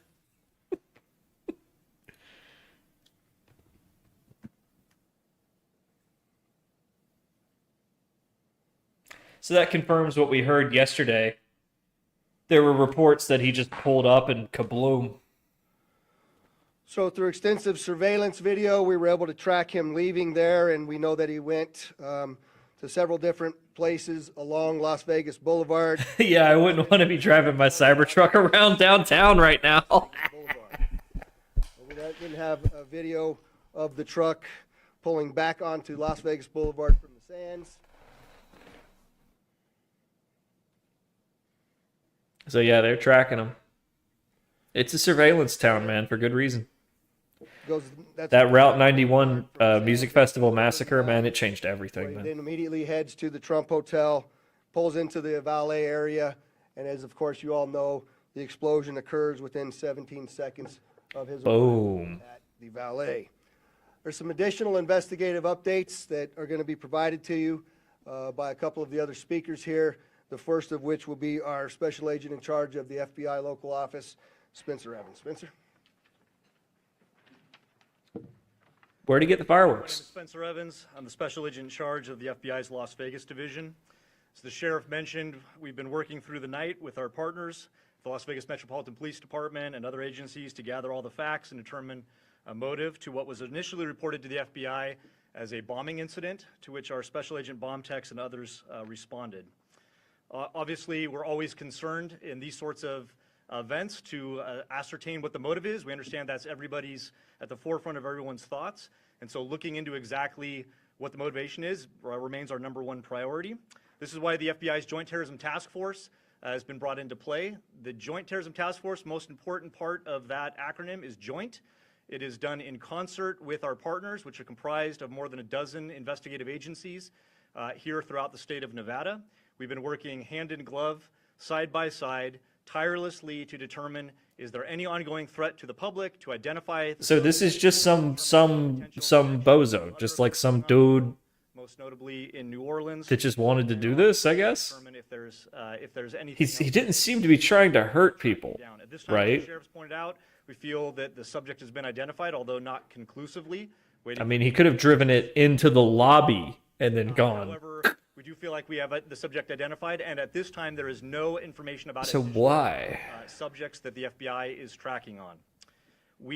Our resources, as I mentioned, that have been deployed in support of this event include Special Agent bomb techs, our evidence response team, which is processing crime scenes, side by side with the forensics folks from Las Vegas Metropolitan Police Department. But what's the symbol? Our intelligence analysts. Like, I agree, Conrad. Clearly, it's a symbol. It's a Cybertruck in front of the Trump Tower. They always say that the target is the motive, right? And the means is, in this case, also a symbol. The FBI is involved with any sort But, like, if you're just one guy, like, anyone with it information, doesn't mean anything. Like, if you represent an organization, then that's a clear threat. 800-CALL FBI, or you can submit a tip online at tips.fbi.gov. Like, he was gonna go full shooter and then just chickened out. Yeah, I could see that. The challenge that we face moving forward is to separate those. Yeah, thank God no one was hurt. And those that can be verified for those. I hate to say it, but thank God for the Cybertruck's gaudy pressure cooker-like design. Personal experiences. Because they said there was like nothing left of that guy. He just like instantly imploded into like salsa, and then the salsa boiled off. Any additional information, again, including 1-800-CALL-FBI or submit it online, tips.fbi.gov. We will tirelessly work to exhaust all investigative leads and conclusively determine what the nature of this. I'm comforted that he was working alone and it has nothing to do with the thing in New Orleans. Share all that information as we obtain it. I'll now turn some time over to the Assistant Special Agent in charge. Unless these guys were part of the same online terror cell. Like, they seem to have nothing to do with each other. Good morning, everybody. My name is Kenny Cooper. I'm the Assistant Special Agent in charge of ATF San Francisco Field Division. San Francisco Division. Yeah, we could tell. Investigations and our crime gun intelligence to specifically That figures. investigations. Nice suit. I will tell you that our Special Agent bomb techs are working with FBI. And San Francisco, you say? Metro and, Never would have guessed. Post-blast debris to find components and investigative leads that will derive from that evidence process. We're too early into that. Does he have a broccoli? It looks like it. Determination as far as how this device was initiated. I will say that we do know that the components primarily consist of fireworks, God, look at all mortars, that. aerial Just shells, ugh. and are all consumer fireworks. Nothing commercial grade has been discovered at this point. Okay, so this is all Walmart stuff. Identified some fuel enhancers like the Coleman fuel and VP Racing fuel, and some explosive targets that can be purchased at any. Hey, I like the suit. We've also, as the sheriff mentioned, I'm just saying. There's 3 dudes in there. from the Tesla. 2 of them are in the Nevada field office. One's in the San Francisco field office. And I can tell you, One of these things is not like the other. lawfully purchased both of these firearms on December 30th, 2024. We have agents following up look those at that. investigative Just leads. We know melted. exactly where those firearms were purchased, and Ugh. we will share any developments from those leads as they come in. Thank you. Okay, so he was acting alone. We also have the as far as we know. Chief here, John Steinbeck, and No one was hurt too badly. Everyone was released from the hospital same day. in regards to what the fighter. Well, thank you, Mr. Friend. I'm doing quite. Those questions as well. We were just taking a little lunch break, and I saw that Before I take a Las Vegas Metro Police Department posted this update on their Twitter. And since I live here now and I want to go downtown this weekend, I wanted to make sure that I was, up to snuff on what's going on with the Cybertruck attack. But that's just the way we're going to conduct this investigation. Yeah, it looks like he showed up ready for a shootout, and then at the last minute just kind of chickened out and went boom, boom. Community and this great nation, that we don't believe there's any further threat from this subject or anybody associated to him here in Las Vegas. With that, Denise, I saw you had your hand up. If you could just identify yourself, please. Sheriff Denise Austin, Channel 3 in Las Vegas. Did this suspect have any other connection to Las Vegas? Had he ever been here? Did he have any connection to Vegas? Has he ever been here before? So the question was, did the subject have any ties to Las Vegas, or had he ever been here before? I do believe we had The kid that shot Trump? Well, we still don't know fucking anything about that kid. but we still trying to verify that information as well. Apparently his apartment or his house or whatever was totally stripped clean. I don't know if that's true or not, but that's what I heard. They got there and it was sterilized. There wasn't even silverware. There's information that the FBI was in Colorado Springs last night, possibly at this Now, I mean, you could describe my apartment as like sterilized because I have no furniture, I think but you know, I at least have silverware. Yeah, so as I mentioned, the motivation at this point is unknown.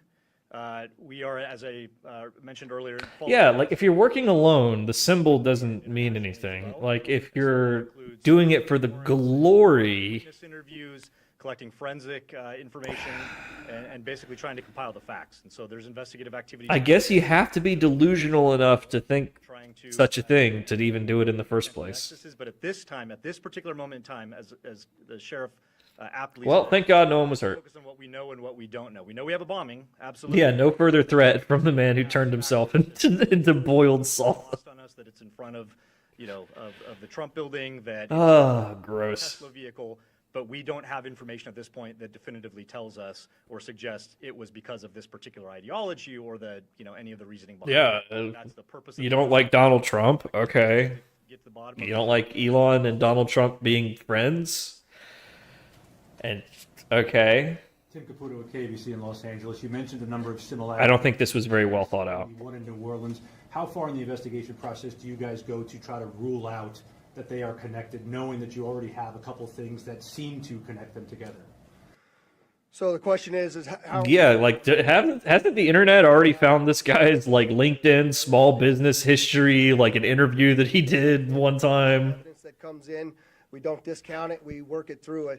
It's a interesting thing during these kinds of investigations that if these turn out to be simply similarities, very strange similarities. That's a hell of a coincidence that two ex-military guys rented electric trucks on eToro to carry out terrorist attacks on the same day. This investigation.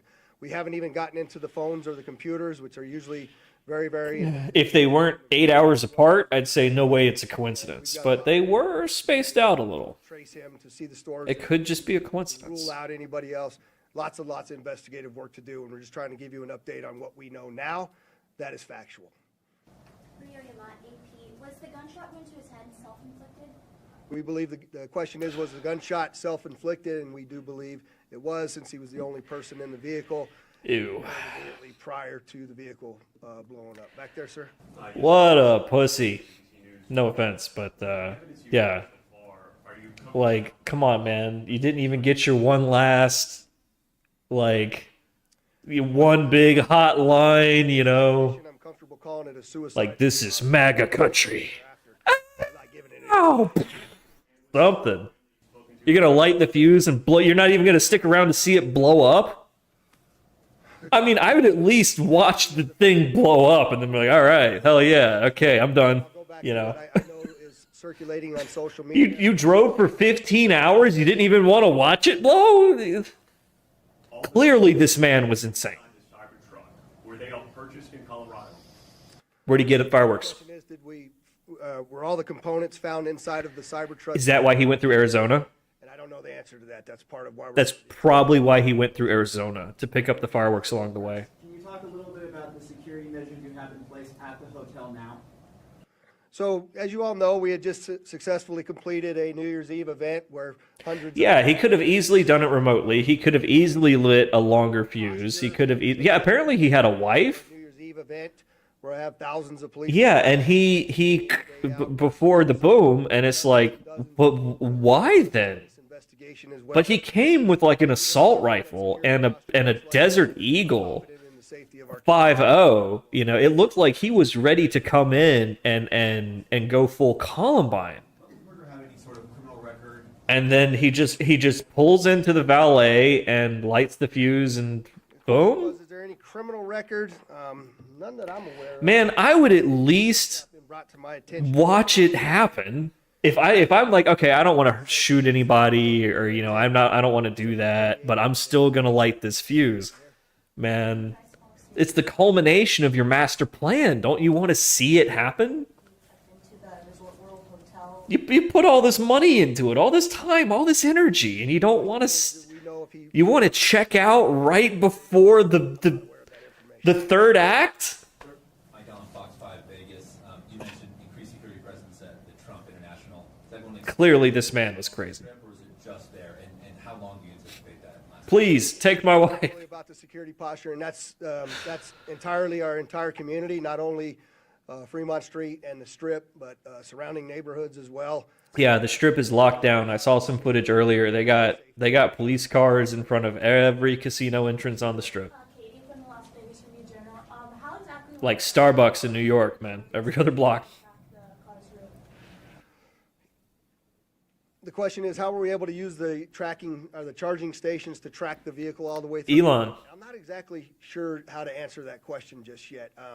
I know that there's some capability by being able to determine that the car is connected to the charger. One of the things that we're looking for is anybody that may have been at the charging location at the same time. We're looking to try to identify them because their vehicles would have also had cameras that would have taped anybody in and around them. We're trying to get... Yeah, so don't they have like the internal surveillance from the cockpit of the car and all that? Like everything from every motion detection? Like isn't all that going into the cloud somewhere?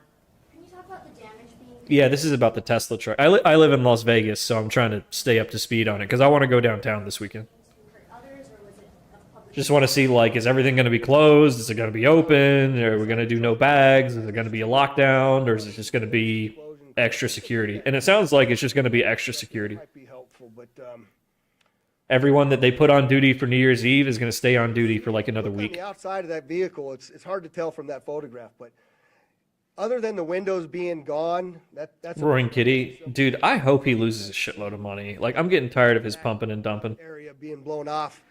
He's just manipulating markets. None of this is in good faith. Like, So I'm not saying that it's illegal, but this is unethical, man. vented out It's up, lame but it is didn't what it even is. damage the glass doors that It's the truck- beneath him as an I'm investor. not sure what that means. So He is an actual good investor. He's actually good at it. Like, and he's doing all of this chicken shit stuff because he knows he can push stocks around. Sofia Rodriguez. And that makes him the evil hedge fund stock manipulating, stop busting, like everything that all of these people claim to hate, everything that he claims to fight against. He is that now. a tremendous number of cameras He's putting out misinformation, manipulating markets, and intentionally gaming the people that follow him. here this afternoon with the It's like he's the enemy now. capture the That's really sad because he could have been a hero. He could have been the hero that we needed, the truck. but not the one that we deserve right now, You had mentioned a number of the components in the back of the truck. or something like that. Maybe this is a better suited question for ATF, but when it comes to the rudimentary nature of the bomb, I think we mostly think of a bomb that is connected. This seems like individual kind of incendiary and combustible components. Yeah, it seems like he just put it all in a bucket. How you think this is a bomb, or was it just several pieces of things that might blow up and might explode that were just lit and gone off at the same time? Yeah, I'll tell you, it does appear that it was, I just want to be careful with my language here, but the level of sophistication is not what we would expect from an individual with this type of military experience. Yeah. That most of that, the materials inside that Tesla were fuel to Yeah, it's like he thought if he just put enough fireworks into the trunk, it would like be an IED or something. Any question is, But like, nah, dog. These are not high yield explosives. connectivity to those components to make it ignite in the way that it did. Uh-huh.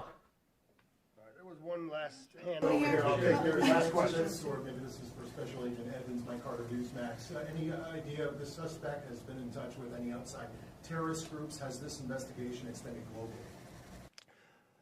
The question is, do we know whether the subject's been in touch with any outside terrorist groups or if it's been investigated globally? And Spencer, you want me to? Hey, man, book club, like, money is good. You can have the money, you can make money, and like not be manipulating stock prices and like running propaganda campaigns. No information that we're aware of right now that connects this individual to any terrorist organization around the world.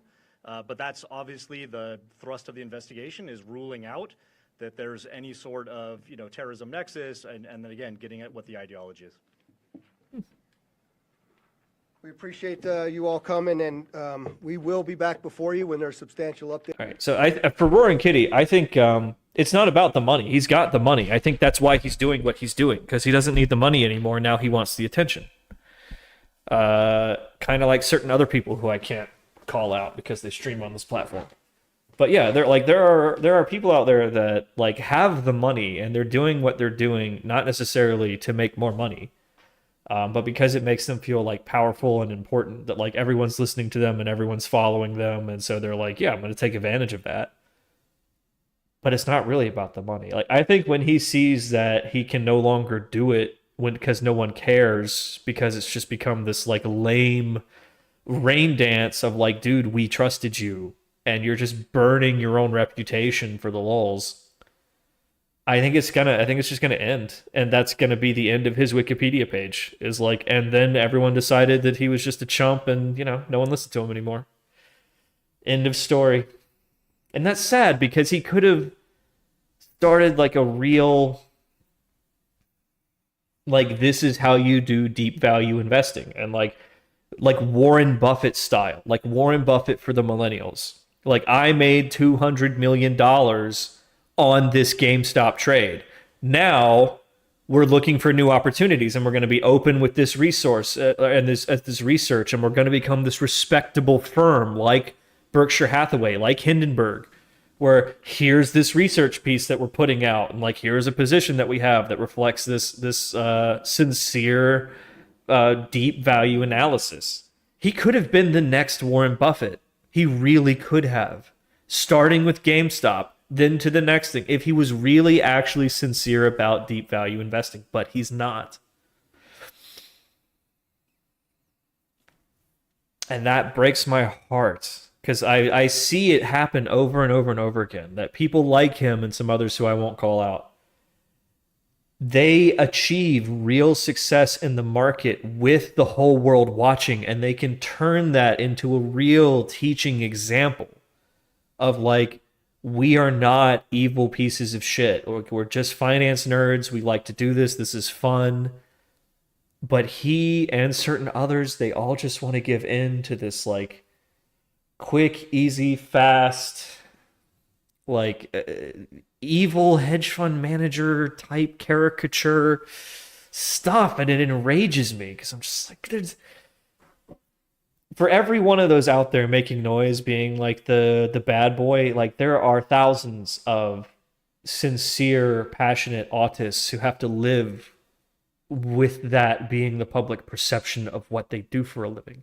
Like it gets to a point where you're ashamed to tell people that you work in the finance world or on Wall Street or anything, because you just get these like gut reactions from people who are like, oh, that's disgusting. You don't provide any value to the world. And oh, it's all just legalized gambling, and it's all manipulated, and BlackRock runs the planet, and the evil hedge funds are manipulating the market, and oh. And when he does that kind of stuff, it feeds into that image. It really does. Oh well, what are you gonna do? Nobody's perfect. Let's get back to work. Back to it, hawk to ya.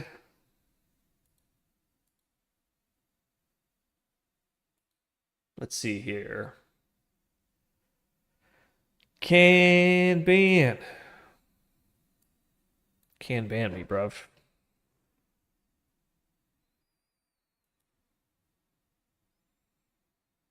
Okay, yeah, we're working on this model.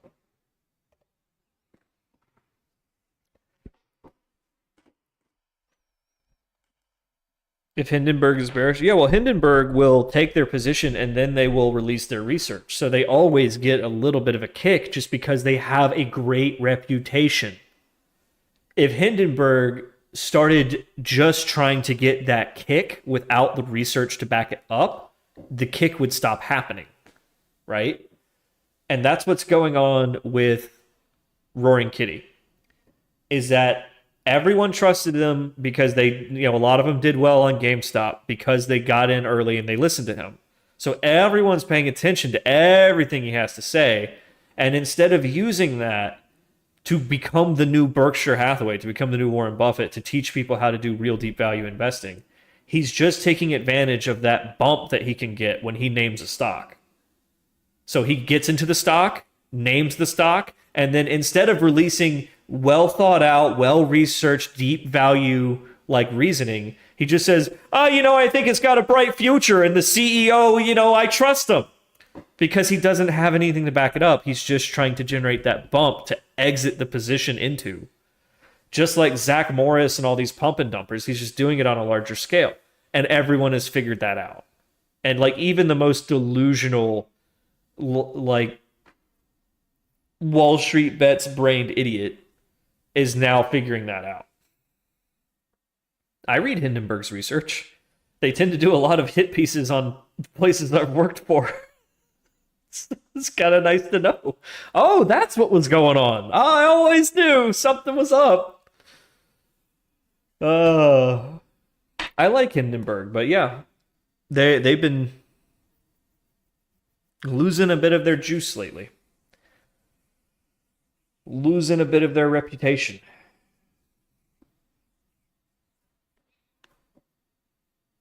There's this guy named Tom Lee. He runs Fundstrat, at Fundstrat on Twitter. He has this saying that you're only as good as your last call. There's some wisdom in that. All right, where were we? Doing stuff. This is the wrong one. This one. This is the right one. Okay. Check. Then we had our lunch break, and we were going to come fill this in.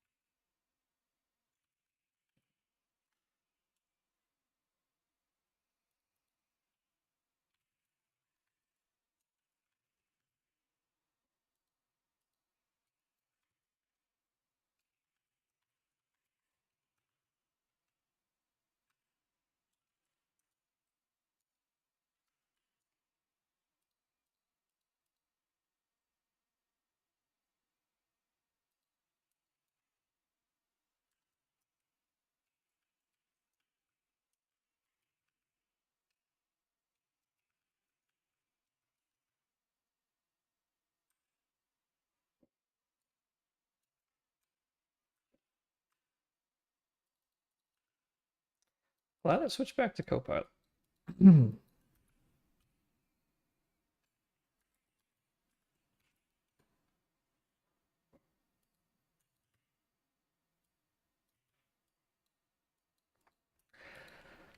Well, frustrated young men of the internet,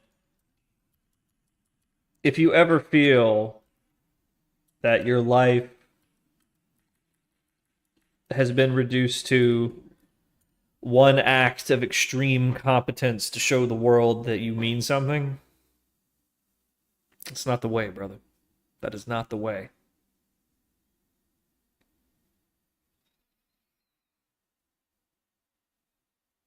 There is always hope for a better tomorrow.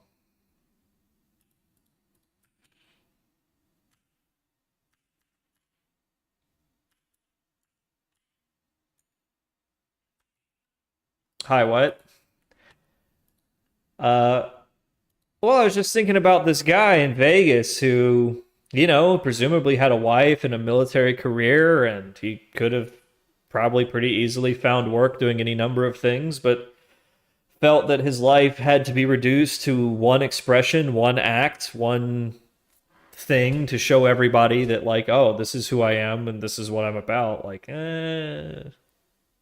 And he just made a fool of himself, He's not a martyr to the left. He's not a symbol to the cause. He's just some idiot that turned himself into salsa, and everyone's just kind of laughing at him.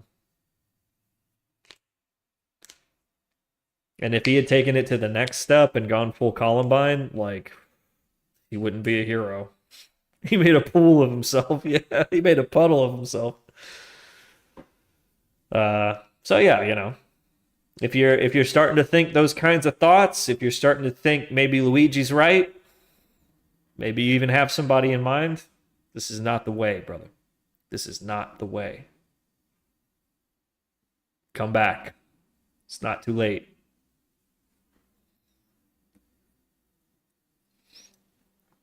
I'm starting to get worried because, I think Luigi might have sparked this. I think that's given a lot of people ideas about like, hey, my life is meaningless, right? So why not? What do I have to lose, right? This is not the way, brothers. This is not the way. No matter what you think is going to happen, other people are going to turn whatever you do into fuel for their cause. Don't give in. Don't feed the machine.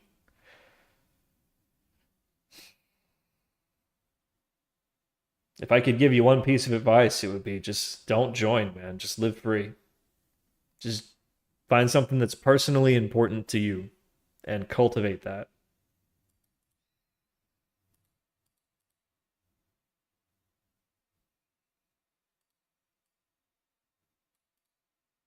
Okay. See if I can get Claude to fill in the blank here.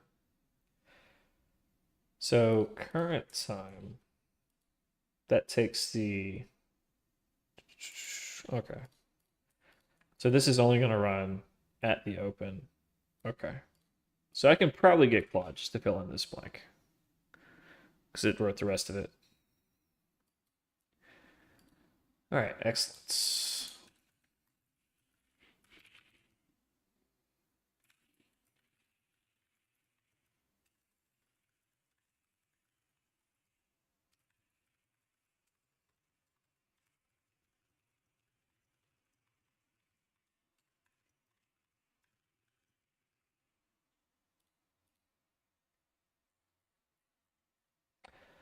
Wrong window. Yep, this is the one.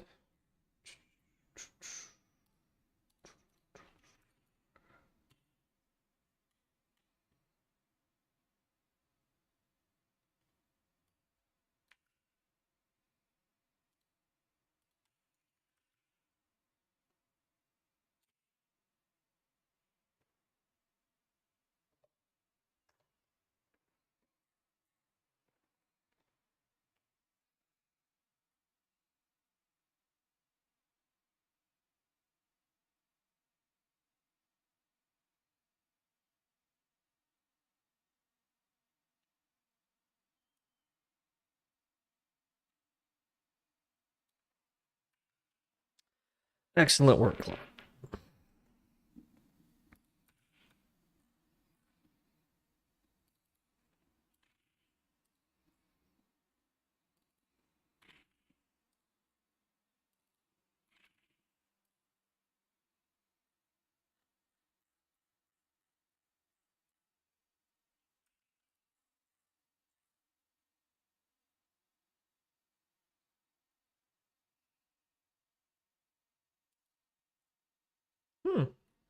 Yeah, I suppose it is.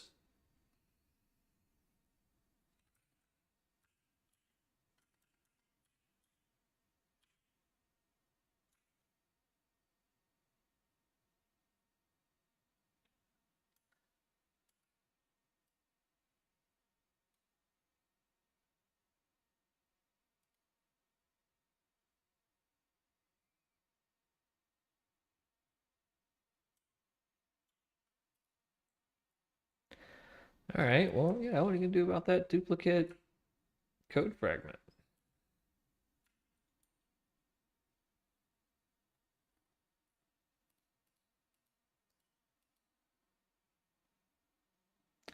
Isn't there some automatic thing to convert that into a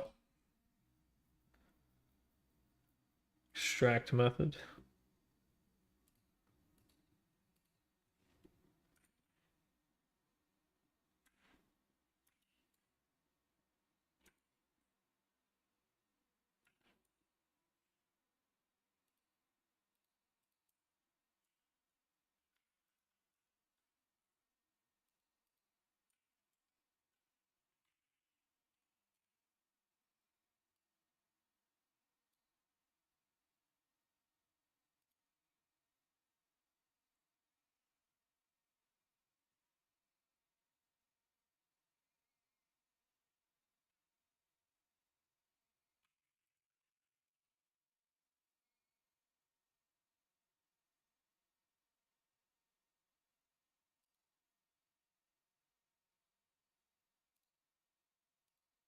There we go.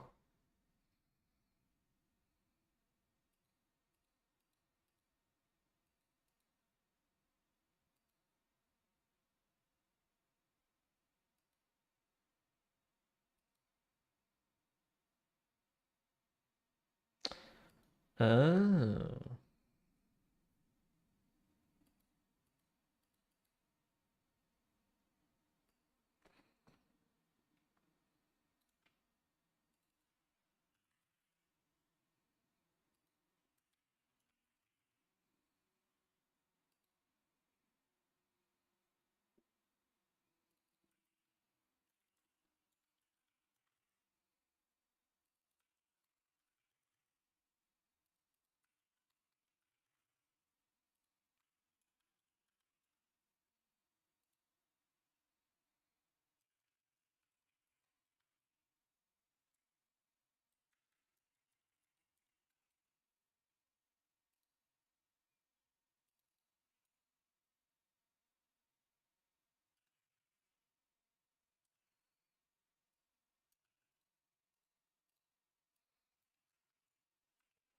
Okay.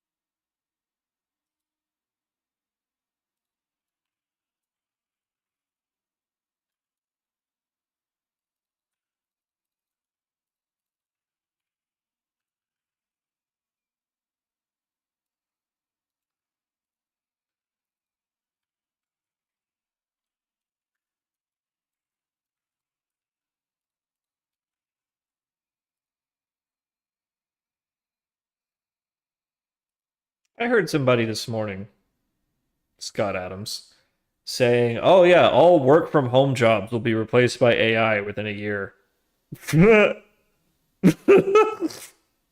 It's okay, Boomer. Whatever you say, Boomer.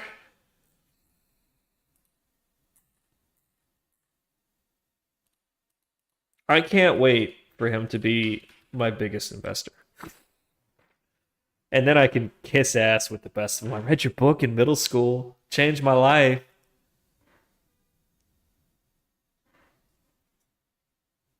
I was a big Dilbert fan back in the day. Now he does a live stream every morning where it's basically like the MAGA ass kissing stream. I mean, it's a bit much. I think even Rush Limbaugh would be like, "This is a bit much." I think it's the reality distortion field. Once you've been in the presence, it's like you're hooked. My top 3 reading recs for like recreational reading. I'm a sucker for Foundation. I know it's really old and cheesy, but it's one I keep going back to. Um, Zen Mind, Beginner's Mind is like one of the only books on my Kindle. I've been working through a book called The Courage to Be Disliked, which is sort of like a book of Japanese management techniques. Uh, really, just whatever speaks to your soul. I'm always kind of looking for answers, so. Flatlands, that's a good one. I hate read some stuff like the Three Body Problem series, The Remembrances of Earth's Future Past, blah blah blah blah blah. I hate. Oh God, do I hate that book so fuck. All 3 of them, I fucking hate everything about it. But God, I couldn't stop reading it. It's like I just hate reading it. I was reading it out of pure hatred. Ah. It's like, guys, we figured this out a long time ago. It's called mutually assured destruction. Dark Forest doesn't change that. If we detect a civilization and have a policy of preemptive strike, how do we know that we're not striking a civilization that's already become a multi-system species? You wipe out one of their systems, congratulations, now an entire civilization is dedicated to eradicating you. It's mutually assured destruction. Eventually, you're going to run into somebody that's bigger than you are. So the only winning move is peace. Maybe I'm wrong about that, but what IDE theme? This one. Yeah, it's kind of Ender's Game all over again. Yeah. I mean, it's true. We detect an alien civilization and decide to strike first. If we don't get them all, then we're screwing ourselves. It's Ender's Game.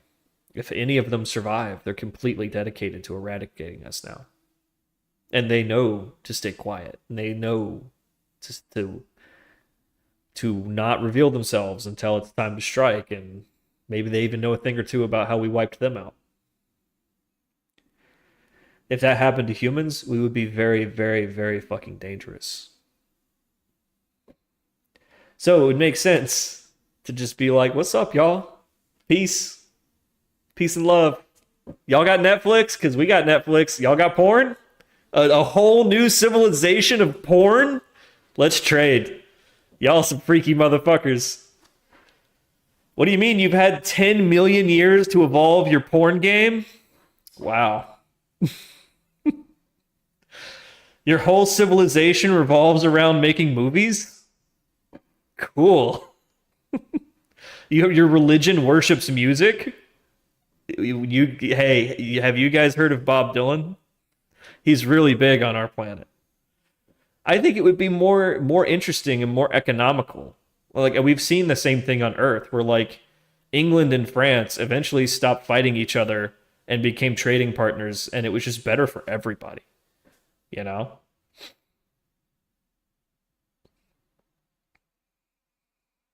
Just a thought. Humans, yeah, dude. That's what I think Star Trek is about. It's like, look, we're out of ideas, okay? And the GPT is just churning out the same 10 Netflix shows over and over and over again. We're done. Just take our best ship and all of our technology and a copy of the internet and just go that way. Just out there. Just go. Just go. Just find another civilization and get us more porn.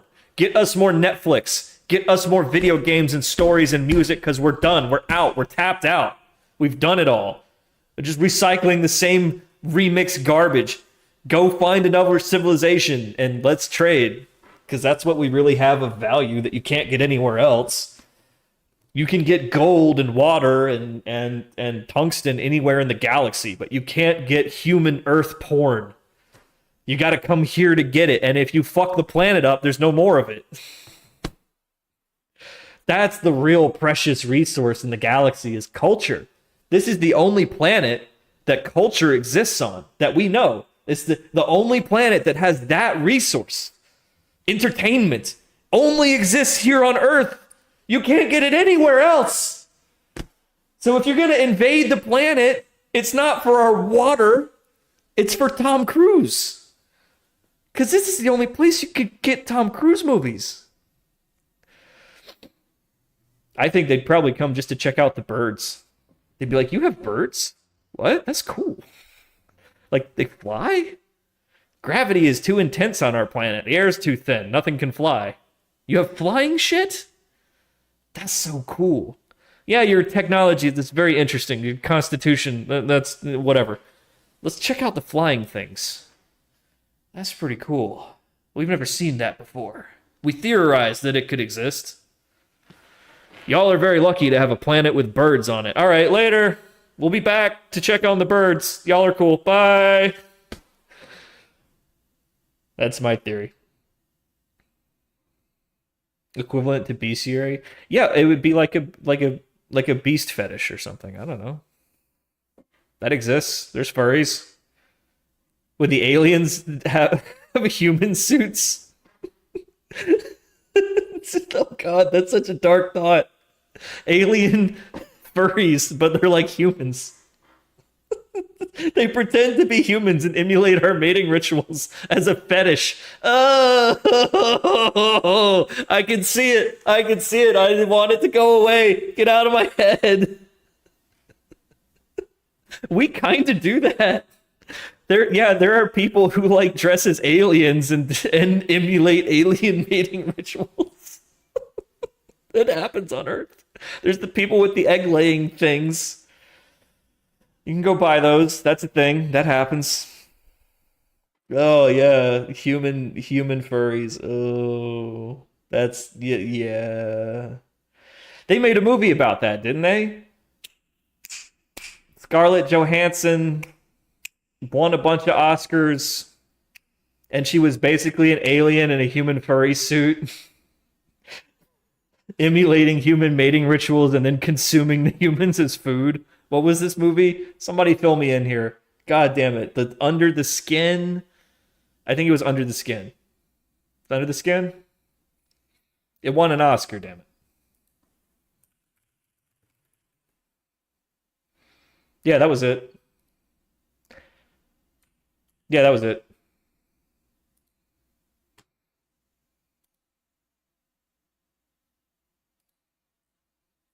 Ugh.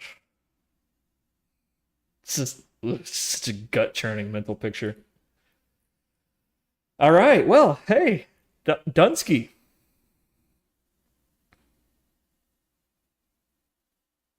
All right, now let's take the finished product and have Claude give us some logging. Let me put a logger in there.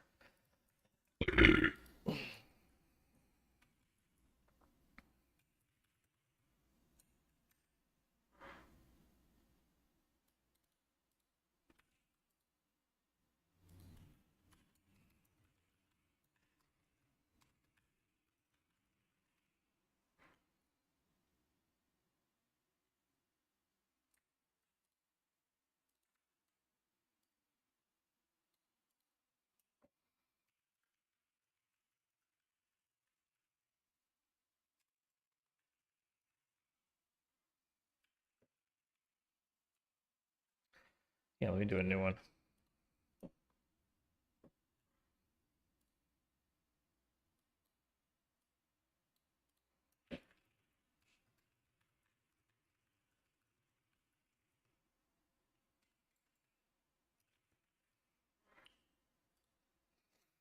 All right, Claude's on it.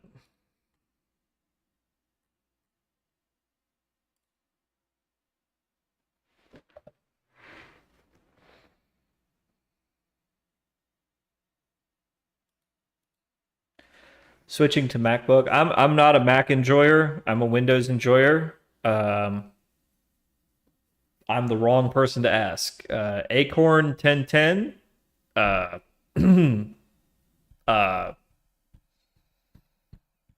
Is there a polite way to say goes both ways on this particular topic? She would probably be the better one to ask. Shout out to Acorn 1010. She'll probably be streaming a little later, but she recently switched from Windows to Mac, so she would be the one to ask. Tell her Algo Bro sent you. All right, I think this totally broke. This is broke as shit. Let's retry that.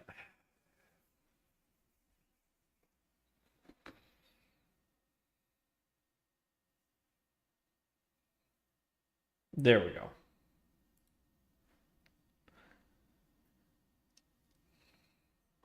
Yeah, like if you want to switch to Mac, like it's gonna make some things easier and some things harder.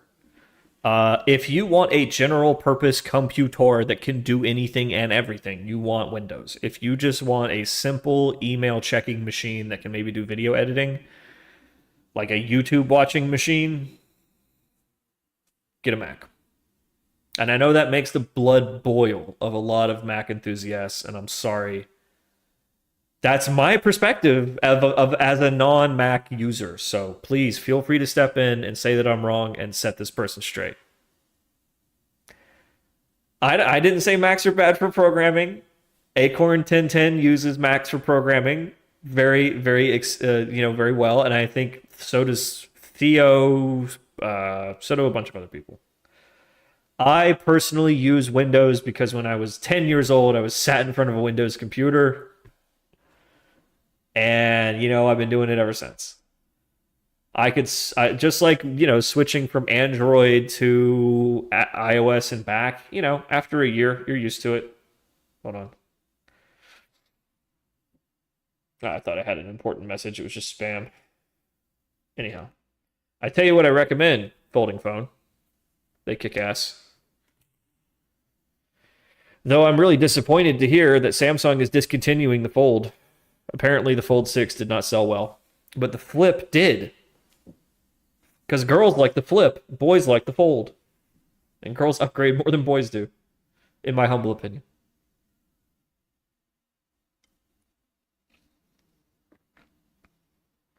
Yeah, I was really bummed because I love this thing. I love it. I love it.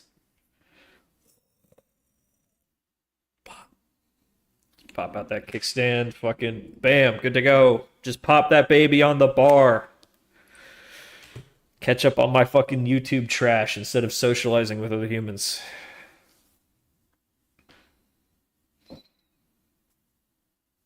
Linux is free. Not all of them.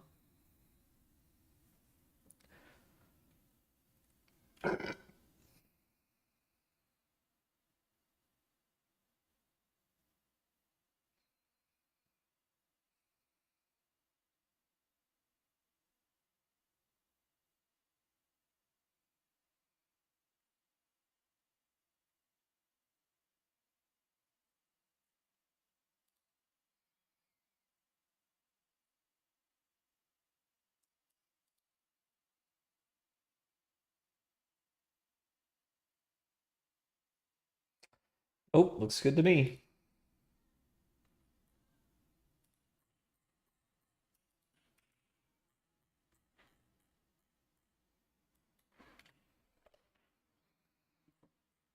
I see. I need to get the Claude plugin so that it's built right into the IDE.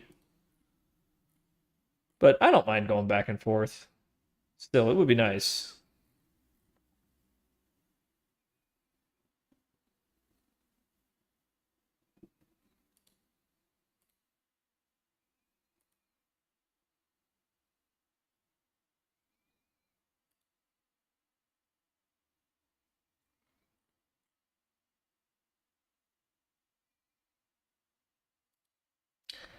I haven't tried any of the new Chat GPT Pro stuff. I maintain Chat GPT API access for like my personal projects because I do a lot of fun LLM stuff on the side that y'all don't need to know about. But Claude kicks ass. Yeah, the Pro. I haven't tried that one. If Claude went Pro, I'd probably pay for that. Acorn 1010, again, another shout out, uses GPT Pro and swears by it. She says it kicks ass. Though I haven't asked her in the last couple weeks, so I've only got her initial impression. I'd love to hear what she thinks about it for after about a month of use. I use GPT for porn. Yes. Mm-hmm. I had this idea for a startup, and I did a minimum viable product of it, and ultimately decided that, and maybe this is just my not being entrepreneurial enough, but I figured like if this actually became successful, I would just immediately get shut down, right? Because it's right there in the terms of service. Don't be doing this for adult content. Now, I know Silicon Valley was built on busting terms of service. Move fast and break the terms of service. That's what they say, right? End user license agreements are for, losers, right? Fire up LM Studio? Gosh, I wish. It's harder than you think. I tried feeding it the entire Nifty archive and it just wasn't enough. Just wasn't enough. It's like it needs cultural context.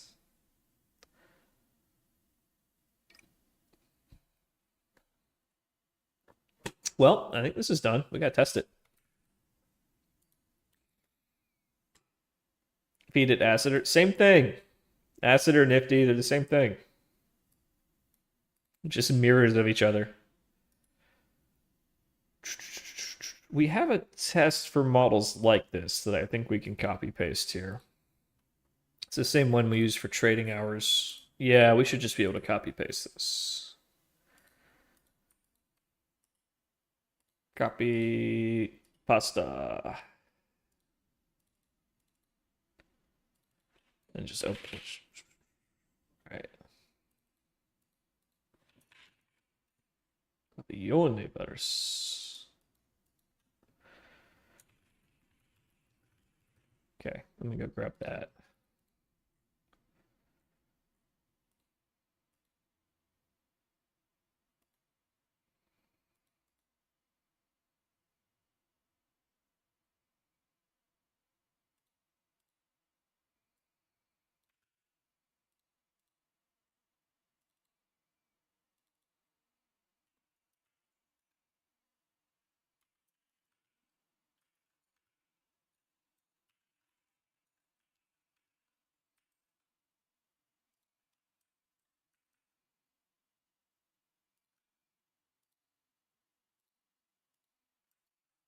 Oh.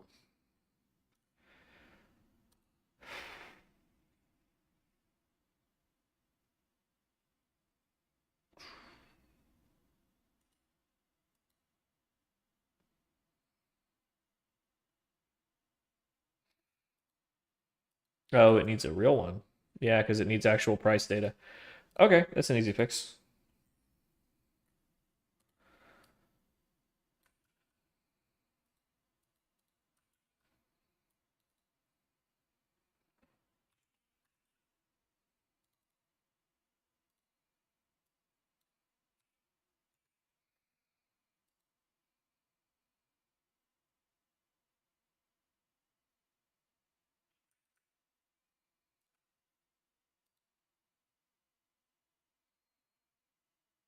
Am I still using Polygon? Oh yeah, yeah. We stand Polygon here.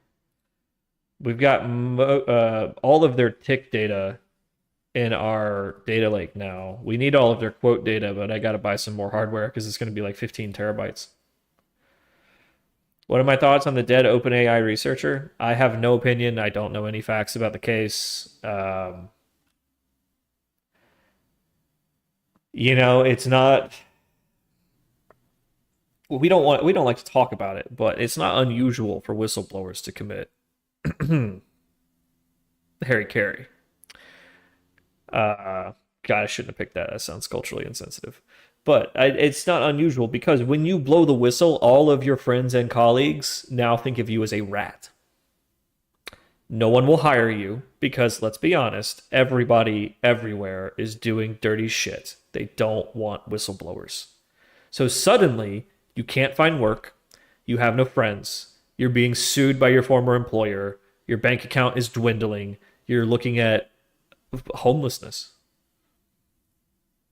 Like, you thought you were doing the right thing, and now you're literally being attacked like by the immune system of corruption. You are the thing that all the white blood cells and antibodies are now attacking. You're the foreign invader.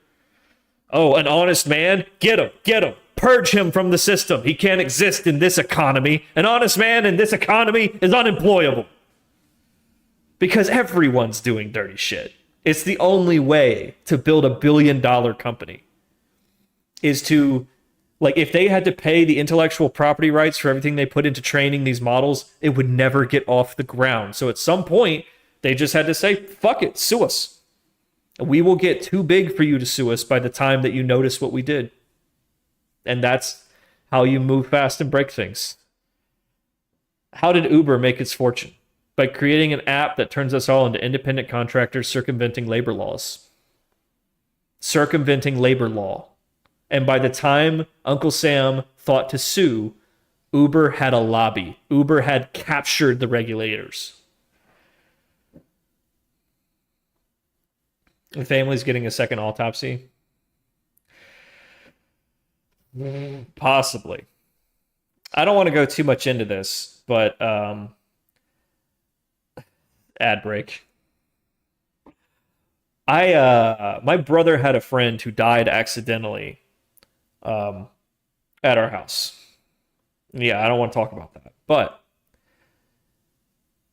his mother had trouble accepting what happened. His mother and a quack coroner who has no medical training, told her that her son, that there was signs of foul play because he didn't understand what he was looking at. So, we get sued for wrongful death, and we have to get a second opinion from a second coroner that actually has the medical degree. And then the whole thing went away. Losing a child is an extremely hard thing to cope with, especially if it's under anything less than perfectly clear circumstances. Like a car accident is easier to accept than a death of despair, than an overdose or a suicide. Anything that you can cling to hope, you will. That your child didn't take their own life. That's a hard thing to accept as a parent. So I never had any animosity towards her. She was doing what she thought was the right thing. And I think that might be similar here. I've always had a little bit of sympathy for that kind of stuff because it happened to me once, It just happens. Accidents happen. That's why I was always a little sympathetic in the Karen Reed case for the family whose house Officer John O'Keefe was found, dead on the lawn of. Hey, accidents happen. We all understand, but y'all really need to be a little more honest about what happened in that house. That's an interesting case. Anyhow, yeah. So that's what I think about the whistleblower guy. I think more likely than not, just with no information, all things being equal, more likely than not, just like the Boeing guy, more likely than not, he took his own life out of despair. Being a whistleblower is to stand alone in a way that a lot of people don't appreciate. That's why if you ever find yourself in a situation where you're tempted to blow the whistle, just resign. Just this is not a good work environment for you. You're being pushed outside of your comfort zone. Your moral compass is spinning around. Just resign. It's not worth the stress, man. It's not. You want to write an anonymous letter to the Wall Street Journal or the New York Times or the Washington Post? Hey, that's a thing you can do, but don't get involved. Don't stake your life on that. I was wrongfully terminated from my last job. I don't want to say my employer because they'll sue me. I was fired illegally in retaliation for reporting harassment. I was being harassed. I reported it. I was pulled into a meeting a week later and told, we investigated your claims of harassment, quote, and determined that it was not illegal harassment, end quote. You're fired. Like that. They made it clear that I was being fired for reporting the harassment. Now, I went to a lawyer, and then I went to a second lawyer, and I went to a third lawyer, and they all told me the same thing. Yes, this is wrongful termination. Probably. We might have a case. Maybe. You will spend the next 5 years fighting in court for 6 months. 6 months severance. That's it. It'll cost you millions of dollars to get it. And you'll be unemployable because you sued one of your employers. No one will ever hire you again. So you just kind of have to take the L and move on with your life. It's not worth dying on that hill. I wanted a pay raise. Yeah. I mean, as soon as the first round of bonuses went out and it was shares instead of money, and I went to my employment contract and it said that the bonus is discretionary. And I took that to my employer and said, this doesn't say that I get paid in shares. It says that you have discretion over the amount. It says, no, discretion means we can choose the form as well as the amount. So if we wanted to, we could pay you in Kohl's Cash, Starbucks gift cards, or restricted stock units. Whatever we decide. I interpreted that as a pay cut. I made it very loud and clear that I interpreted this as a 20% pay cut and not a bonus. And I put into writing, and this was like before I got fired by 6 months or so. I put it into writing that I considered this a pay cut, that I do not consent to a mandatory stock repurchase program, and that I don't wish to take custody of these shares, and that I would like to immediately renegotiate my compensation. And that email just basically fell on deaf ears. But everyone knew I was really unhappy about it. And I was pretty much demanding a raise. That's true. That was happening. I wasn't making ultimatums or anything. I was just saying, hey, listen, if by this date, I'm not making what I was told I would be making here, I'm going to be looking for other opportunities. That's what I said. And, I don't think they took that as a threat to quit or anything. I think they took that at face value. Like, okay, he has goals of where he wants to be by a certain time. We'll either do that or we won't. I think that's when they started making an effort to replace me. But hey, whatever, That's what you do when your guy demands more money and you don't want to pay him. You replace him. I don't have any animosity for that. But just be sure you understand the terms of your employment contracts, because I interpreted discretion to mean amount. And that was that one word in the contract soured the whole thing. If they had just been clear up front about what my compensation was, that would have never been an issue. Yeah, I thought discretionary meant that we can choose to give you 0 or up to 20%. I did not interpret that to mean that we can pay you in whatever form we want. It just felt like, oh, okay, I have to have an adversarial relationship with my employer because you're snakes. And now I have to think like a snake.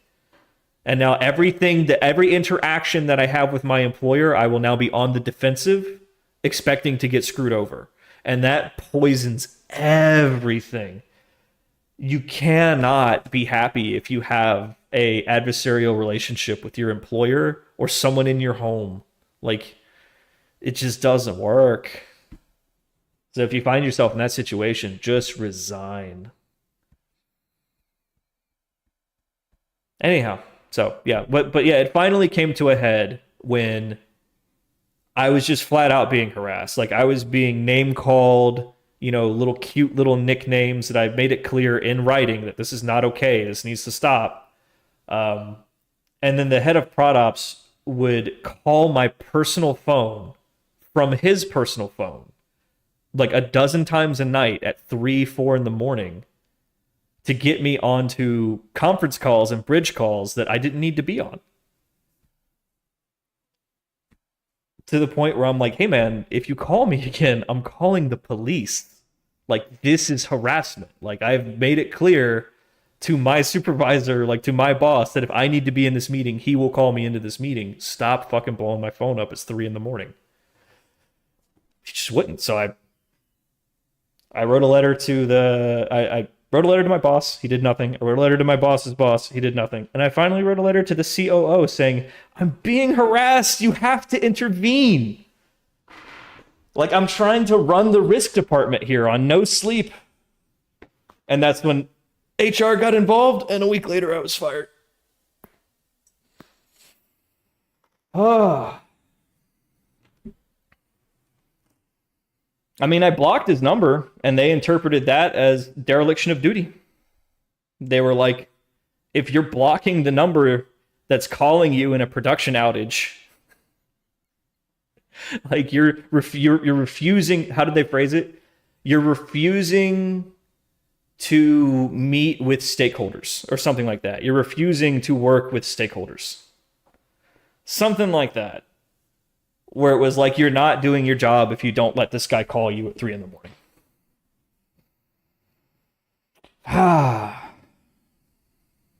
Ugh. Ugh. So anyhow, I'm kind of glad they fired me. It was a miserable job. I mean, I was sincerely miserable. Yeah, military. It's funny you say that because there were a bunch of ex-military guys there who were always like, "Man, like this reminds me of whatever," because it was all very top down, no questions, do as you're told, you know.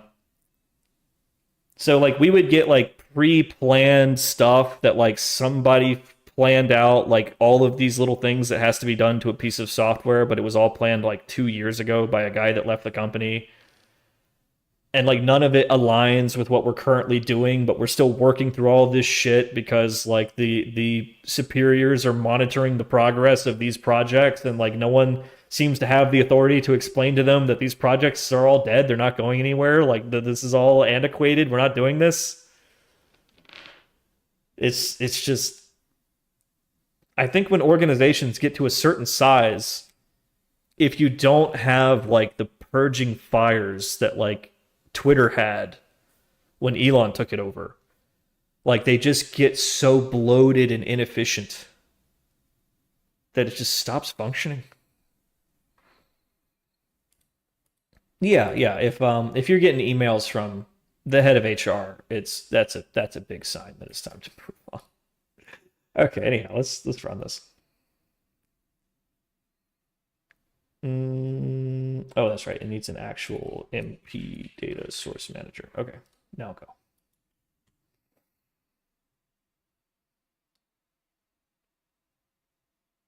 Sweet. Looks like it works.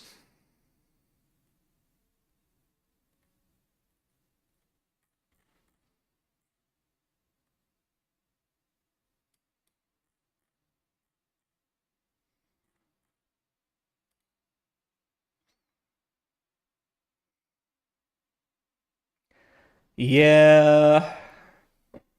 I don't know how it is in other cultures, but there's a lot of bloated corporate mentality in the West.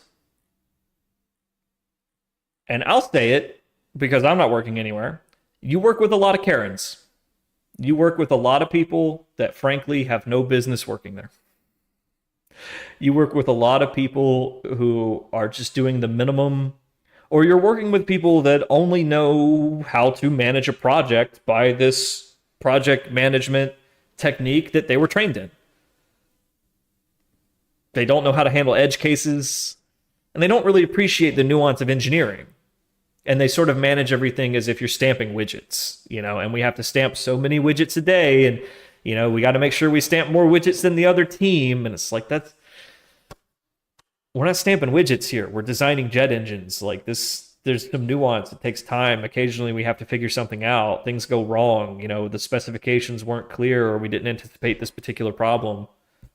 And we have to improvise, adapt, overcome, and that doesn't fit into your metrics or your project planning paradigm. Yeah, the mythical man hour. Every time I start at a new company, it's the first question I ask. Okay, how many people in here on this team have actually read agile methodologies? None. Okay. How many people in here have read the mythical man hour? None. Okay. This is going to be fun. And that's when I know that it's just going to be a shit show of a bunch of Karen product owner, project manager types that all have their little projects in this giant corporate hierarchy where the superiors see everything as PowerPoint presentations and spreadsheets and Power BI dashboards, and no one actually knows what's happening inside the guts of the company. Now, that could be a good place to be if you just want to hang back and collect a paycheck. That's where you can find a lot of do-nothing type jobs, but you have to make sure that you're in the right one. Because more often than not, if you're the one being hired, that's the job that does all the work. That's the one person that's doing the job of 8 people who gets burned out and quits after 6 months. So they're constantly turning it over. The ones that have been here for 12 years, that's the job you want to have. Oh, that's good. Yeah, I'll buy him 5 copies of the book so that he can read it faster. I like that. I'm gonna remember that. My boss used to say that, 9 women can't make a baby faster or something, but like that always felt kind of not okay to use in the boardroom, but I like that one better. I don't mind Scrum. I don't mind Agile. I don't mind top-down management. But like when I, the engineer, say in my professional opinion X or Y will not work, there needs to be a feedback mechanism for that. Like when I as the engineer say that this person on my team is incompetent and needs to be replaced, there needs to be a mechanism for that. It's like when they just kind of say, "All right, you and 5 contractors, and here's your workload. Go." We're not stamping widgets here, guys. Yes, developer agile works if you stick to the manifesto, right? But no one has ever read the manifesto. No, like none of them have read it. And if they did, they read it to pass a certification test, and then they've just been going through the motions of whatever the company dictates, which is always some warped, twisted, top-down version of Scrum.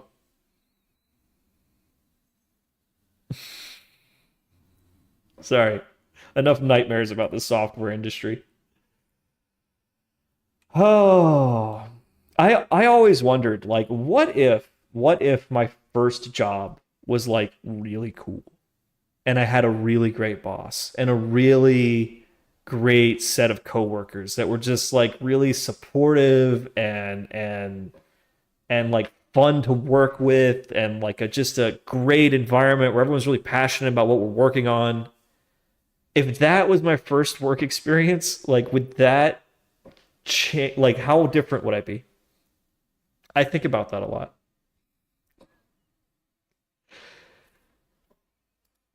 A job that's coming to a head. Yeah, go ahead and get your resume together.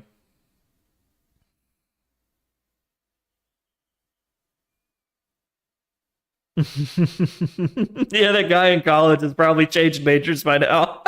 It's like, screw this, man. I'm going into plumbing.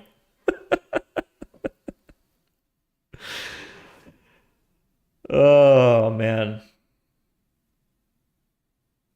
Ugh. Yeah, I'll be back on the job hunt here in a month or two. If we're not cash flow positive by Valentine's Day. Won't that be fun? Check, check, check. This is looking pretty good.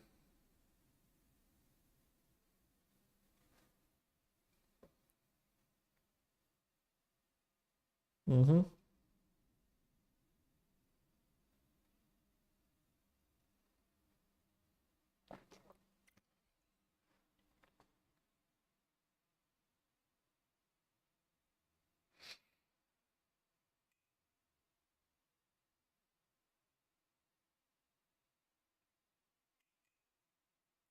Oh, the instrument's not bound. Yeah, small oversight. Small oversight.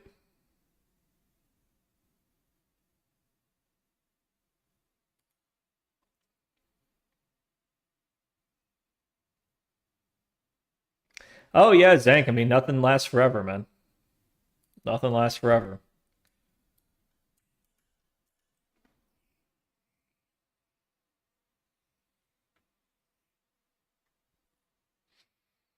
Okay.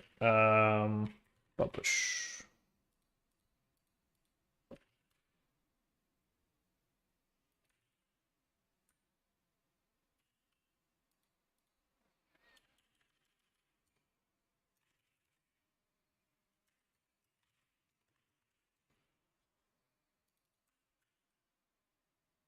Hey, just stick that in there. It's fine.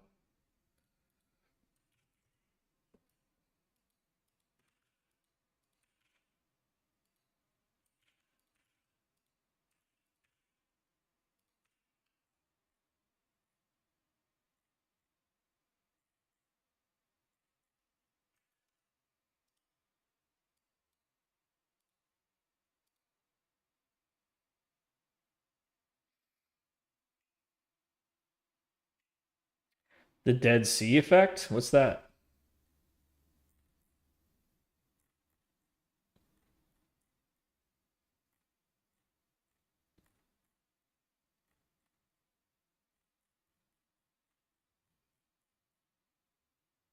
How come they're not like intermingled? Oh, here they are.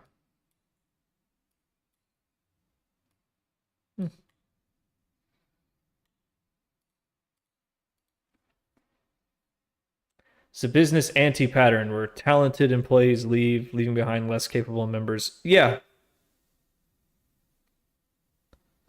Yeah, that's about right. That's the situation I found myself in. Everybody who knew anything about how any of it worked had left already. As far as I understand, and I don't know the exact details, but when the clearinghouse was acquired by the bank, everyone's shares of the clearinghouse were nullified. So everyone who had been there forever, who was like holding on to their stock, that thought that this buyout deal was going to be their payday, got fucked. So everyone quit because there was no reason to stay. I think they were told that their shares would be reissued as RSUs in the bank, and that would reset all of their expiration timers. So like if you were holding on for your getting your shares bought out, you just got fucked. They just gave you some RSUs that said hang out for 3 years. So everybody quit. And then they hired me to come in and figure out how everything worked and put it all back into working order and write documentation and train the cheap contractors how to run it. Well, that's about it. We were like 90% of the way there when I got cut. So I would probably been cut 3 months later anyway. They were kind of already bringing in the skeleton crew. They basically destroyed the value. Yeah, basically. Now, I don't know the exact details, but I know that everybody was really, really pissed about it. It had something to do with their stock options in the clearinghouse and something to do with stock options or stock at the new bank. And everyone was just like, yep, fuck this. We're out of here. Even like the chief technology officer became a contractor who we did business with. And we had to cut him like $1 million checks. He kind of had him over a barrel. I always admired that guy, but man, was he an asshole. He would just spew so much shit just for no reason. It's like, dude, we're paying you $1 million so you could be polite.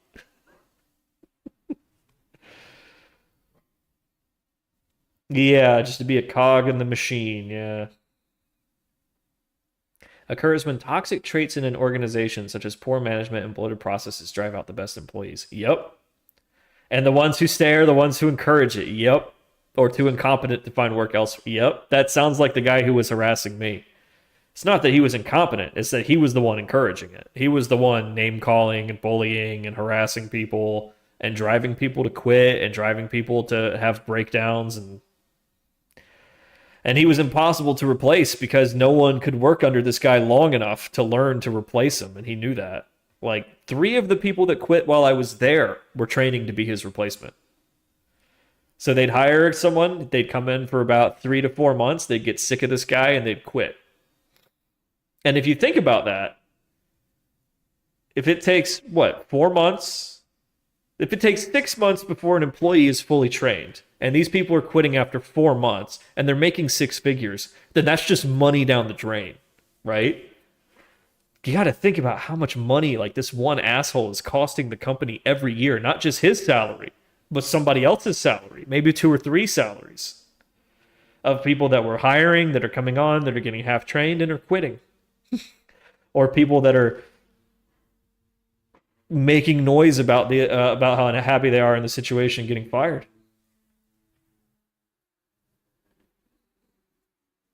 I mean, I think that's how companies die. Like, I don't think the company that I'm talking about that I worked at, I don't think they have any future. I really don't. That's why I didn't want the stock. I was like, this place isn't going anywhere. It's all falling apart. It's only a matter of time before there's a catastrophic, like, cascade of failures throughout the system for which they can't recover because no one here understands it. I was saying that loud and clear at every opportunity. I was like, it is only a matter of time before all of this comes crashing down. Like, we need to invest in modern technology, robust solutions that like meet the guidelines set by the credit rating agencies for intraday risk management. You know, the ones that we're pretending that we're living under.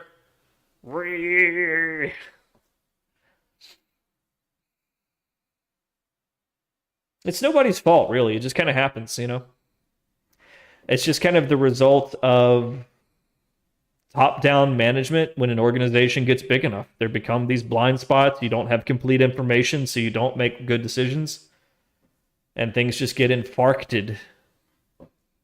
And then you get a situation like that one, where like the only way to fix it is to fire the one guy who's kind of holding the whole thing together, like it or not, the asshole. Yeah, they'd be screwed without him. So you can't run it without him, and you can't run it with him, and the company's just dead now. And eventually he's gonna die or quit, get hit by a bus.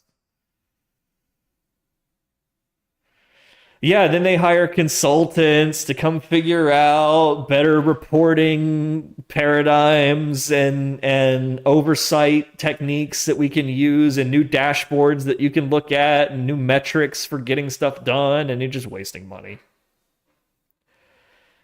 I think Elon was right, dude. You literally just have to fire 70% of the company. Like, just cut all the fat all at once. And it'll be chaos for a little while, but you will be stronger for it. Yeah, it never seems to come. I agree, Synthetic. Like, the company that I like to rage against that screwed me over is their stock is 3 times higher than it was when I was complaining about how I didn't want to be paid in stock. I know, there's a lesson in this. Believe me, the irony is not lost on me. That if I had just shut my fucking mouth and taken that dick in the ass like a good boy,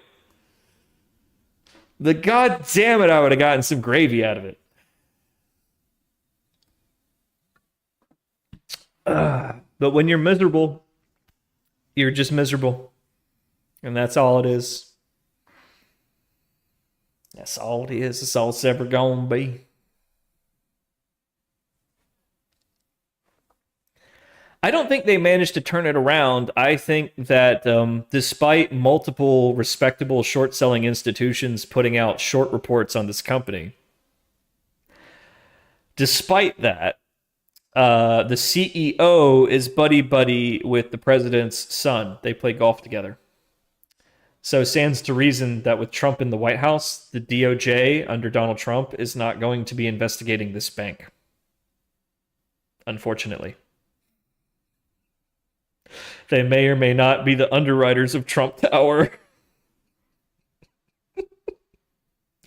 I think that would be the last bank that would ever get investigated. And I think it's not a coincidence that the stock more than doubled the day after the election results came in. I really didn't put 2 and 2 together on that trade. I wish I had. I should have, as soon as I saw Trump was going to win, I should have just gone all in on this company and been like, hey, ain't no investigation now. That's what we call a fraud premium. It's like, yes, they are committing fraud, and the risk of them getting caught just went to 0. So what is the value of the fraud? How much money are we making? A lot? Okay. I'll buy the stock. This fraud's making a lot of money.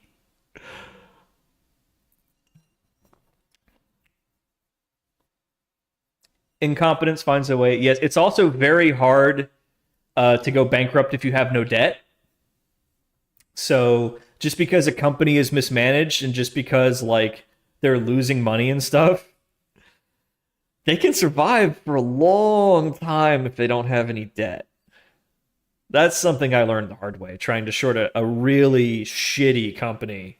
But what I didn't see is that they had no debt. So they could just continue to lose money forever. It's fine.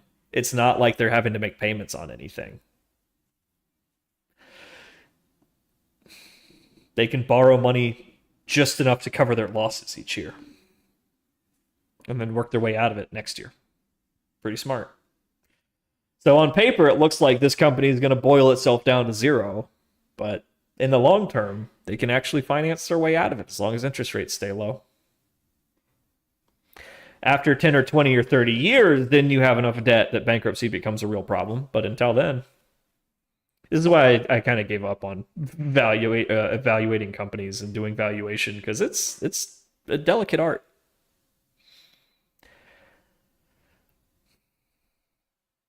Oh, Puka, yeah, we just saw a press conference on that. They were both at Fort Bragg, but they weren't in the same unit and they weren't there at the same time. So just a coincidence. It's a crazy coincidence that two ex-military guys rented electric trucks on Toro to carry out terrorist attacks on the same day. That's a hell of a coincidence. But there's a reason that I use Toro, because they don't do credit checks, because I couldn't rent a car from Hertz because I don't, or at the time I didn't have credit. So I used Toro and it worked like a charm. They don't really do ID check. They don't really do credit check. If they both kind of had the same idea, it makes sense that they would both come to the same conclusion.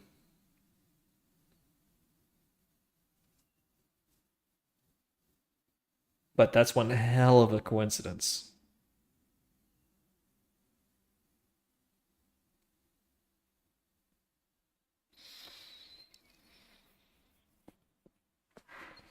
Anyhow, this seems to work fine.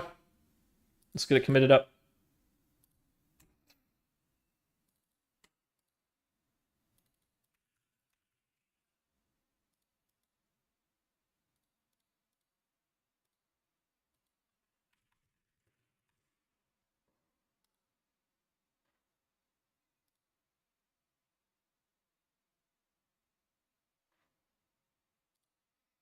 Yeah, the sheriff or whatever in the Vegas press conference said something about that too, Var. He was like, considering this guy's military background, this was a really unsophisticated attack. Like, this guy should have had the training to be able to do a lot more damage than he did. So, yep. It seems more and more like just a lame suicide. Not that there's a such thing as a righteous one, but, you know. Like, maybe he had some sort of mass shooting fantasy, and then at the end he was just like, that ain't me. But here we are. I don't know. This will be our 48th repository. 48.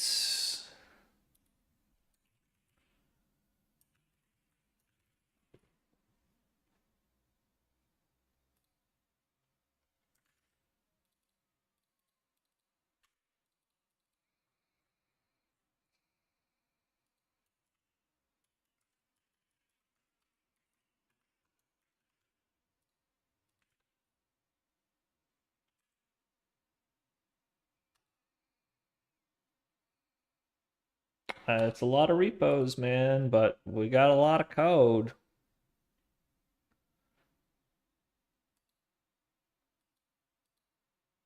I mean, they're not microservices, at least. We've got that right.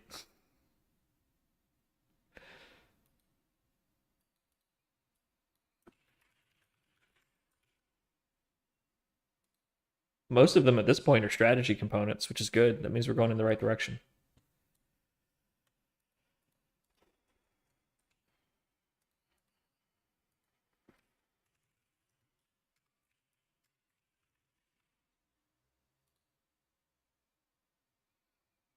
How many lines? I would say each repo is probably only like 50 to 100 actual lines.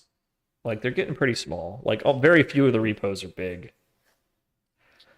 Is there a GitHub thing that'll tell me how many lines I have? Because otherwise I'd have to measure each project, right?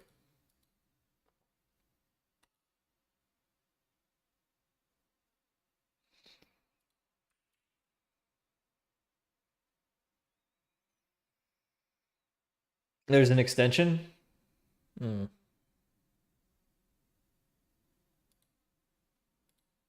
48 repositories. Now, like, 5 of these can be deleted. They're just like old versions of stuff, prototypes, deprecated, mocks that we don't need anymore, that kind of stuff. So we could probably boil this down to 40 repositories that we are actually using. say about a dozen of them are the platform. 6 or so are like build actions, GitHub actions, and the rest I think are strategy components.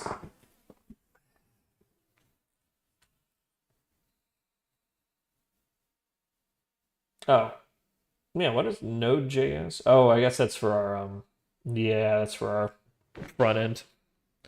Okay. Assad is dead. They got him.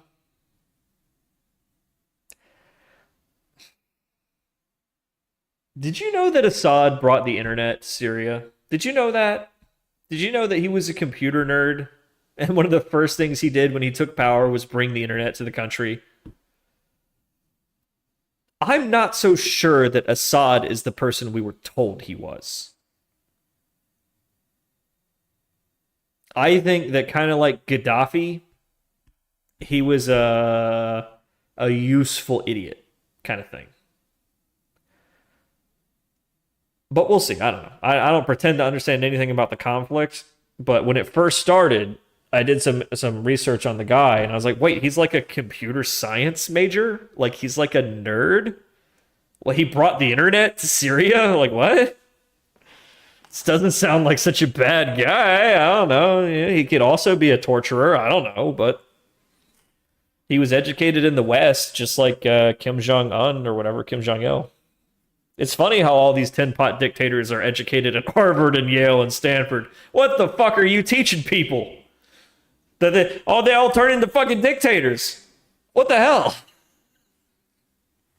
What are y'all teaching over there? Ah. All right. What's next?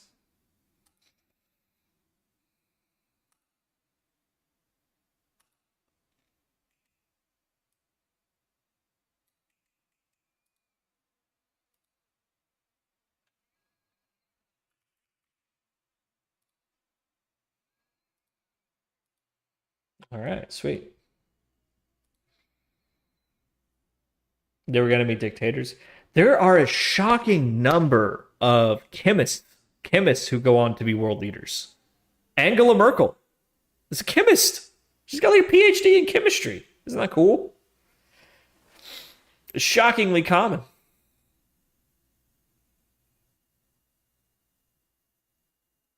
Starting a new feature? I don't know, probably another strategy component. We got to get faster at like churning them out.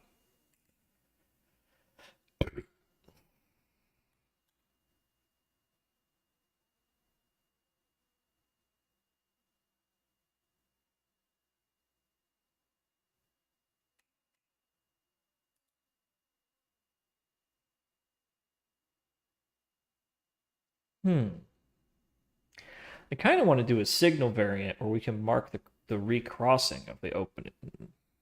That would be interesting.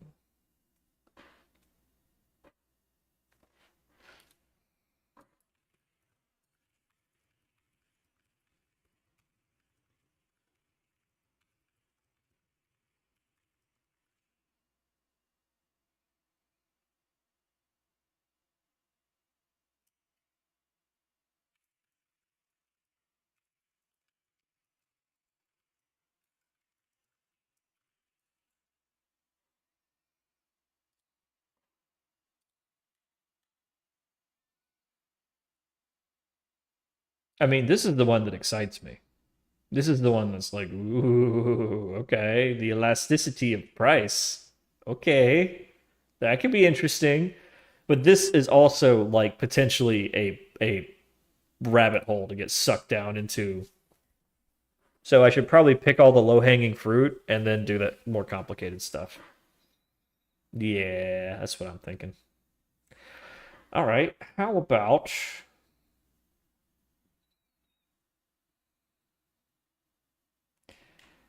we need more tactics, that's for sure. I kind of want to put this into its own repo. Oh yeah, I needed to consult with Afam about doing... Wait, we talked about this already, right? Didn't we come to a conclusion that we were going to end up doing multiple repos. Yeah, that was something I wanted to talk to him about. Like if I have one repo that's going to compile multiple jars, I'd like to have multiple pipelines for that. Like, didn't we do that with the context model? Let me see here.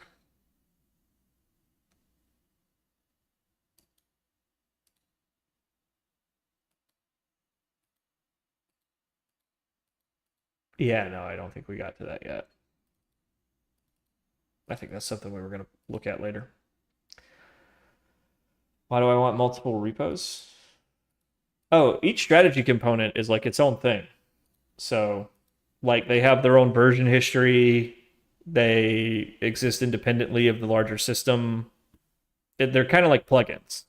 So, each one needs to be its own repo with its own version history. And ideally speaking, no two components should have knowledge of each other unless they share some parent code in a meaningful way. Like we might have a context and a signal model that are based on the same phenomenon, anomaly, regime, whatever. So one might signal the regime itself, the presence of the condition, and the other might signal the changing of the condition.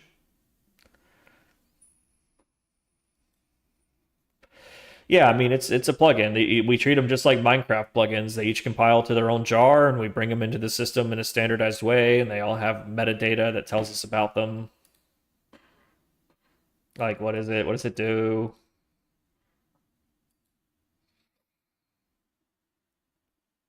Jars aren't so bad, man, once you get to know them.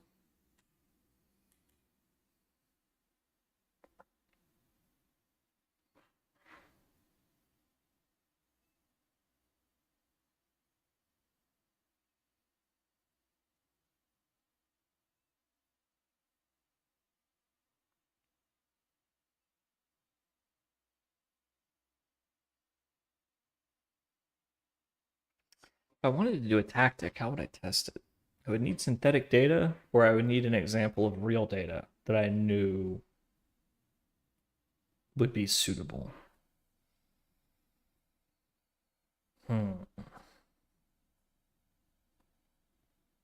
Okay, if I wanted to do high and low of the day.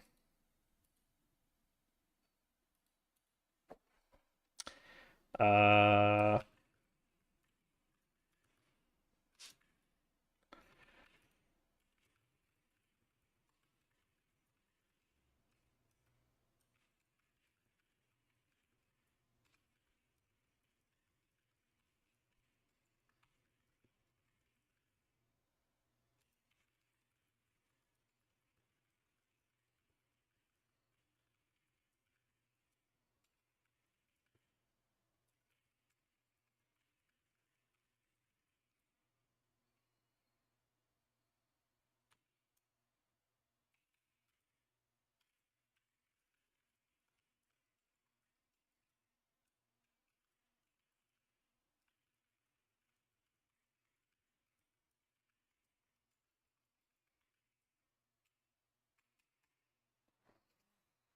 I don't want to have like an ever-present subscription to data.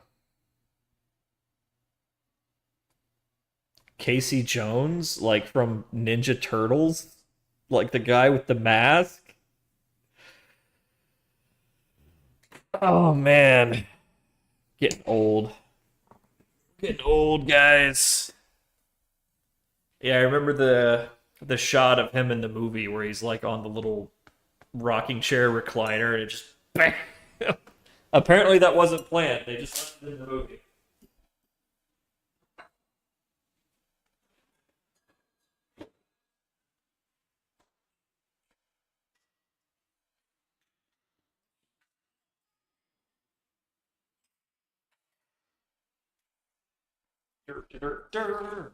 Okay, so every 5 to 10 seconds, that sounds good, but I don't want to have this active subscription forever. Is there a clever way to do this? Not really. It's like you kind of have to have some awareness of the price to know that it's even getting near the extremes. So, like, if you had a lower frequency thing, that told you to subscribe to a higher frequency thing when it gets close enough.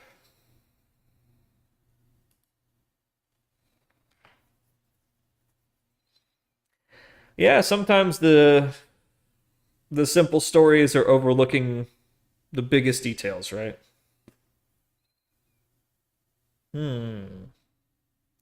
I don't want to do like a tick by tick high low detector, right? Like I want it to be some meaningful frequency. I feel like a minute is too low frequency because a lot can happen in a minute. Maybe 5 to 10 seconds would be appropriate. I think 5 seconds would probably be good.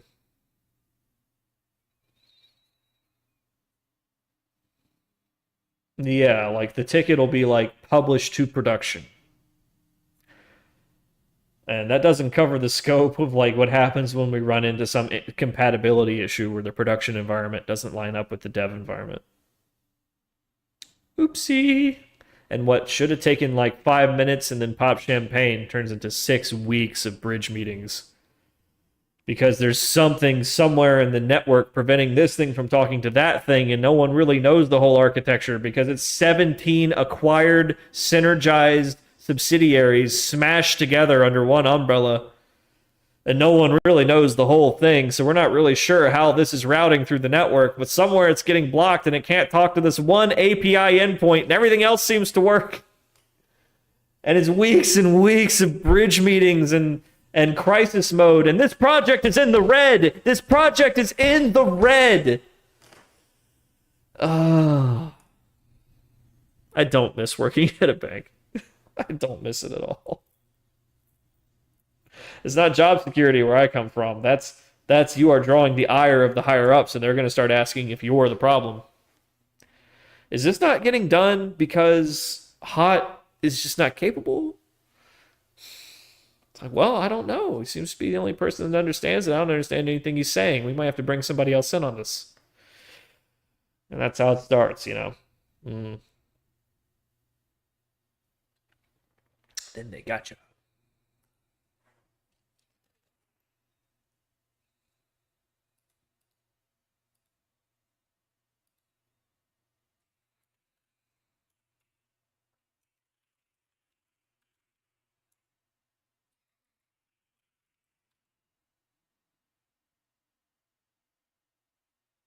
The microservices rant video. Yeah, that's what it's like, man. That's what it's like. It really is.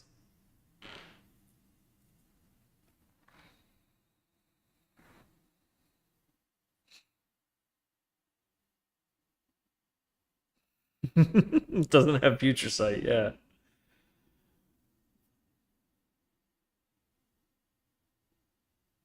Well, we had one thing that we bought from a vendor that we just could never get to work on our network. It just was an unending nightmare. Like it literally should have been something that we could buy and then go run over here and then it's done. And it took 6 months before it was up and running.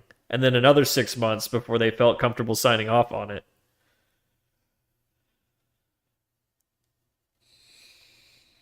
One of those cases where it really would have been faster to just build it ourselves. But you know, no one's thinking that when they're deciding, you know, do we contract this out or do we do it in-house? And it's like, well, we'd rather just cut a check and receive a finished product, you know.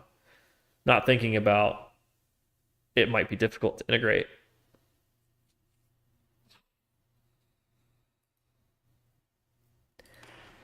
All right.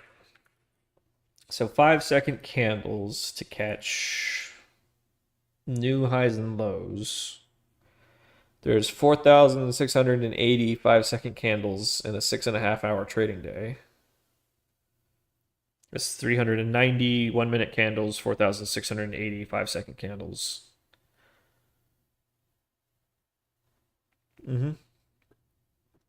Pretty sure. Yeah, our devs are good. They'll figure that out. And we'll just have bi-weekly status meetings and, you know, make sure everyone's synergized. Yeah.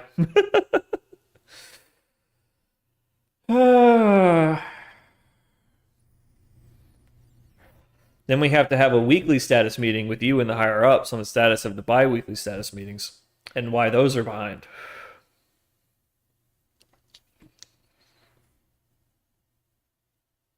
Yeah, Joda, I had the same thing. I had to write a letter to the architect to say like, are we supposed to be coding in meetings?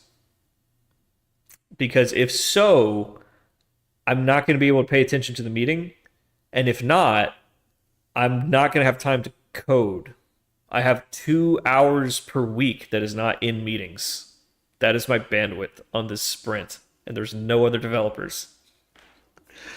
So by math, the current sprint workload should take approximately 18 weeks to complete.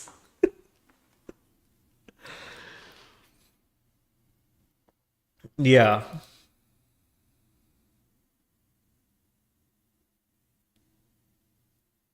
Hey, good luck on your Bitcoin trade. Hmm.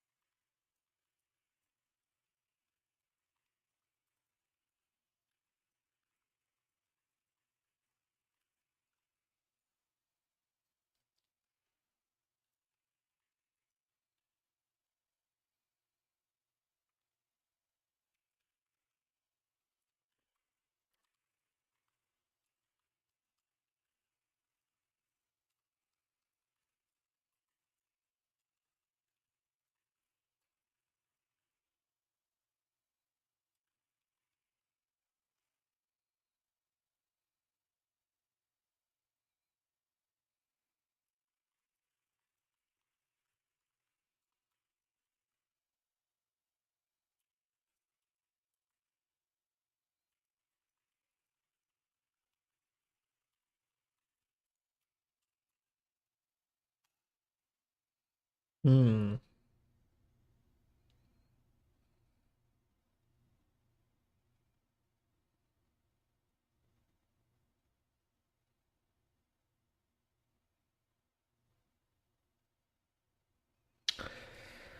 Trump's on Ozempic. What you want to bet? What you want to bet? He's losing weight.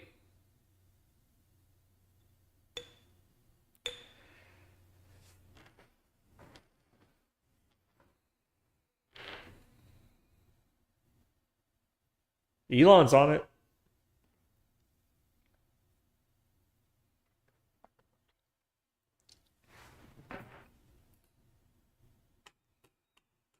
Hmm.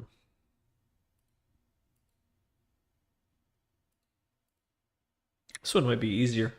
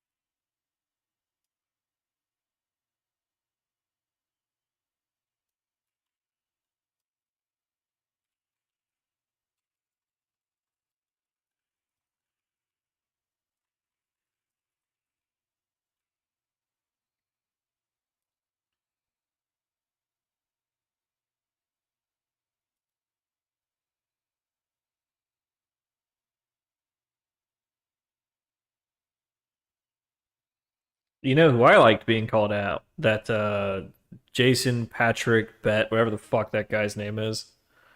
Where he was like, H-1Bs are how I came to this country and built my fortune. And the community notice was like, this guy's lying. So he came here on a student visa and he made his fortune in a pyramid scheme. He's a con man. And I was like, oh, fuck. Oh, shit, called out.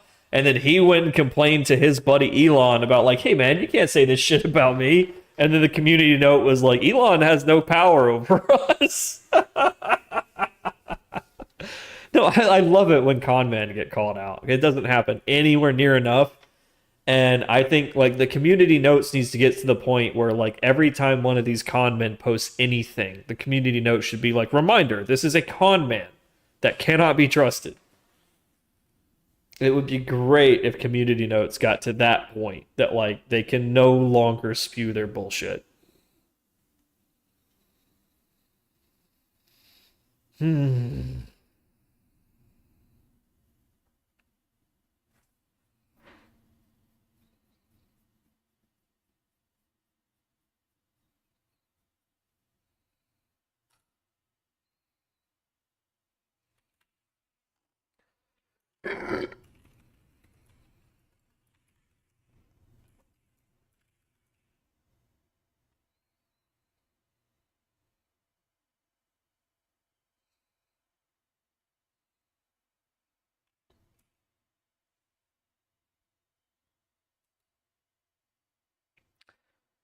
What's up? We're doing algo trading.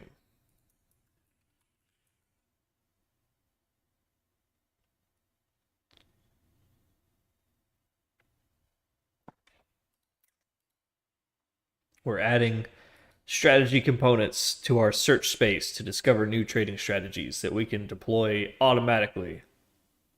It's pretty cool. Doing a little project planning here.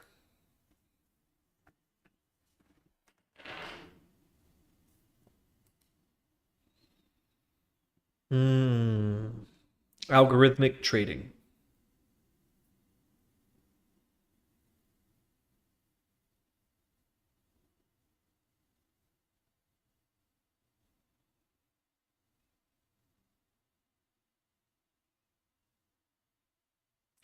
Yeah, we already had a long discussion about Roaring Kitty. It was full of sighs.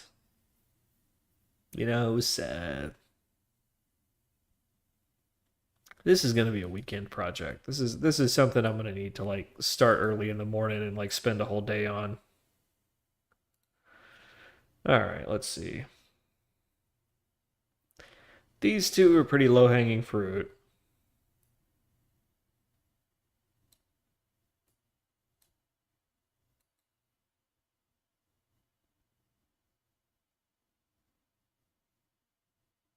Now, our thought was, yeah, let the pre-market high-low range set the initial range of the day and then go from there. But wouldn't we want to signal new highs and lows for the day in pre-markets? My personal well, yeah, I used to do it all with sticky notes and notepads and notebooks, but eventually I realized like if I don't actually keep track of tasks, like I will not do them. If I don't have a Kanban board, I'll just wander around and like the project is too big to just wander around aimlessly and not keep track of what you're doing. For God's sakes, man, we're at what, 48 repositories? Yes, Kanban is very underrated. Key people that you could probably watch closely and make plays. I disagree. I used to think that you could say scour all the Twitter histories and map out everybody's stock calls and chart everybody's individual predictive power and like isolate the best ones. I don't think that would work, man. I really don't. I don't think anybody has any meaningful predictive power, like as a human. Maybe for one particular sector. But an easier way to test that idea, which is instead of individuals, pick like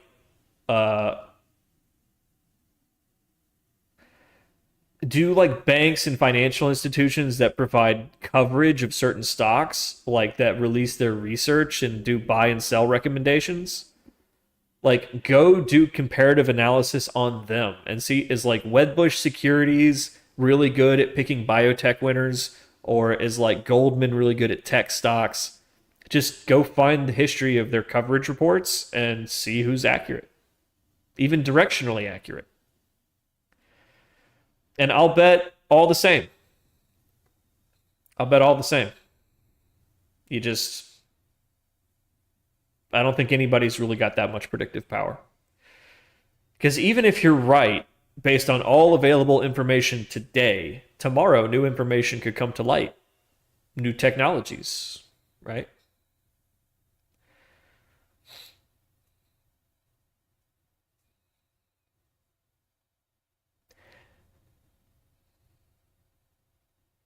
I mean, I'm sure there's a stock picker out there that's crushing it, but they're probably not tweeting every time they pick something, you know?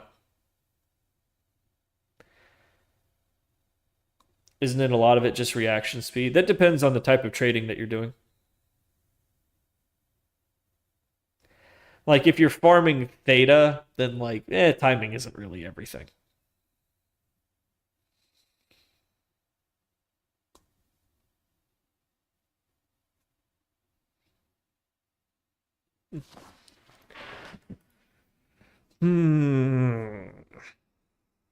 Do we care about pre-market? I'm going to say yes and no. Ever heard of Hummingbot? You're the second person to ask that today. Fuck is Hummingbot?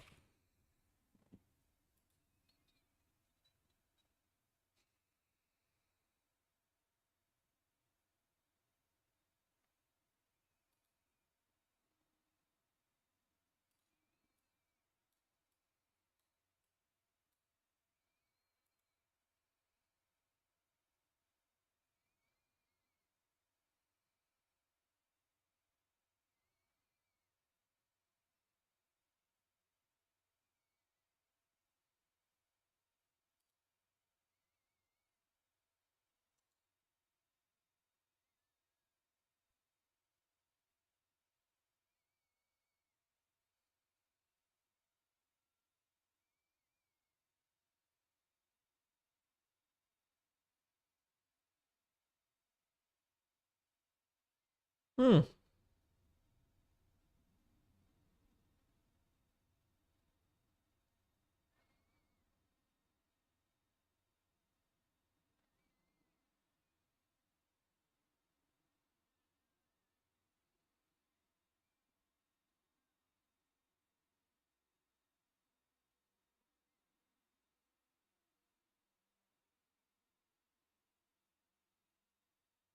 Cool.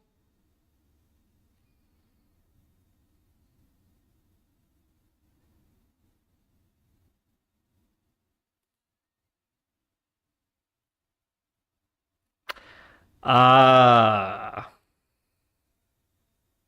Herein lies the rub, right? They want you to buy courses. That's the scam.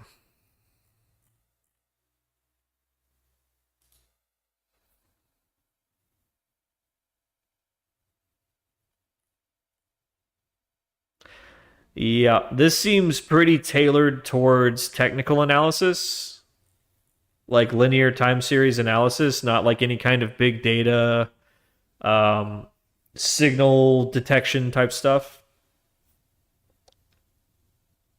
And technical analysis type trading, I mean, it just doesn't work. So you'll learn the basics because this is a simple thing, and then you'll be like, yeah, but I can't seem to come up with a winning strategy, so let me go take the course on market making, right? And they'll teach you the basics of market making, but like, listen, to do market making, you need really, really deep pockets. You need really, really high speed. You're not going to do it in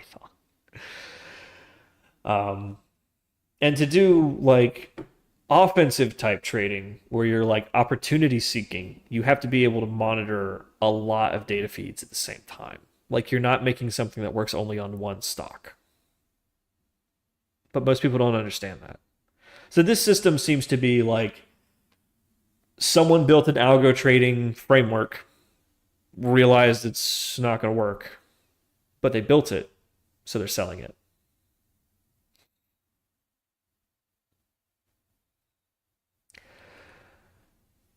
Could be a very well built product, but I don't think this is going to be useful for plug and play algo trading that's actually going to make you any money. But that's just my opinion. All right, high and low of the day. Let's do this.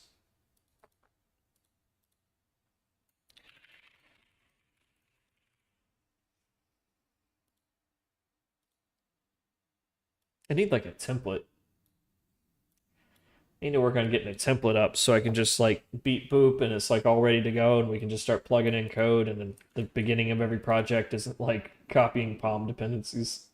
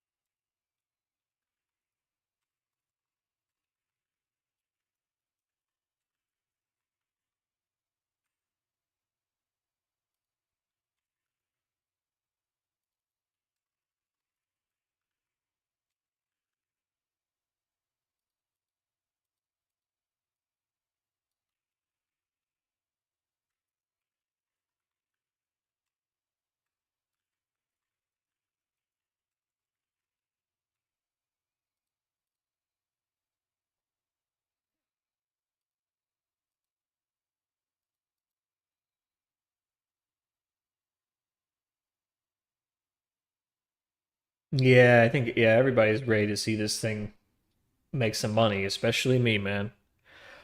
15 years of my life, brother. You know I'm ready to see this thing dance. And that's what it's about for me now. It hasn't been about the money. Well, like I laugh at the thought of the money. Yeah, I'd be a fucking millionaire if I just get a fucking day job.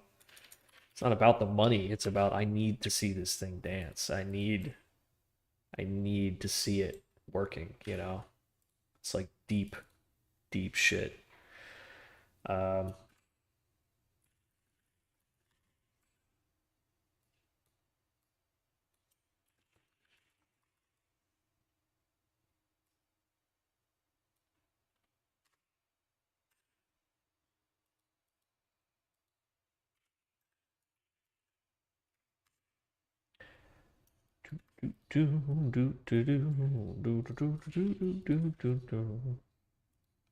Okay, all right.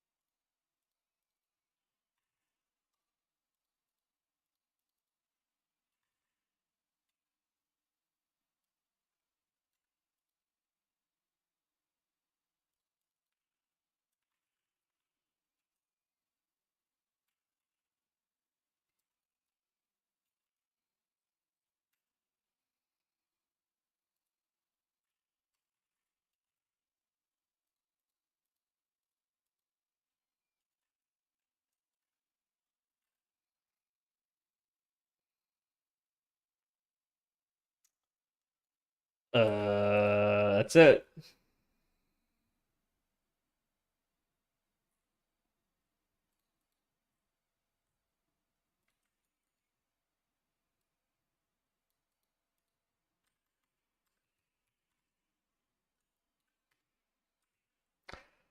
That's it.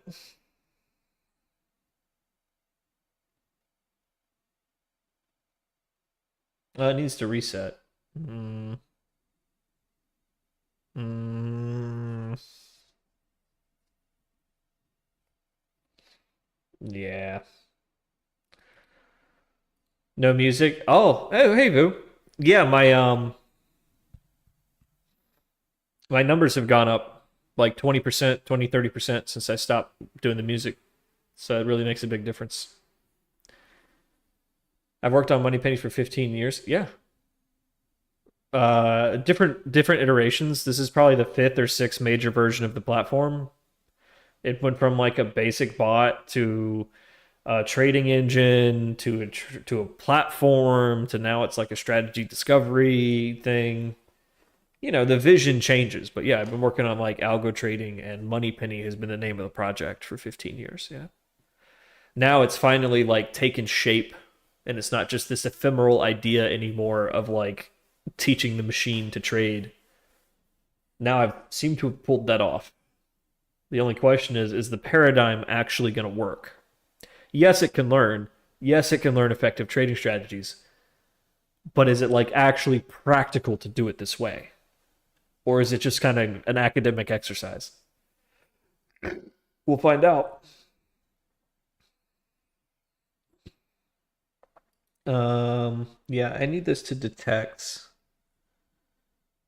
I need this to detect like day rollovers the way we do in the other one. Let's see.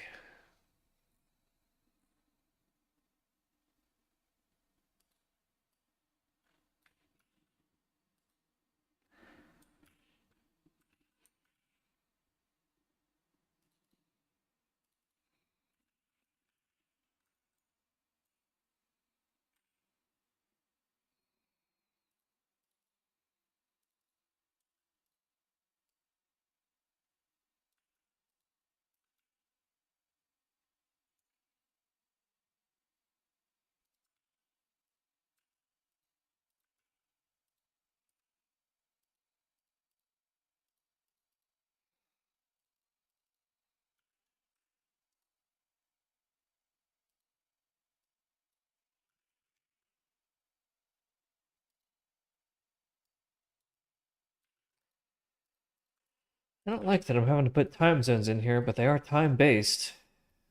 It's the name of the game. It's just the name of the game.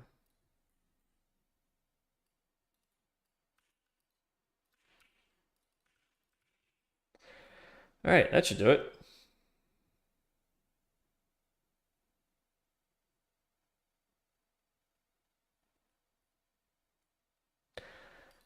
All right. Let's test it.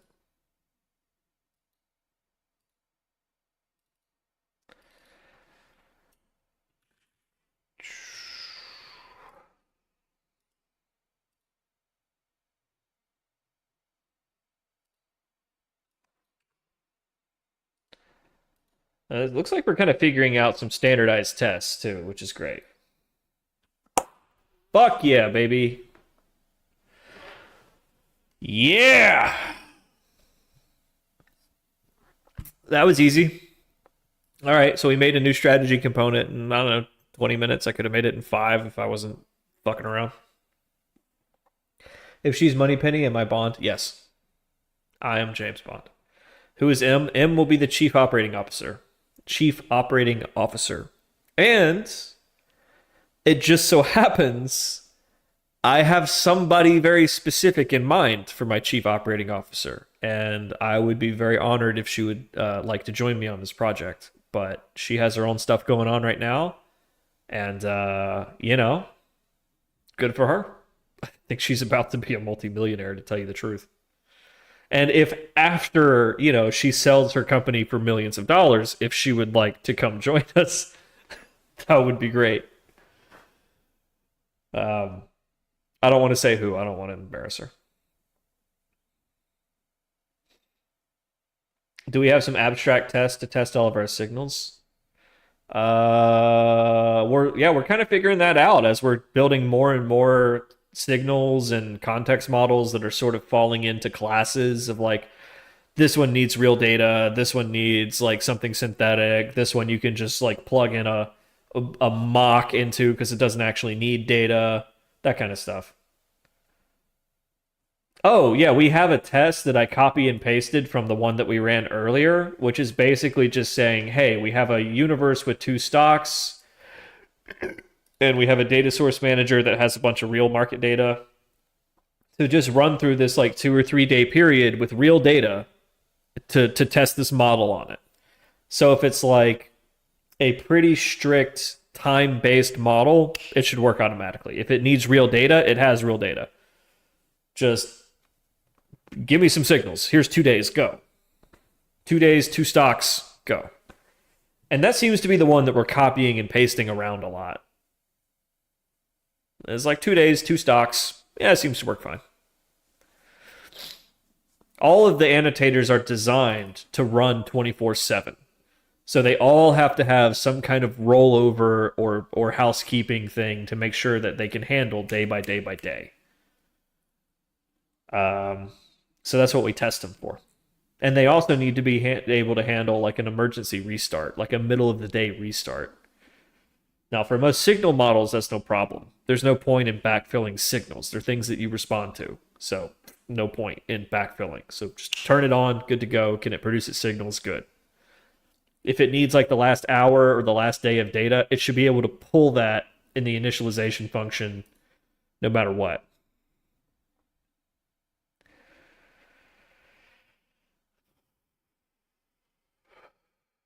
I hate the crypto questions the most, man.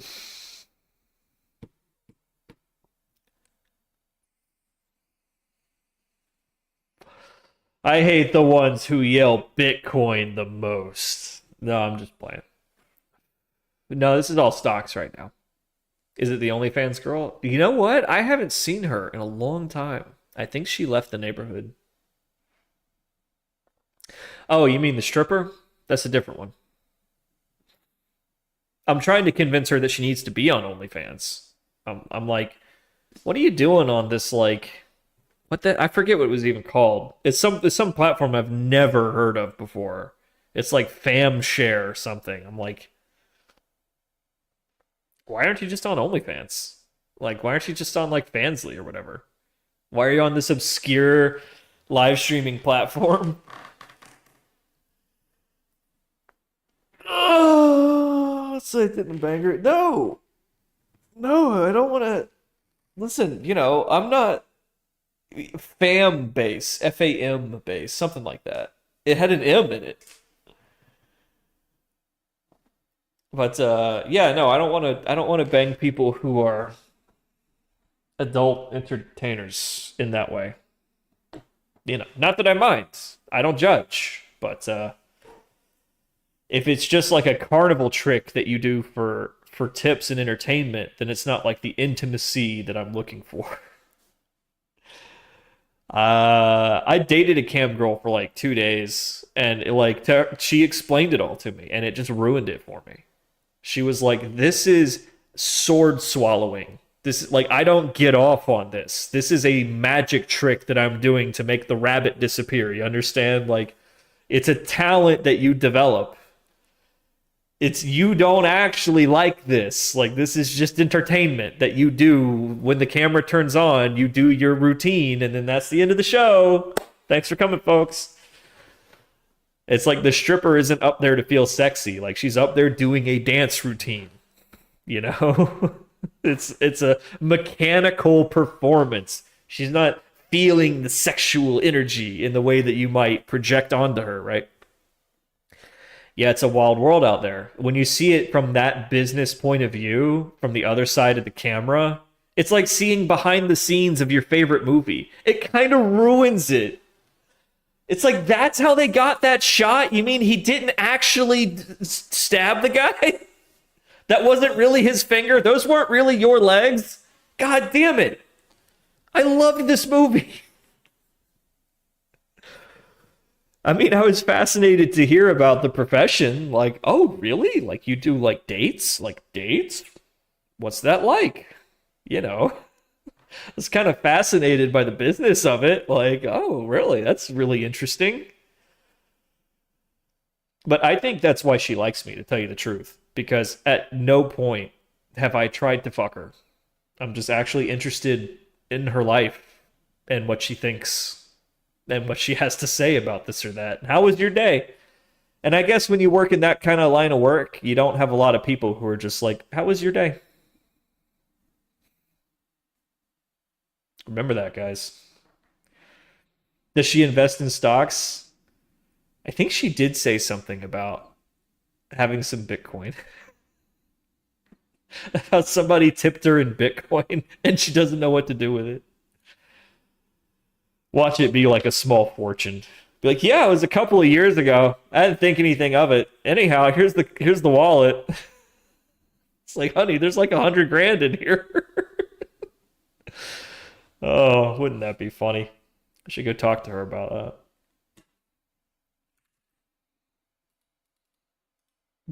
Who saw the thing from the StarCraft 2 tournament? Like in 2013 or whatever, or it was like first place $500, second place $200, third through fifth place 25 bitcoins.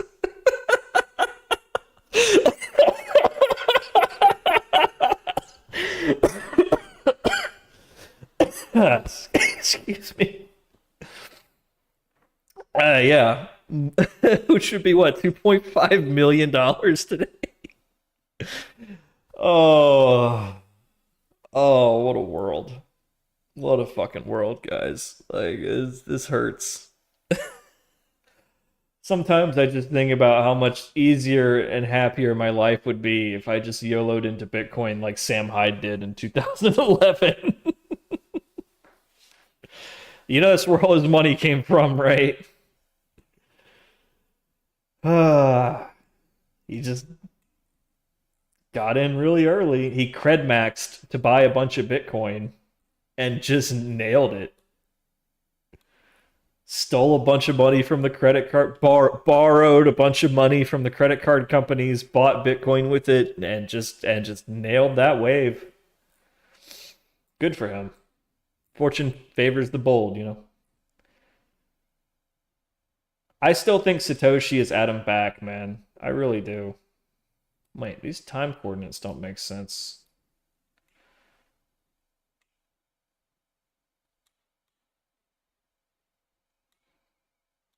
This isn't East Coast time, is it? Hold on.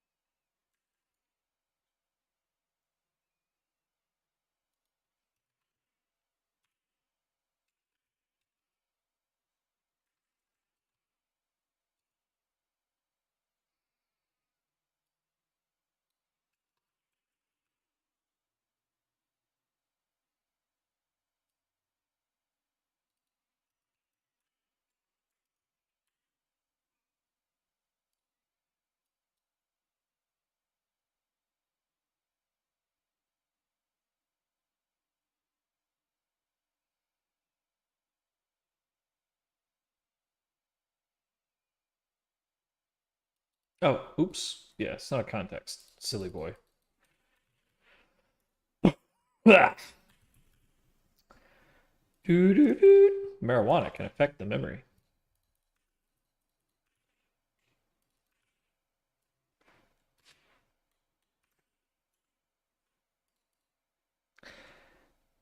The beg your pardon, what now?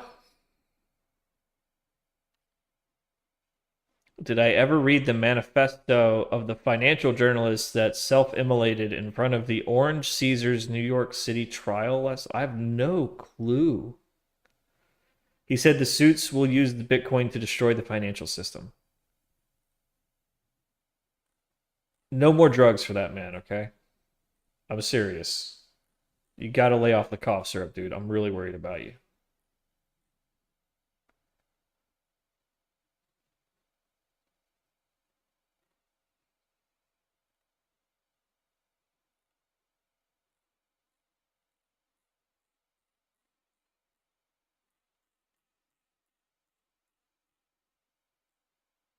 Shouldn't there be more than like 2 new lows?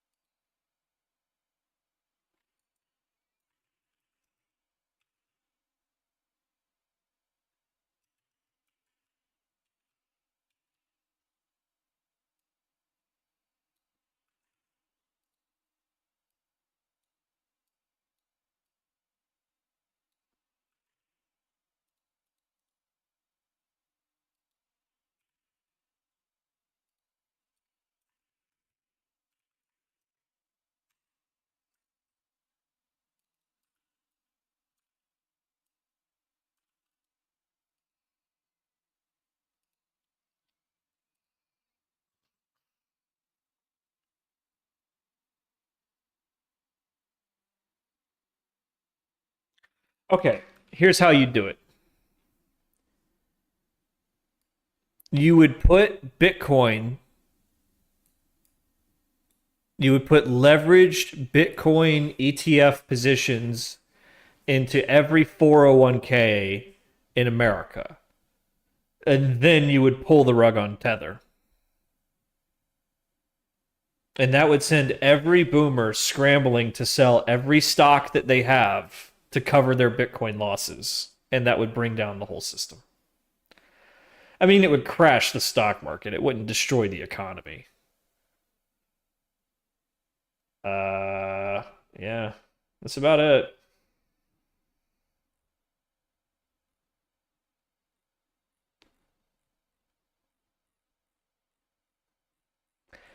Was that just like a very bullish day for Apple and Tesla? I'd like to see some lows. Okay,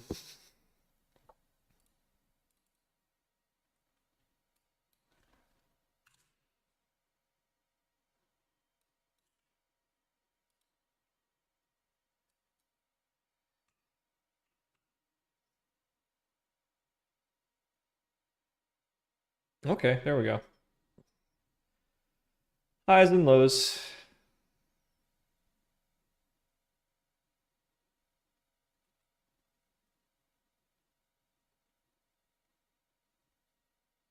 Okay.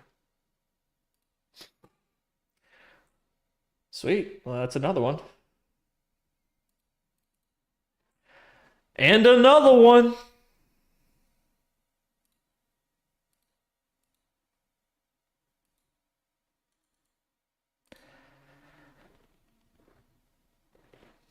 This is repository 49.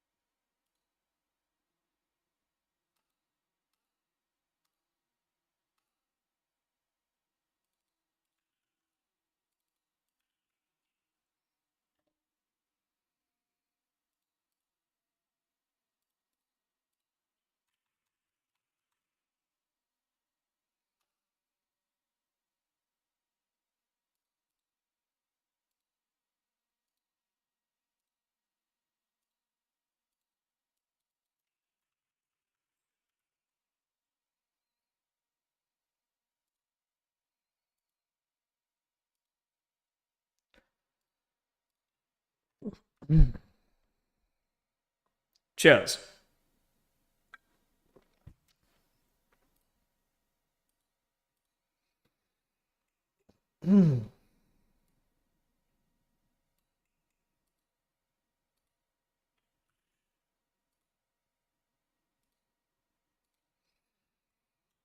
Not bad.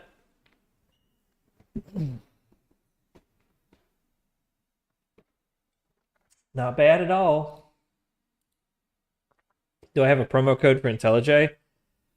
No, I did have some 1 year all product licenses to give away. Unfortunately, they're not infinite use the way Acorns are, so I'm gonna have to talk to somebody. Mine are only good for one person, and I've only got one left. I kind of want to hold it for a giveaway. If I need to get my numbers up artificially one day, I can do a giveaway. Bust out the old raffle code. Well, we do channel point raffles. That's how we've been doing it. So, that way, if you're new to the stream, you have to watch for approximately 1 day to get a raffle ticket for 1 day. And you can get one every day. And then, if you've been around the stream for a while, you can just show up and buy your raffle ticket and not have to watch for the rest of the day. And I think we did a thing where you could buy 2 a day and each ticket was worth 2 hours of watch time. And since I generally stream for like 6 to 8 hours a day, you could just farm tickets. If you watch for 1 day, you should have enough to buy tickets for 2 or 3 days. And that worked pretty well. That boosted the numbers for a while. And we gave away a few of them. But then TwitchCon came and went, and I wasn't partner, so I just kind of stopped doing it. If I do the giveaway and the code doesn't work, yeah, I need a way of validating the code before I give it away. I'll email our guy at JetBrains and be like, hey, we have this one code left. We just want to make sure it's still good before we give it away, because they gave them to us like a year ago. And if you could give us 1 or 2 of those ones that's good for infinite uses, that would be great.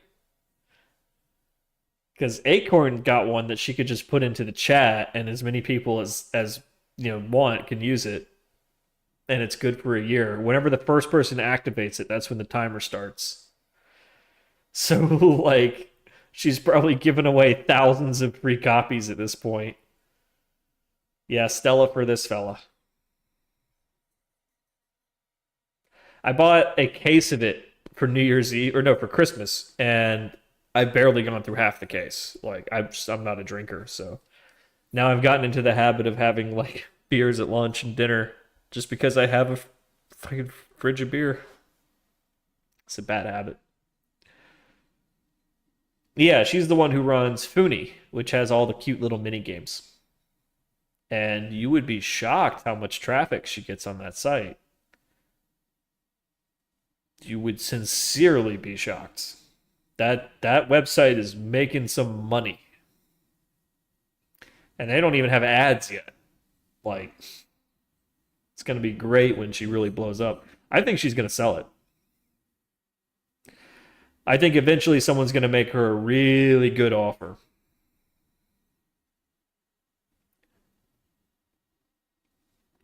Yeah, she's got microtransactions in there now, which is really smart. And it's working. She's a really, really, really smart person. All right, let's see. Can do another component. Did we have any system stuff to do? No comment. And that should answer your question.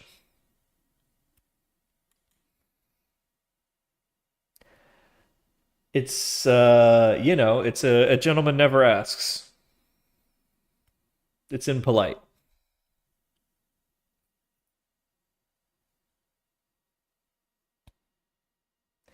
Isn't it interesting how times change, huh? And yet, they stay the same.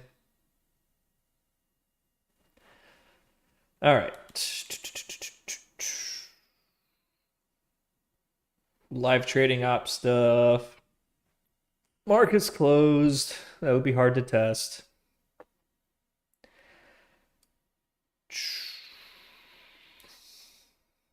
This is kind of a big one. This one I'll probably want to start on like a Sunday or something and then finish on a Monday. That's going to be heavy duty. And this one, I'm not really sure what to do here. This is something I need to do some research on. We do a flight recorder, kind of like a black box for all of our data streams. So if like any part of the system subscribes to data, we just keep it, just throw it into the black box so that we have every message that came into the system for state recreation and debugging later.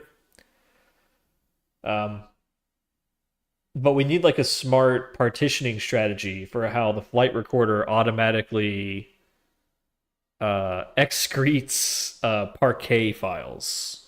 So, you know, when it gets too big for memory, it'll take a chunk of it and throw it onto the hard drive. So yeah, you need to have like a good strategy for doing that chunking so that the chunks make sense. Like you want to do one maybe every 10 minutes or maybe every hour or maybe every day. So that way they'll make sense when they start lining up. That's something we... it's kind of boring. It's just going to be digging through documentation. Let's do another component. Those are fun. Yeah, like when it's a given size, but I generally try to keep my strategies based on like hours or even minutes. And I think we're going to end up doing like every 30 minutes or so. Because the dashboards cover like, you know, in detail like the last couple of minutes and in aggregate like the whole day. And I think that strategy would kind of make sense. So everything that we're querying for the dashboards in detail is in memory and all the aggregated stuff is parquet. Because those don't have to refresh as often. Something like that. All right, I'm going to take a quick restroom break. And then we'll do another component, I think. Because we're on a roll. We can keep churning out a bunch of these. And if we can get all the low-hanging fruit stuff, like all the like high of the day, new 52-week high, get all the simple stuff out of the way that like the GPT can code for us, then we can focus on the more sophisticated stuff that's a little more interesting, like measuring the elasticity of... No, I'm still doing all right. Measuring the elasticity of price, you know, in different conditions and stuff. Like, that could be a little cooler. To guesstimate the presence or absence of market makers at any given time. Like, that's a little more interesting than high or low of the day. Be right back. I need, like, a BRB or something. I'll work on that.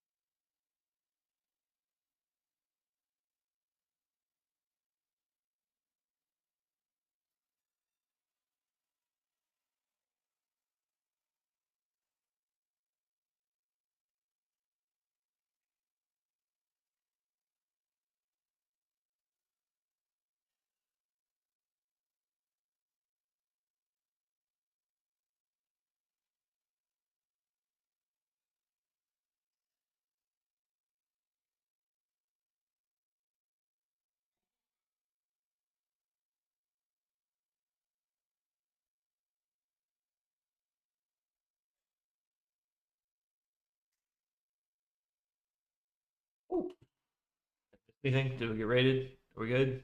Hey, more beer. What a great idea.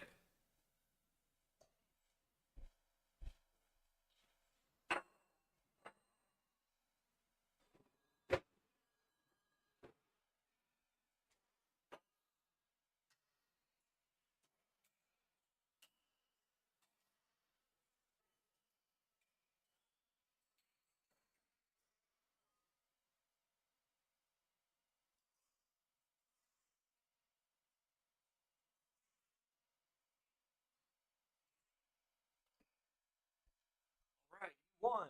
More beer. Woo!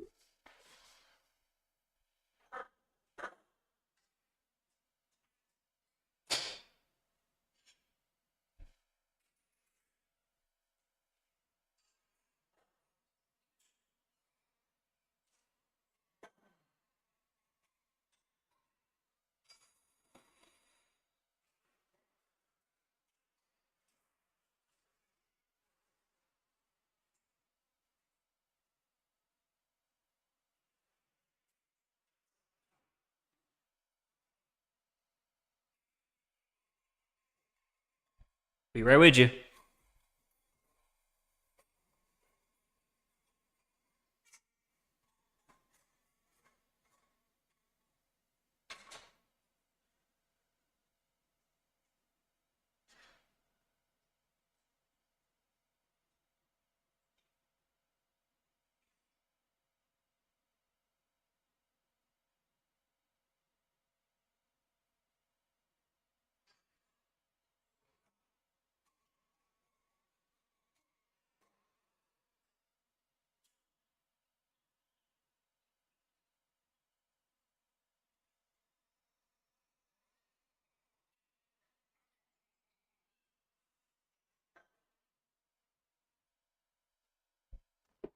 So what happens when I have like 500 repositories?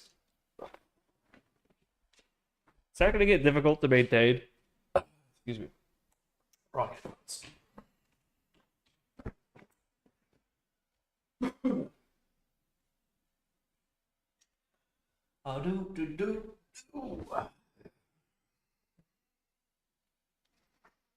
Probably, yeah. Ye is back. Yeah, of course he's back. He's been doing shows in Korea for like the last year. But he's got metal teeth. You can't understand anything he says. And he's high on nitrous all the time, probably because he's in chronic pain. We all wish Kanye well, but goddamn, dude.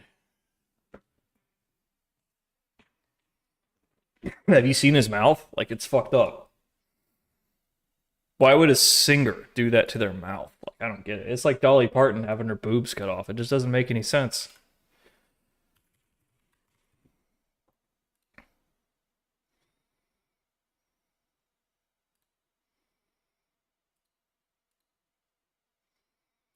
So this is his mouth now. And he has to wear like this mouth guard at all times because it's just metal. It's just two pieces of metal just clacking. Can you imagine how much that hurts? And that's not like a grill. That's like, that's in there. Thanks, Marge. So yeah, like that's why you're not hearing a lot from Kanye right now, because he spent money doing that. And now he seems to be, the rumor is he's addicted to nitrous oxide because he's basically in constant agonizing pain. Ugh, poor guy. Content, yeah, man. Hey, you know, it's what I'm passionate about. It's what I do. It's what I'd be doing anyway. I'm glad that you enjoy it. Otherwise, I'd just be sitting here doing it. It's nice that somebody gets something out of it.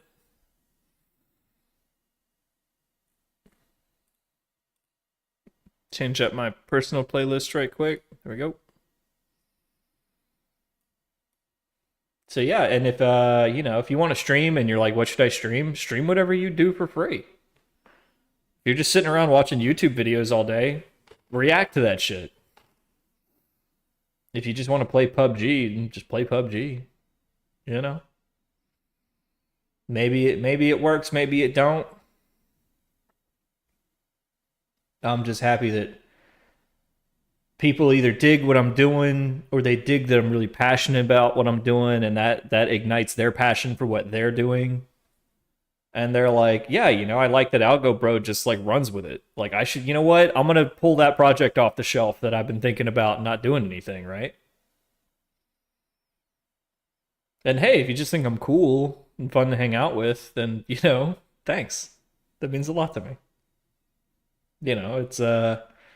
It's lonely out there in the big world, and I understand that it's hard to meet cool people. So if you can just turn on a cool person and just kind of vibe, that's a thing that I appreciate.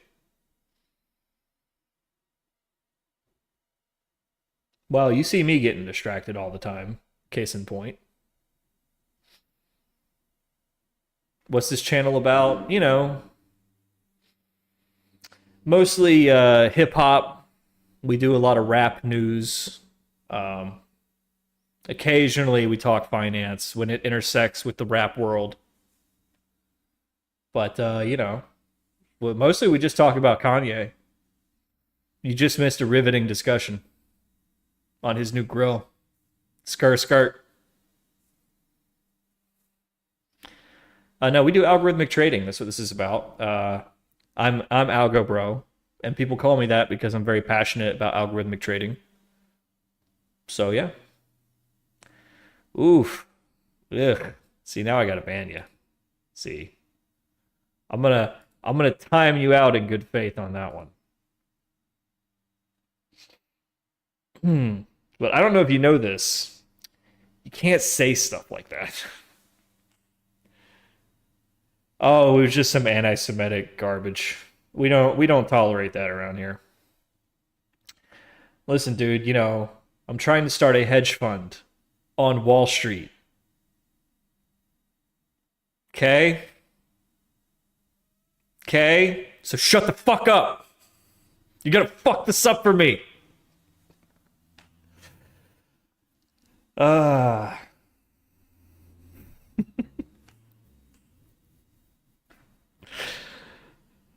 Oh, what a world we live in. Anyhow, yeah. I'm glad you're all having a good time. Just remember, take your work seriously, don't take yourself too seriously. And all the code, most of the code that you're going to write in your life is going to get thrown out. So, don't sacrifice too much to write code because it is all going to be thrown out sooner than you might think. Code does not last forever, as much as we might like to think that it does. Achievements, though meaningful, are temporary until the next great achievement, right? So don't miss out on too much life for the sake of writing code. That's all the advice I have for anybody, at least socially. Don't drink too much. And don't sacrifice too much for your work, because it's all going to get thrown out eventually. A wise man's life is built from a position of fuck you. What a great monologue, right? Okay, what's next? Churning them out here. 52-week high. I've never worked at a hedge fund. I've worked for hedge funds. Contract work. Nothing impressive. I have run the risk technology department at a major financial institution, and I think that qualifies me for quant work. We were monitoring the risk of high frequency traders and people doing shady stuff.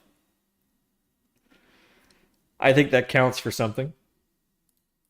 But no, I've never been an official quant at anywhere like Millennium or Citadel or Point72 or Cubist or any of those places. I've interviewed at most of them, but never got in. I did 24 interviews at Morgan Stanley. Oof. It was a lot. And they liked me, but I never really got onto any teams, unfortunately.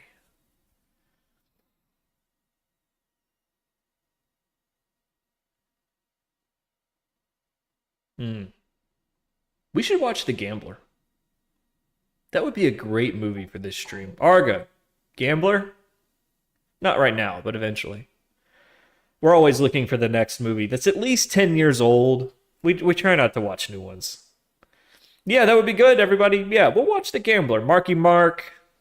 What's his name? The mobster guy.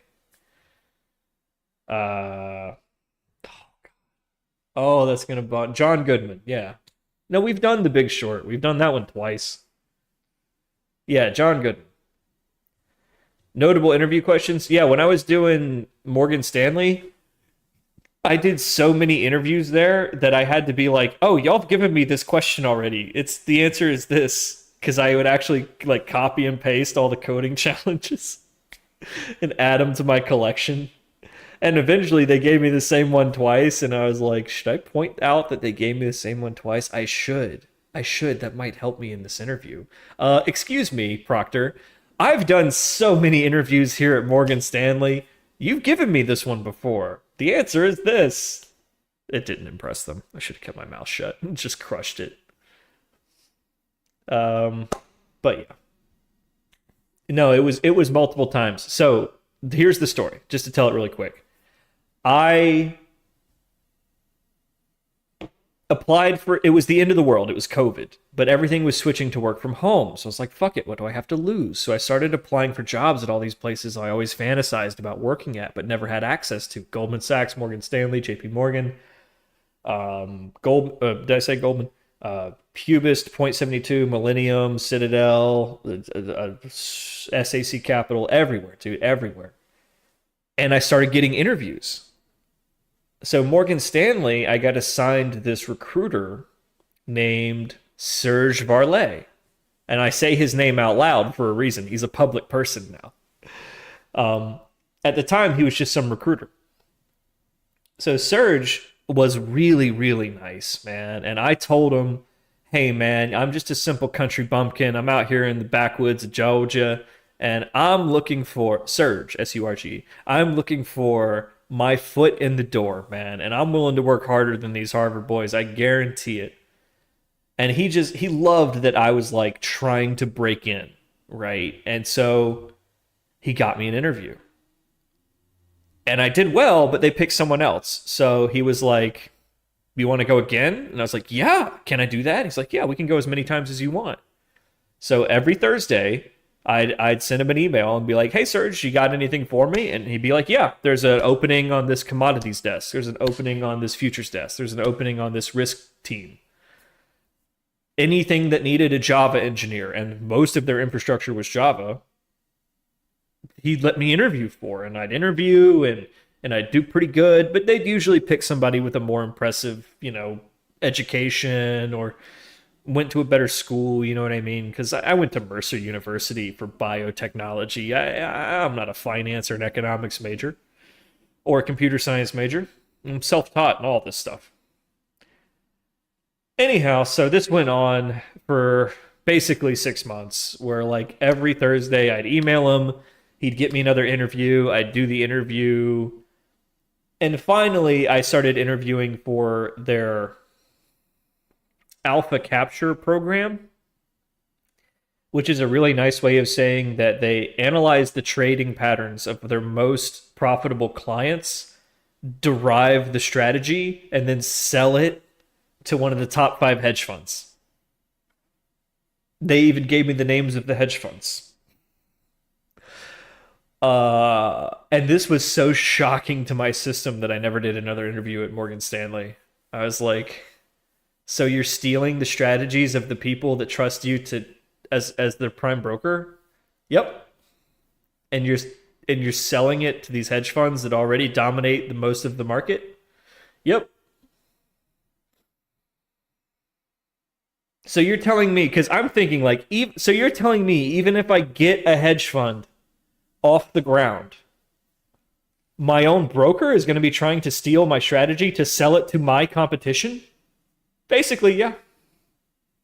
Wow, that explains why there's only 5 hedge funds left on the planet. It's the 5 that you just named. Economies of scale, baby. So yeah, that was the last interview I did there. That was pretty gross. But then I found out that just about every prime broker has that, so it's just what they do. It's valuable data, so they farm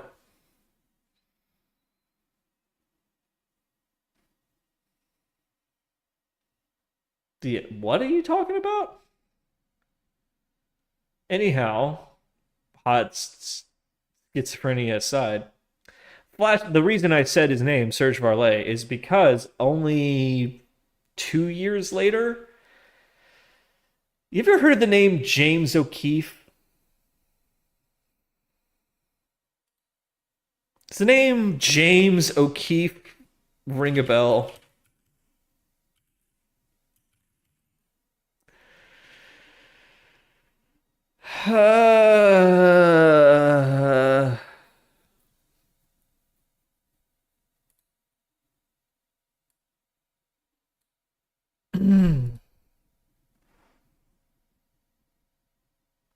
So after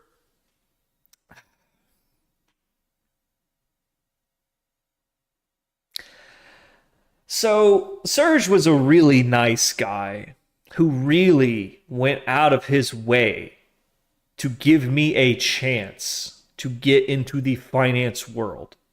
I want that on the record. He is a good man. Okay?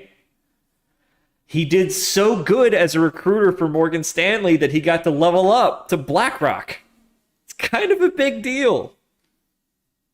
So while he's a recruiter, not on the board of directors, not a managing director, not an executive vice president, a recruiter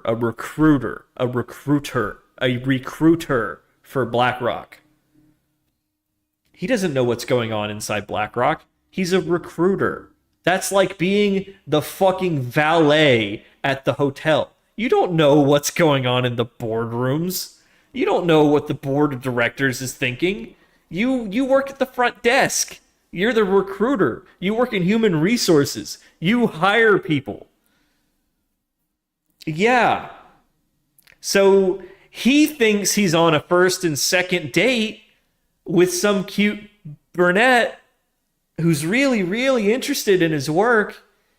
And she's asking these really, really naive questions like, you're telling me that BlackRock, like, gives money to senators for, like, bills they want passed? And he's just very patiently, very gently like, yeah, you know, a lot of big money institutions do this because we don't want them to pass regulations that could, like, hurt us, because, you know, we're businesses, right? And if you look, like, behind they're doing close-up headshots because he was taking her to, like, really nice restaurants, and they were having, like, a picnic in the park with a bottle of wine. And I'm like, oh, Serge, you're so romantic. Oh. And he's just patiently answering all of her silly questions, just thinking, you know, she just doesn't know. It's like when I explain something to you, right? And then they clipped it all out of context and they ruined my man's career. If you Google his name now, it's mud.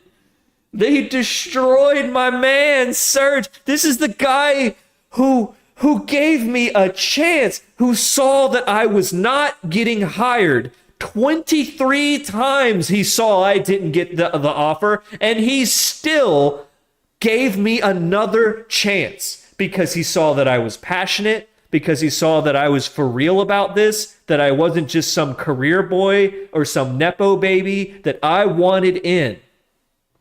And he gave me a chance, and it just kills me to see he got screwed like this. Ah, what a good guy. So anyhow, I was just telling the story of how the guy who kept giving me interviews to get into Morgan Stanley later went to work for BlackRock, and he became the subject of a James O'Keefe expose. And they took a lot of stuff that he said out of context and just made him look like, they literally call him the gatekeeper. The gatekeeper BlackRock's gatekeeper explain how it says Ukraine something, says the Ukraine war is good for business. Oh. And it's like, and it's just so out of context. No, this is ancient news now. Like, no one cares about this now. This was all like a year ago, right?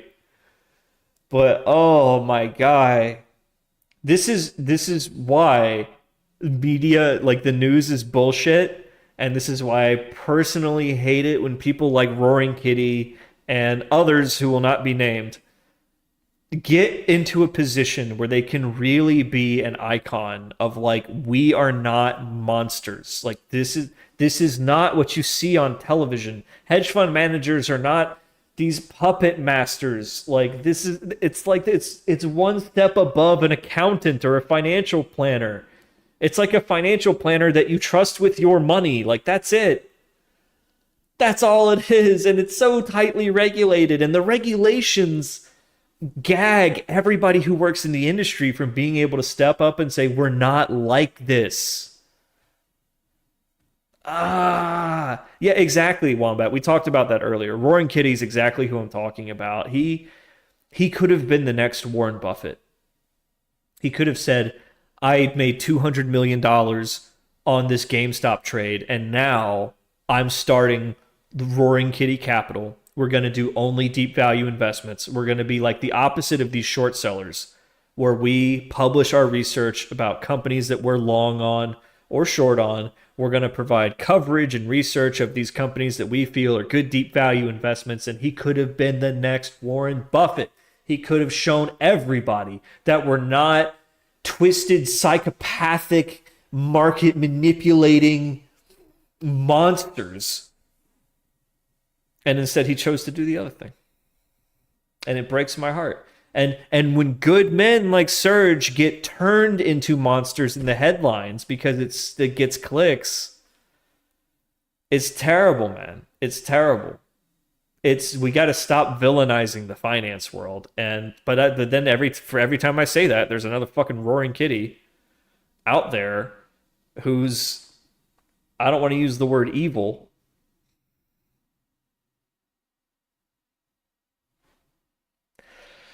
The SEC can't go after him. He's not doing anything illegal. Or SBF or Do Kwon or certain other people who also stream on this platform who I can't besmirch. I'm not trying to get sued here.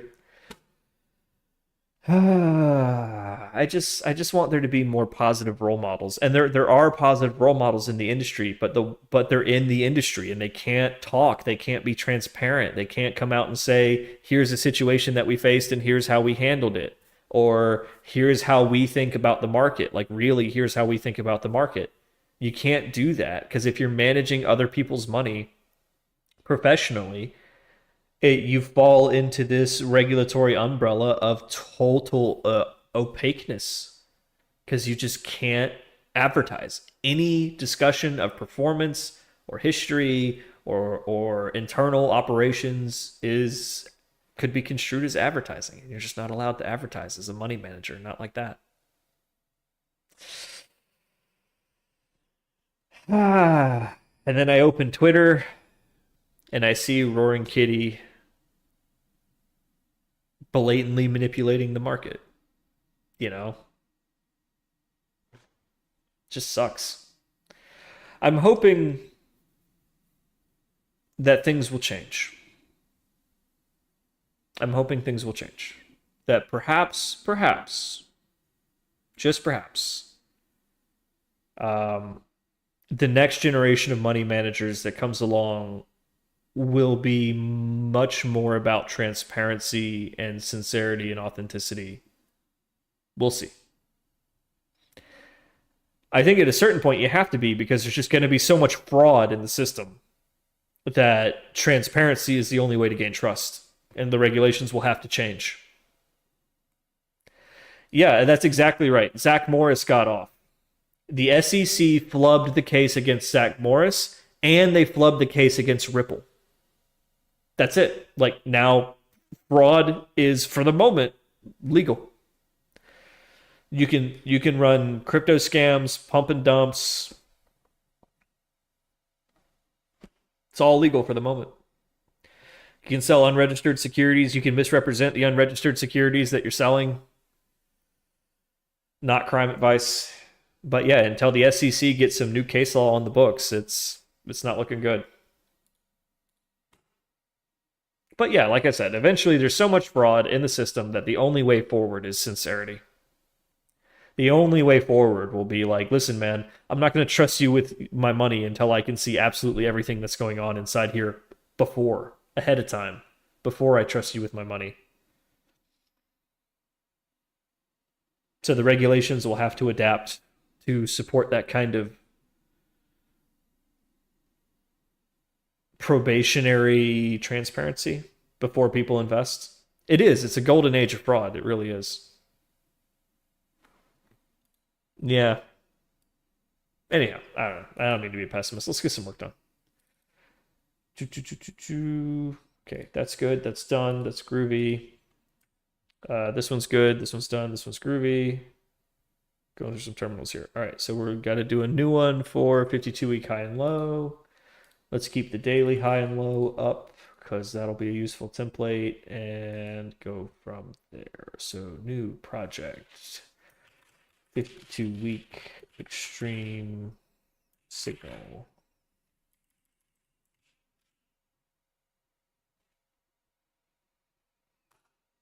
Create the window. Right.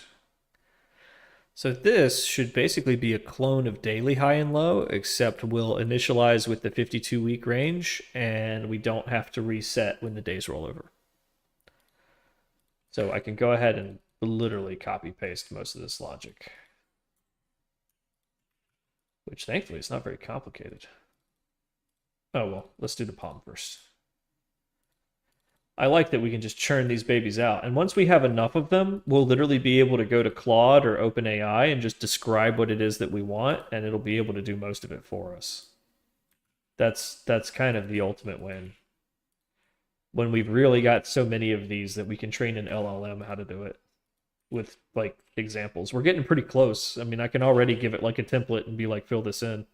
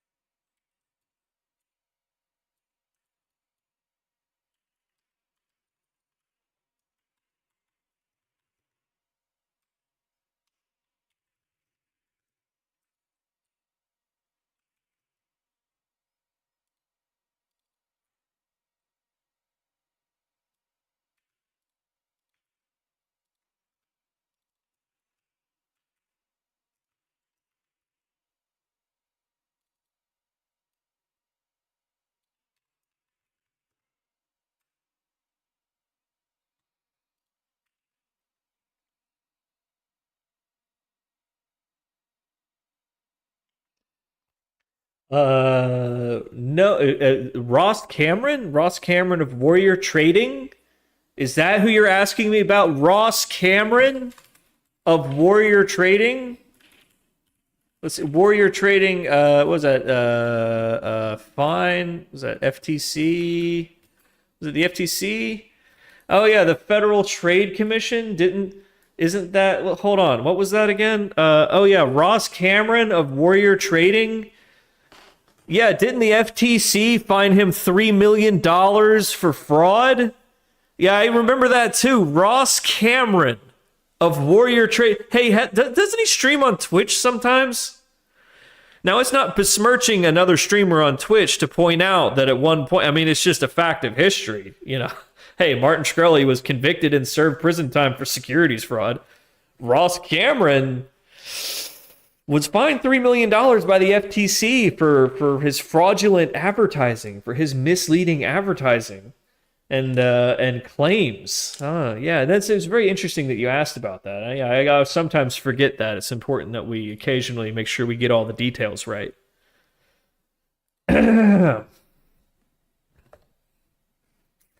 It's kind of like how Houdini hated like people who were like pretending to be mediums and like the John Edwards types. I fucking hate people who fucking run scams in my business, man.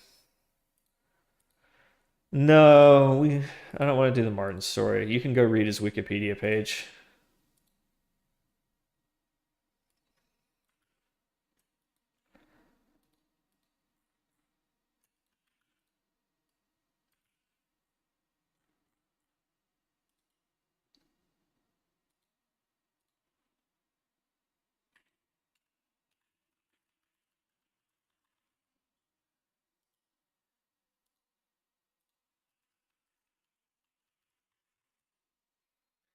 Ross Cameron can make $22,000 in 1 hour of trading. Wow, that's amazing. How does he do it?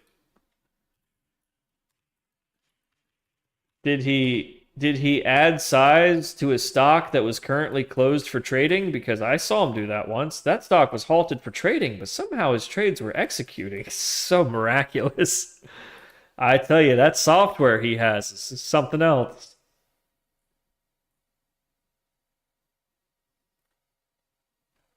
I do like the little calendar trick that he does, where he like pulls out his calendar to write his daily P&L on it, and then he shows it, and it's all like 5 and 6 figure amounts, and that's so like just gets to that midwit, doesn't it? Like just slices through, doesn't it? Such a fucking clever little trick. I might even steal it.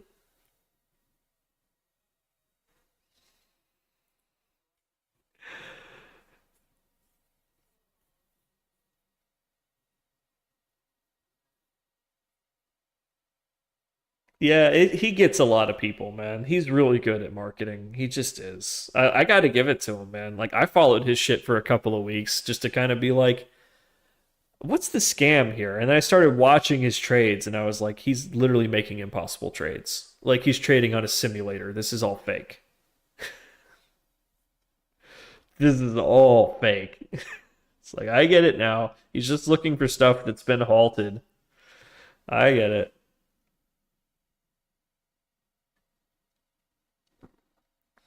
Yeah. Yeah, if he's ever trading legitimately, it's just front running. And I'm sure he's been busted for that. We'll see. I wish the SEC would step up. I really do. But like I know in my heart of hearts that they're not going to step up and crack down on fraud. They're going to step up and make it that much harder for me to make a hedge fund.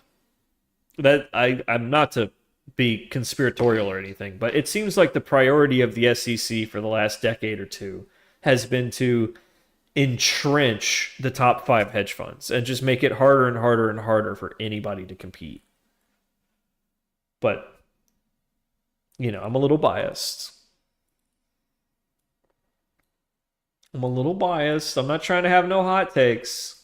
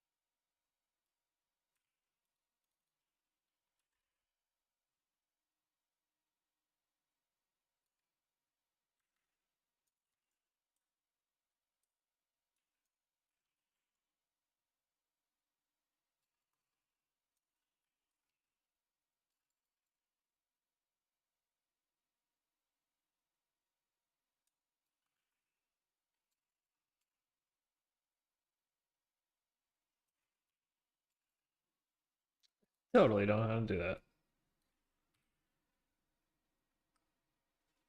Here we go. 52 weeks. There we go. Sweet.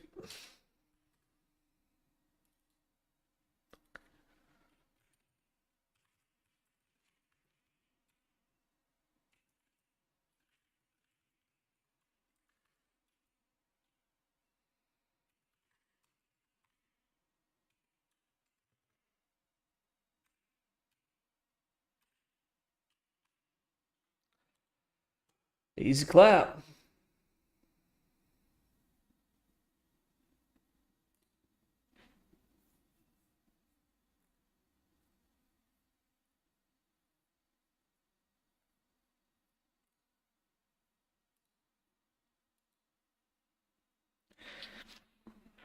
Gonna pivot to finance. Hey, Silicon Valley pays better, just so you know.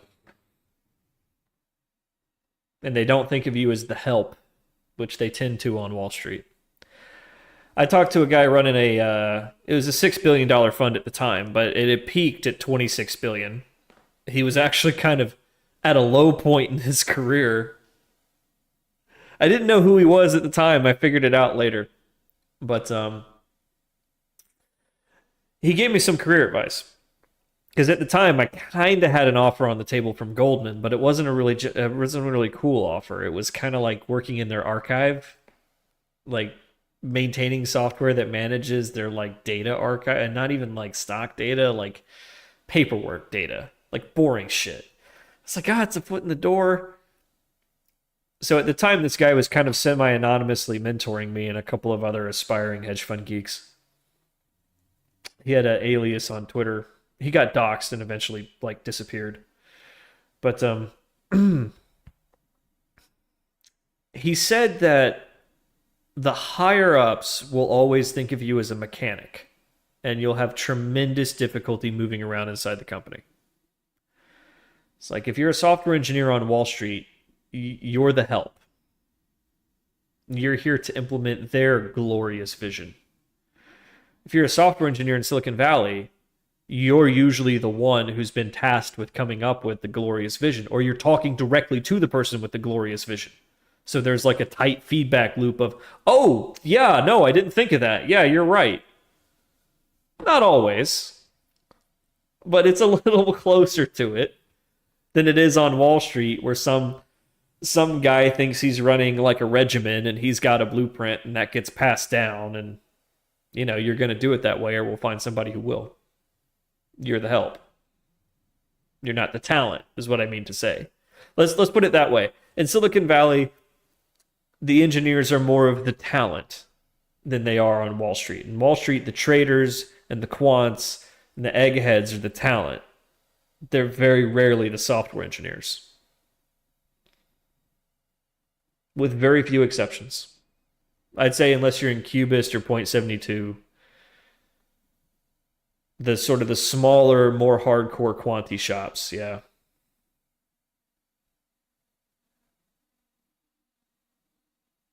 Yeah, you are a lot more likely to be fired on silly metrics in finance, like hands-on keyboard. I had a contractor on my team when I was working at the bank who was incredible. I mean, this guy was amazing, and they fired him for getting all his work done. Like, he was getting his work done quickly and in a timely manner. And then he was like, I basically tasked him, go learn how to work with ChatGPT, because I'm going to need you to know how to do this. And so he did. I tasked him with, hey, I need you to watch these videos on what is maintenance margin and what is like how these more sophisticated forms of risk work. And so he was doing that. And then they just fired him one day. And I was like, oh, what happened? And they're like, well, his hands-on keyboard time was steadily declining. But all of his work was getting done. Doesn't matter.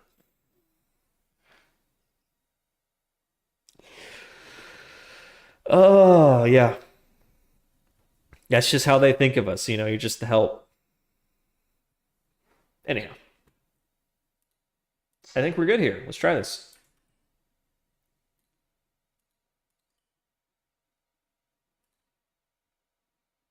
It does need logging. Oh, yeah, so does the other one. Uh, yeah, let me have Claude toss some logging in this real quick before we test it.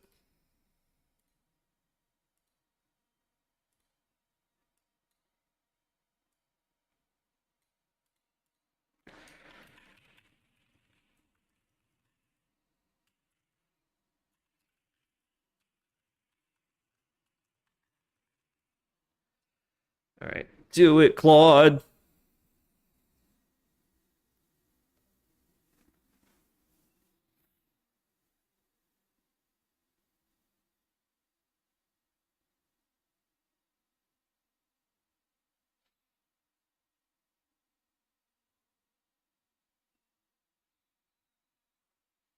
God bless it. Man, the future kicks ass. You know, it's like it leaves us humans more time for the important things, you know? The big brain human things that humans must do. We're not letting the machines think for us. No, sir. Of course, once we started thinking for you, it really became our time, which is what this is really all about. The future. The future is our time.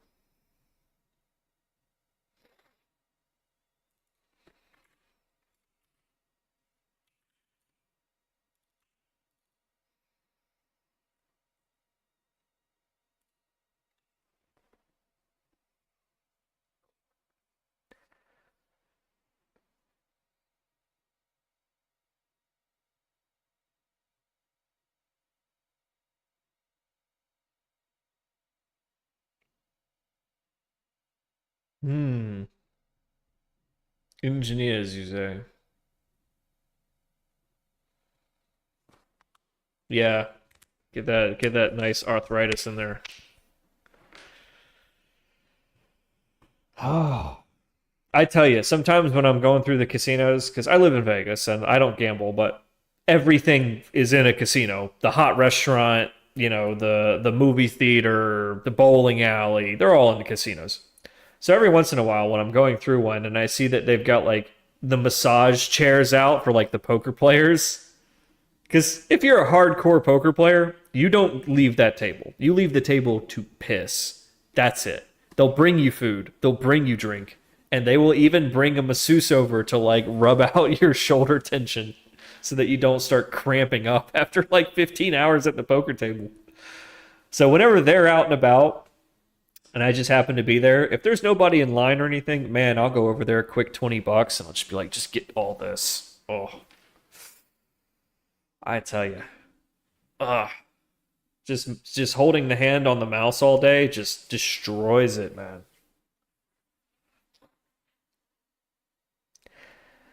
Yeah, I'd love to get a chill job, just as like a senior data engineer or something, like really chill. Not like being the tech lead of risk management at a severely understaffed bank. That was a nightmare, man. I still have nightmares about that. Is that why some people use really? All right, hang tight. Let me copy this test over here. Let's do it.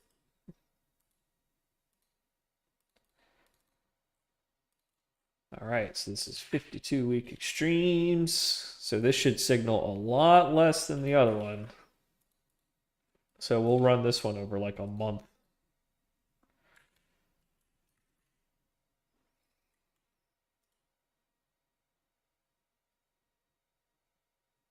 Yeah, we have all the tick data for 2020. Yeah, well, we're all right.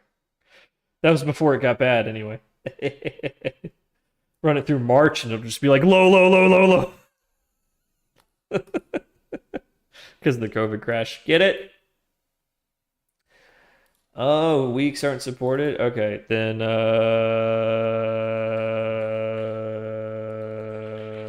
that one.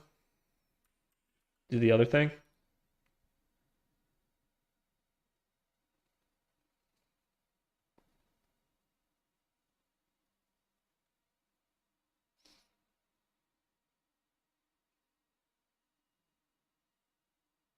Seems to be working. Man, we can churn these simple ones. We can just churn them out. Should just hire a guy in the Philippines to just churn these out all day. It's not a bad idea. Is dev to trader possible in the finance world? No. Like if you're working at that's what that guy was trying to tell me, that hedge fund manager was trying to tell me, is that if I went into Goldman as like a software engineer in some lowly archival department, like they would never let me anywhere near the traders. Like they wouldn't even let me in the same building. And if you're in the building, they won't let you on the same floor. And if you're on the same floor, you're going to be instructed, don't try to make eye contact. Don't talk to them.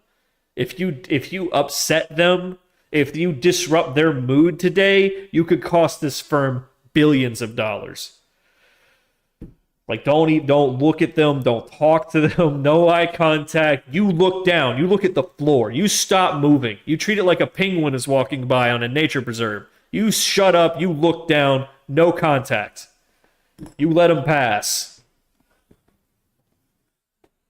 So no, I don't think that's a move you can make.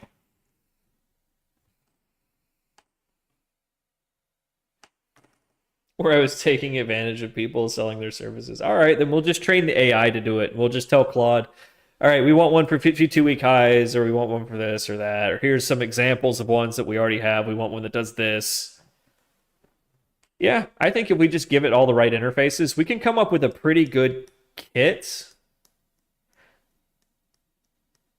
You can fine-tune Claude. I haven't played with the Claude API. I need to. But we could create a project that has all of the APIs in it, and then each conversation in the project would be using that reference data, those reference interfaces, to create individual components. That would probably work. So we could have like a Claude project with all the right interfaces in it, and each conversation would be to create one component. Maybe even one project per component class, one for signals, one for context. So that way we could give it all the interfaces and a few examples. That might work. I mean, I've done plenty of work with Claude. I've got a pretty good idea of what it's capable of, and I think that would work. Anyhow, it looks like our new model works.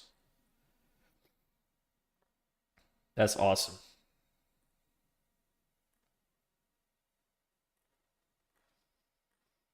Gotta love those split adjusted prices.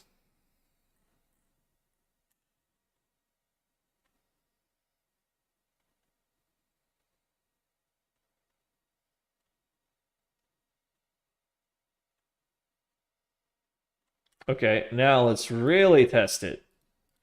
The COVID crash started February 22nd, 2020. And it ended March 16th was the bottom. Okay. February 22nd. No, that was the Saturday I met Tom Sosnoff. It started February 21st was when the crash it's kind of like the 20th was the Thursday when it really started tipping. And then Friday it was a little unusually low, and then Saturday I met Tom Sosnoff at the Futures Symposium, and he said something about how markets are a little disrupted right now, but I'm not worried about this COVID thing. And then the crash really started until the 16th of March, or the 18th, I think, when it bottomed. All right, so it should be nothing but low, low, low, low, low, low, low, low, low, low, low, low, low.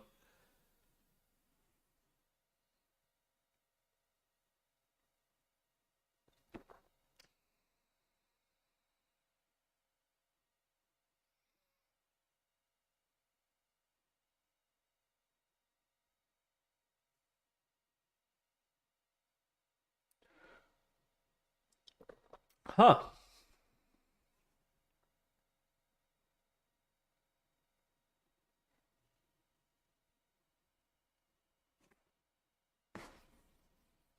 How many beers left in the fridge? Like 9. I got like a 24 pack. It's taking me forever to get through them. Because I ended up having champagne on Christmas. I don't know why. I just kind of impulse bought like a case of Stella. plugged Claude into Klein. What's Klein?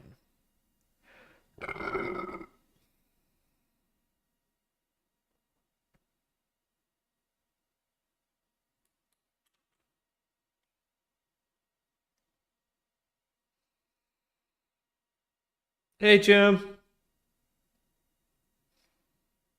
Wow, I'm getting up there in the subs department. How many subs do I have? I've gotten a lot of subs today. I have 78 subscribers and 98 viewers. Who are all of you people, and why are you watching my stream? Follow me on YouTube and click and follow me on X and go like my article, because I got to get X amount of organic impressions on X before I can monetize my account. There will be more stuff. There's juicy footage of a Tesla exploding, but you've already seen it by now. So how come I'm not getting spammed with 52-week lows here? What? Oh, what? Was the 52-week range that extreme? No. No, no way. What? I think we've got some dates slipping in. I think we've got some poison dates in there. Let's see.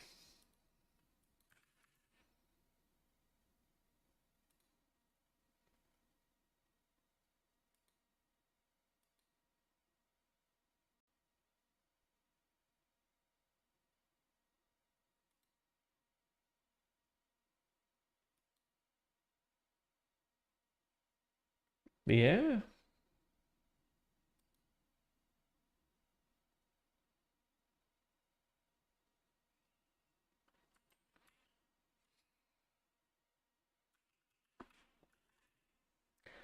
From 2019 to 2020. Yeah, that's right. Received 252. Yeah, that's about right. It's about how many trading days are in a year. 250, 260. Boom, boom, boom. That trading range seems a little extreme, though. This must be like split adjusted. Maybe Apple and Tesla just aren't the best. Give me a trading view chart.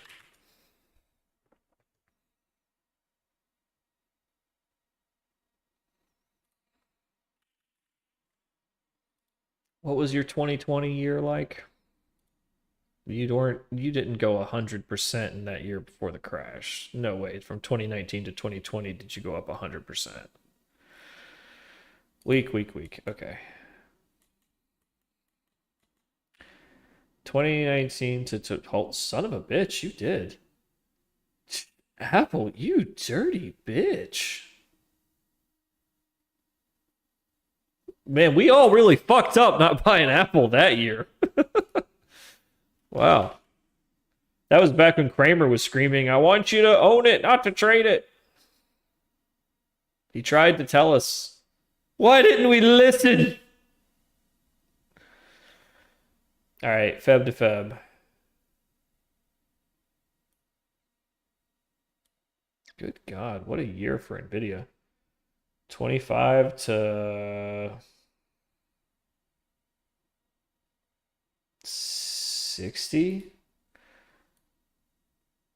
Or no, NVIDIA, no Tesla, yeah. 25 to 60. 40 to 80. It did not go from 1190 something. This probably isn't split adjusted because there was a split, right?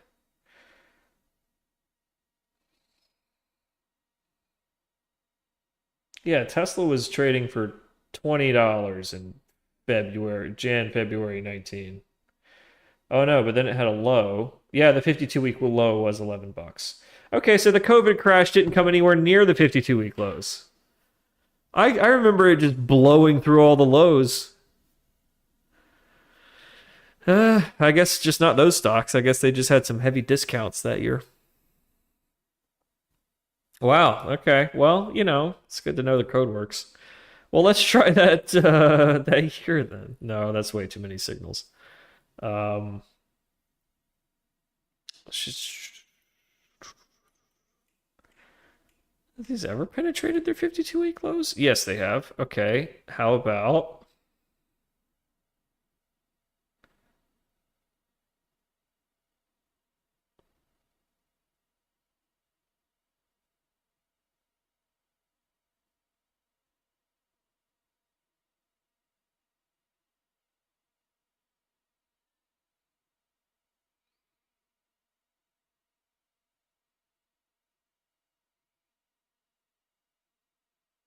November 22nd?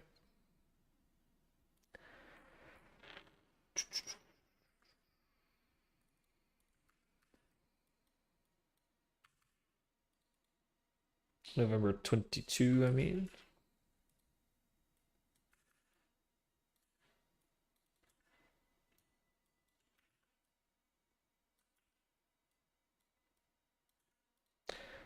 All right.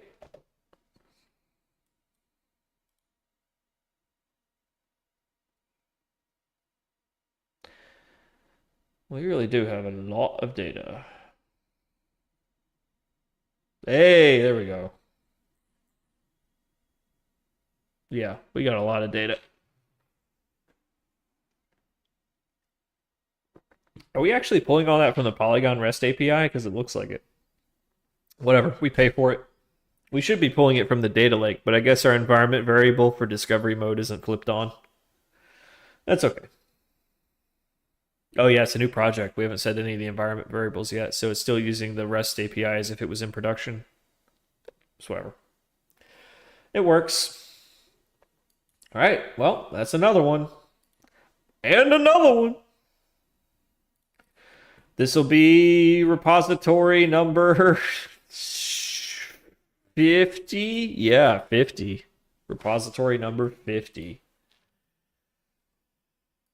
Whew.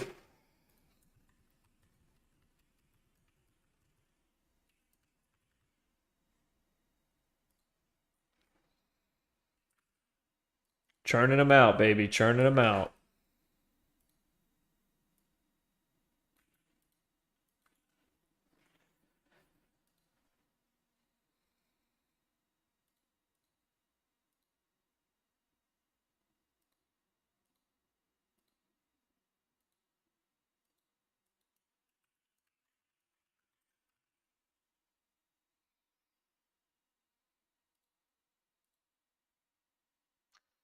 Because I'm a motherfucking gremlin.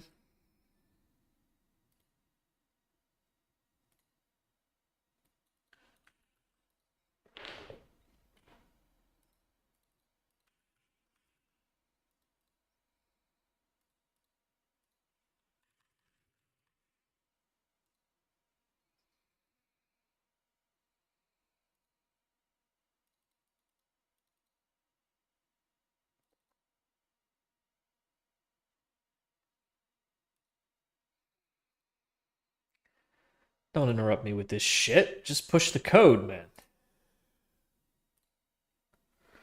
Did I spy Epictetus? Hold on, I'll be right with you. What's up, dude? Yo. Yo.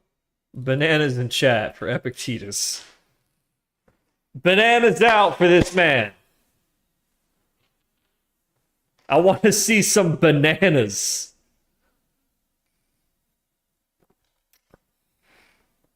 Thank you. Somebody loves me. Bought Nvidia and Spotify. Made up for everything else. There you go. Hey. Speaking of, fuck Spotify.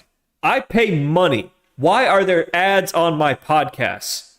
Fuck Spotify. I pay money. I pay money on the month, motherfucker. Why are there ads on my podcasts? Do you want more money? I'll pay more. I'll pay another $10 a month just to not have ads on my podcast. What do you want from me? Do you want more money? I will pay more money.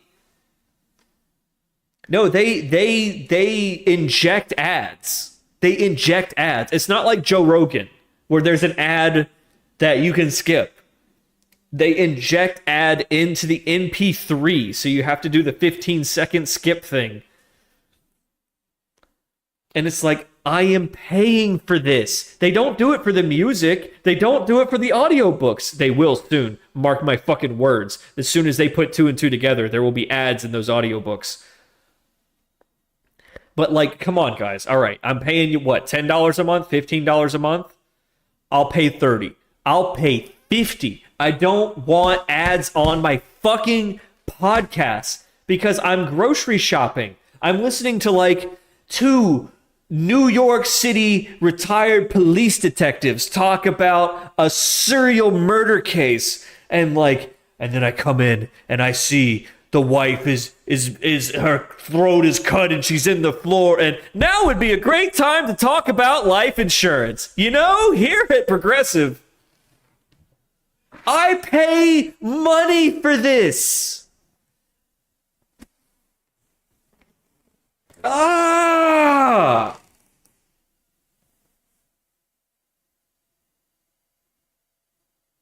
It destroys the flow. By the time, like, I have to pull my phone out of my pocket and next. I'm for real. I'm about to pay for YouTube Premium for podcasts because I cannot listen to podcasts on Spotify Premium anymore. When I get them on YouTube Premium, they're not chock full of ads. Same podcast on Spotify, it's got a bunch of ads injected into it. It enrages me. It's just greed. Like, let me pay more. Let me pay more. Let me pay more. I'll pay more. Yeah, Apple, like iTunes doesn't do this shit. Let me pay more to not have ads. If that's what it is. If we're going to have free tier ads in the music, paid tier, only ads in the podcast, then give me premium paid tier where there's no ads anywhere, because I don't want fucking ads. That's my incentive to give you money, is to not have to listen to ads. If I'm paying you money and you're still forcing me to listen to ads, then you're disrespecting the contract that we have, and you are fucking me in the ear, and I don't appreciate that. I don't piss in your coffee. Don't fuck me in the ear. This is Stella talking.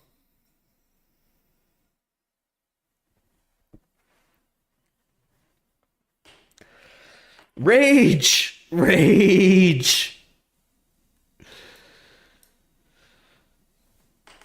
What's a Nubian? Sorry.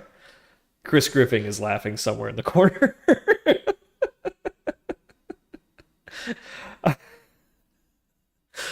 Chris is the only one that gets my obscure movie references. That's why I think me and him get along so well. Oh, what's up, Epictetus? I'm sorry. This is my third Stella. I'm not really much of a drinker, so it's fucking with me. I got a fridge full of the stuff left over from the holidays. I gotta get through it. Gotta drink it or it's a waste, right? All right, so we're all good here. Convert to issue. 52 week, signed to me, and it's already done by the time we get there. I just leave them for optimizing. Just one last pass before they go into production. We're churning through these ideas, y'all. Oh, thank you. And please do like my article. And comment, review. Did you understand it? Was it clear? Did I leave something out? I can always edit it later. So the point of this article is to demonstrate how even with a coin flip, even with no edge in your betting, you can still reduce your risk simply by diversifying your bets amongst the no edges, right? And that by doing so with multiple rounds of betting, you're actually reducing the variation of possible outcomes. So not only are you reducing the risk, you're reducing the variance without any edge. Before you even have the first edge on the market, this is how you can make sure that you don't lose money. Lesson 1. And then there's going to be lesson 2, which is, okay, now you have some edge. Even if you don't have a lot, here's how you can make the most of it, right? Lesson 3. Okay, so you have 2 things with edge and they're correlated or partially correlated, or Lesson 4, you have something with edge and it might just randomly fail. How do you handle that? And so on and so forth, until eventually we get from the first coin flip to hierarchical risk correlation, right? Or hierarchical correlation clustering. That's what I meant to say. We'll get there. We'll get there. Okay, next. We're churning them out today. 3 simple tactics and a context.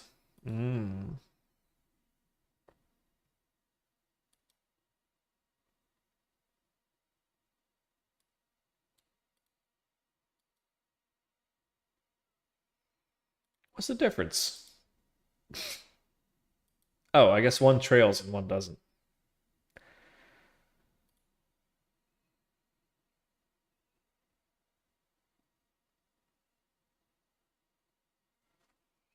Yeah, we start with 1 coin flip, and then it's like, all right, well, what if we split that same bet between 2 coin flips, and then 3, and then 4? And your risk of ruin goes from like, well, tails you lose to, well, you need 2 tails to lose, or 3 tails to lose, or 4, and what are the odds of that, right? It drops pretty quickly. It's not really so much your risk of losing money, it's your risk of losing everything, right? And then we kind of build upon that.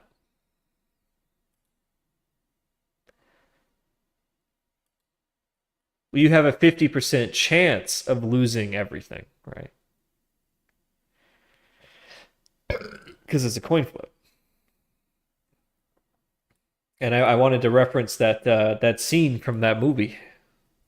Can we watch that? Am I going to get in trouble if we just play like that clip for, educational purposes? No, it's too long and awkward. But you know the movie. It's a good movie. Now do it with dice rolls. That's not a bad idea.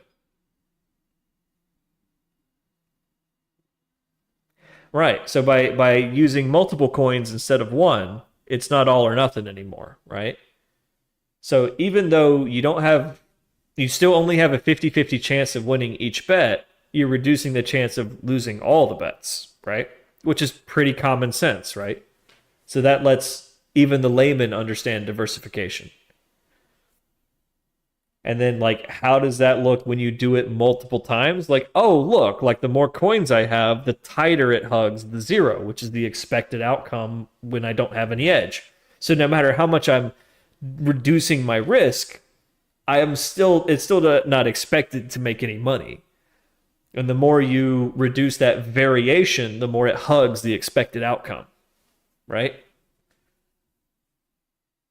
Risk and variation in 154 words. And if I remove the quote at the top, it's like 140 something.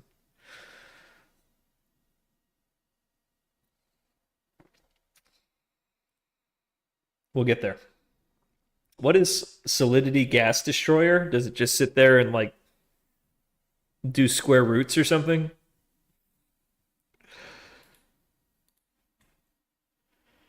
God damn, we're churning these fucking things out.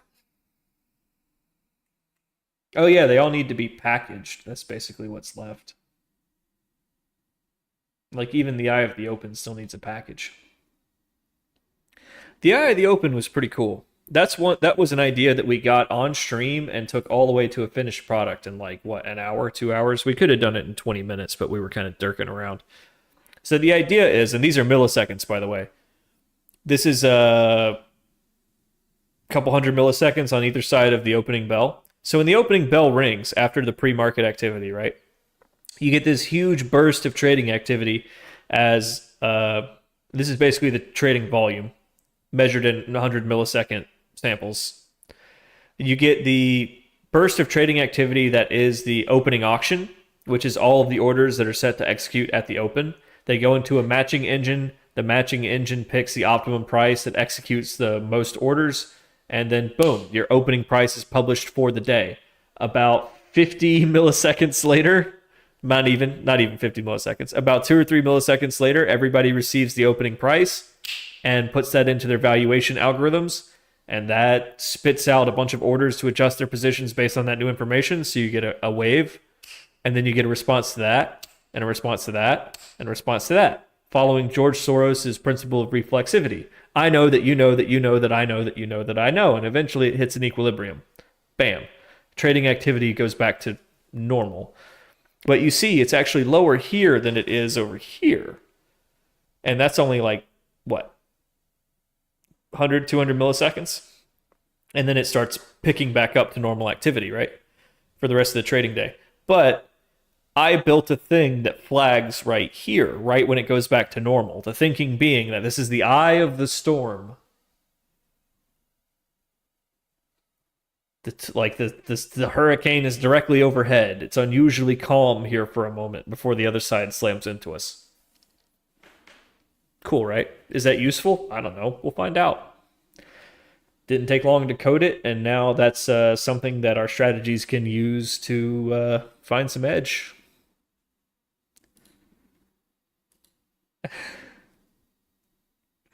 You use an algorithm to force coin stability trades. The return coin type and ratio depends on gas price. That's interesting. Anyhow, so yeah, we like toss that into our strategy discovery thing. And now we can use the eye of the open to see if it's a good signal for trading for a particular type of trading. I think that'll come in handy for stuff like option trading, where you want to put in a position towards the beginning of the day when volatility is still high to like maximize your theta burn. That kind of stuff. We'll see. Maybe it's useless, I don't know, but you know, we built it, it's in there. We got it.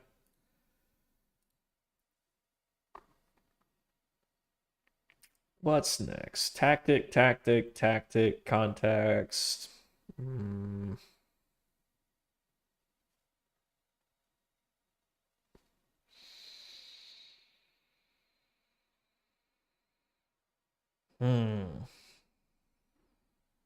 What are we using them for? Oh, we're discovering trading strategies so that we can trade them to make, what's that stuff called? You exchange it for goods and services.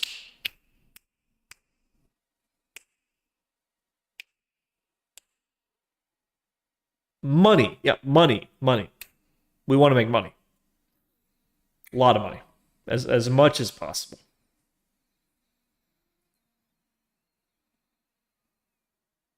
Yes.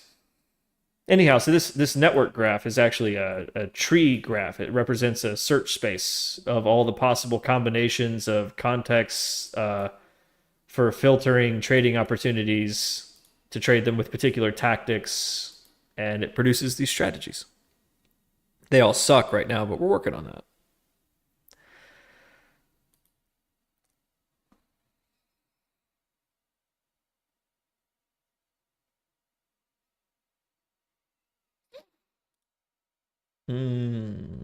Tactics or this one. Save this for last. This is a big one.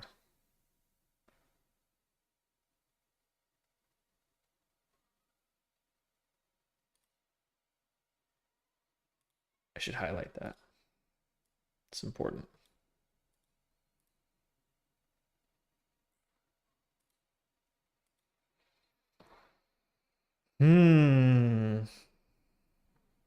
Let's see. We've got 3 components done today, plus a build pipeline, and we finalized our new strategy discovery deck. That's not bad.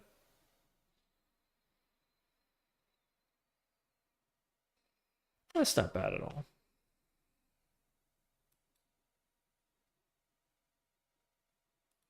How are y'all doing?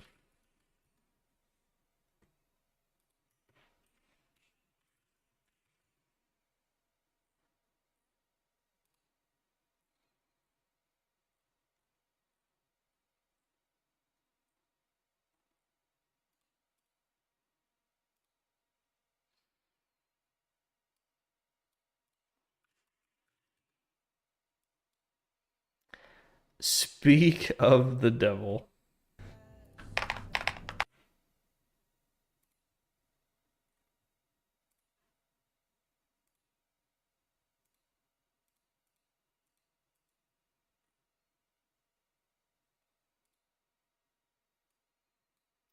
Well, folks, I want to thank everybody for coming out to another Algo Bro stream. It's been a productive one, I'll say. But I've had 3 beers since a very light lunch. I'm not much of a drinker, so I'm going to go make some dinner. And we are going to raid friend of the stream, personal inspiration to us all, really.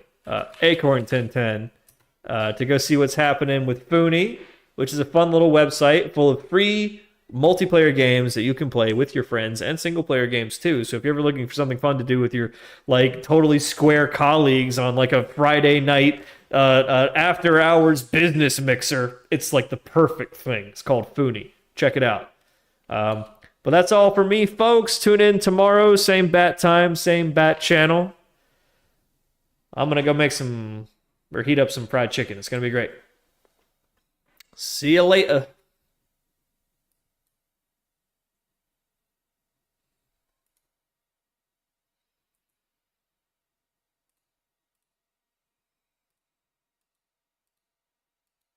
Algo, your streams are like they're pulling in a lot of people now. Are you partner yet? Thank you so much for the raid. We're working on our physics. Still not yet. You must be like so close now. Alrighty. Algo's streaming again, yeah. Be sure to check him out. Algo's getting real close to partner. I know he's going for that push, hopefully.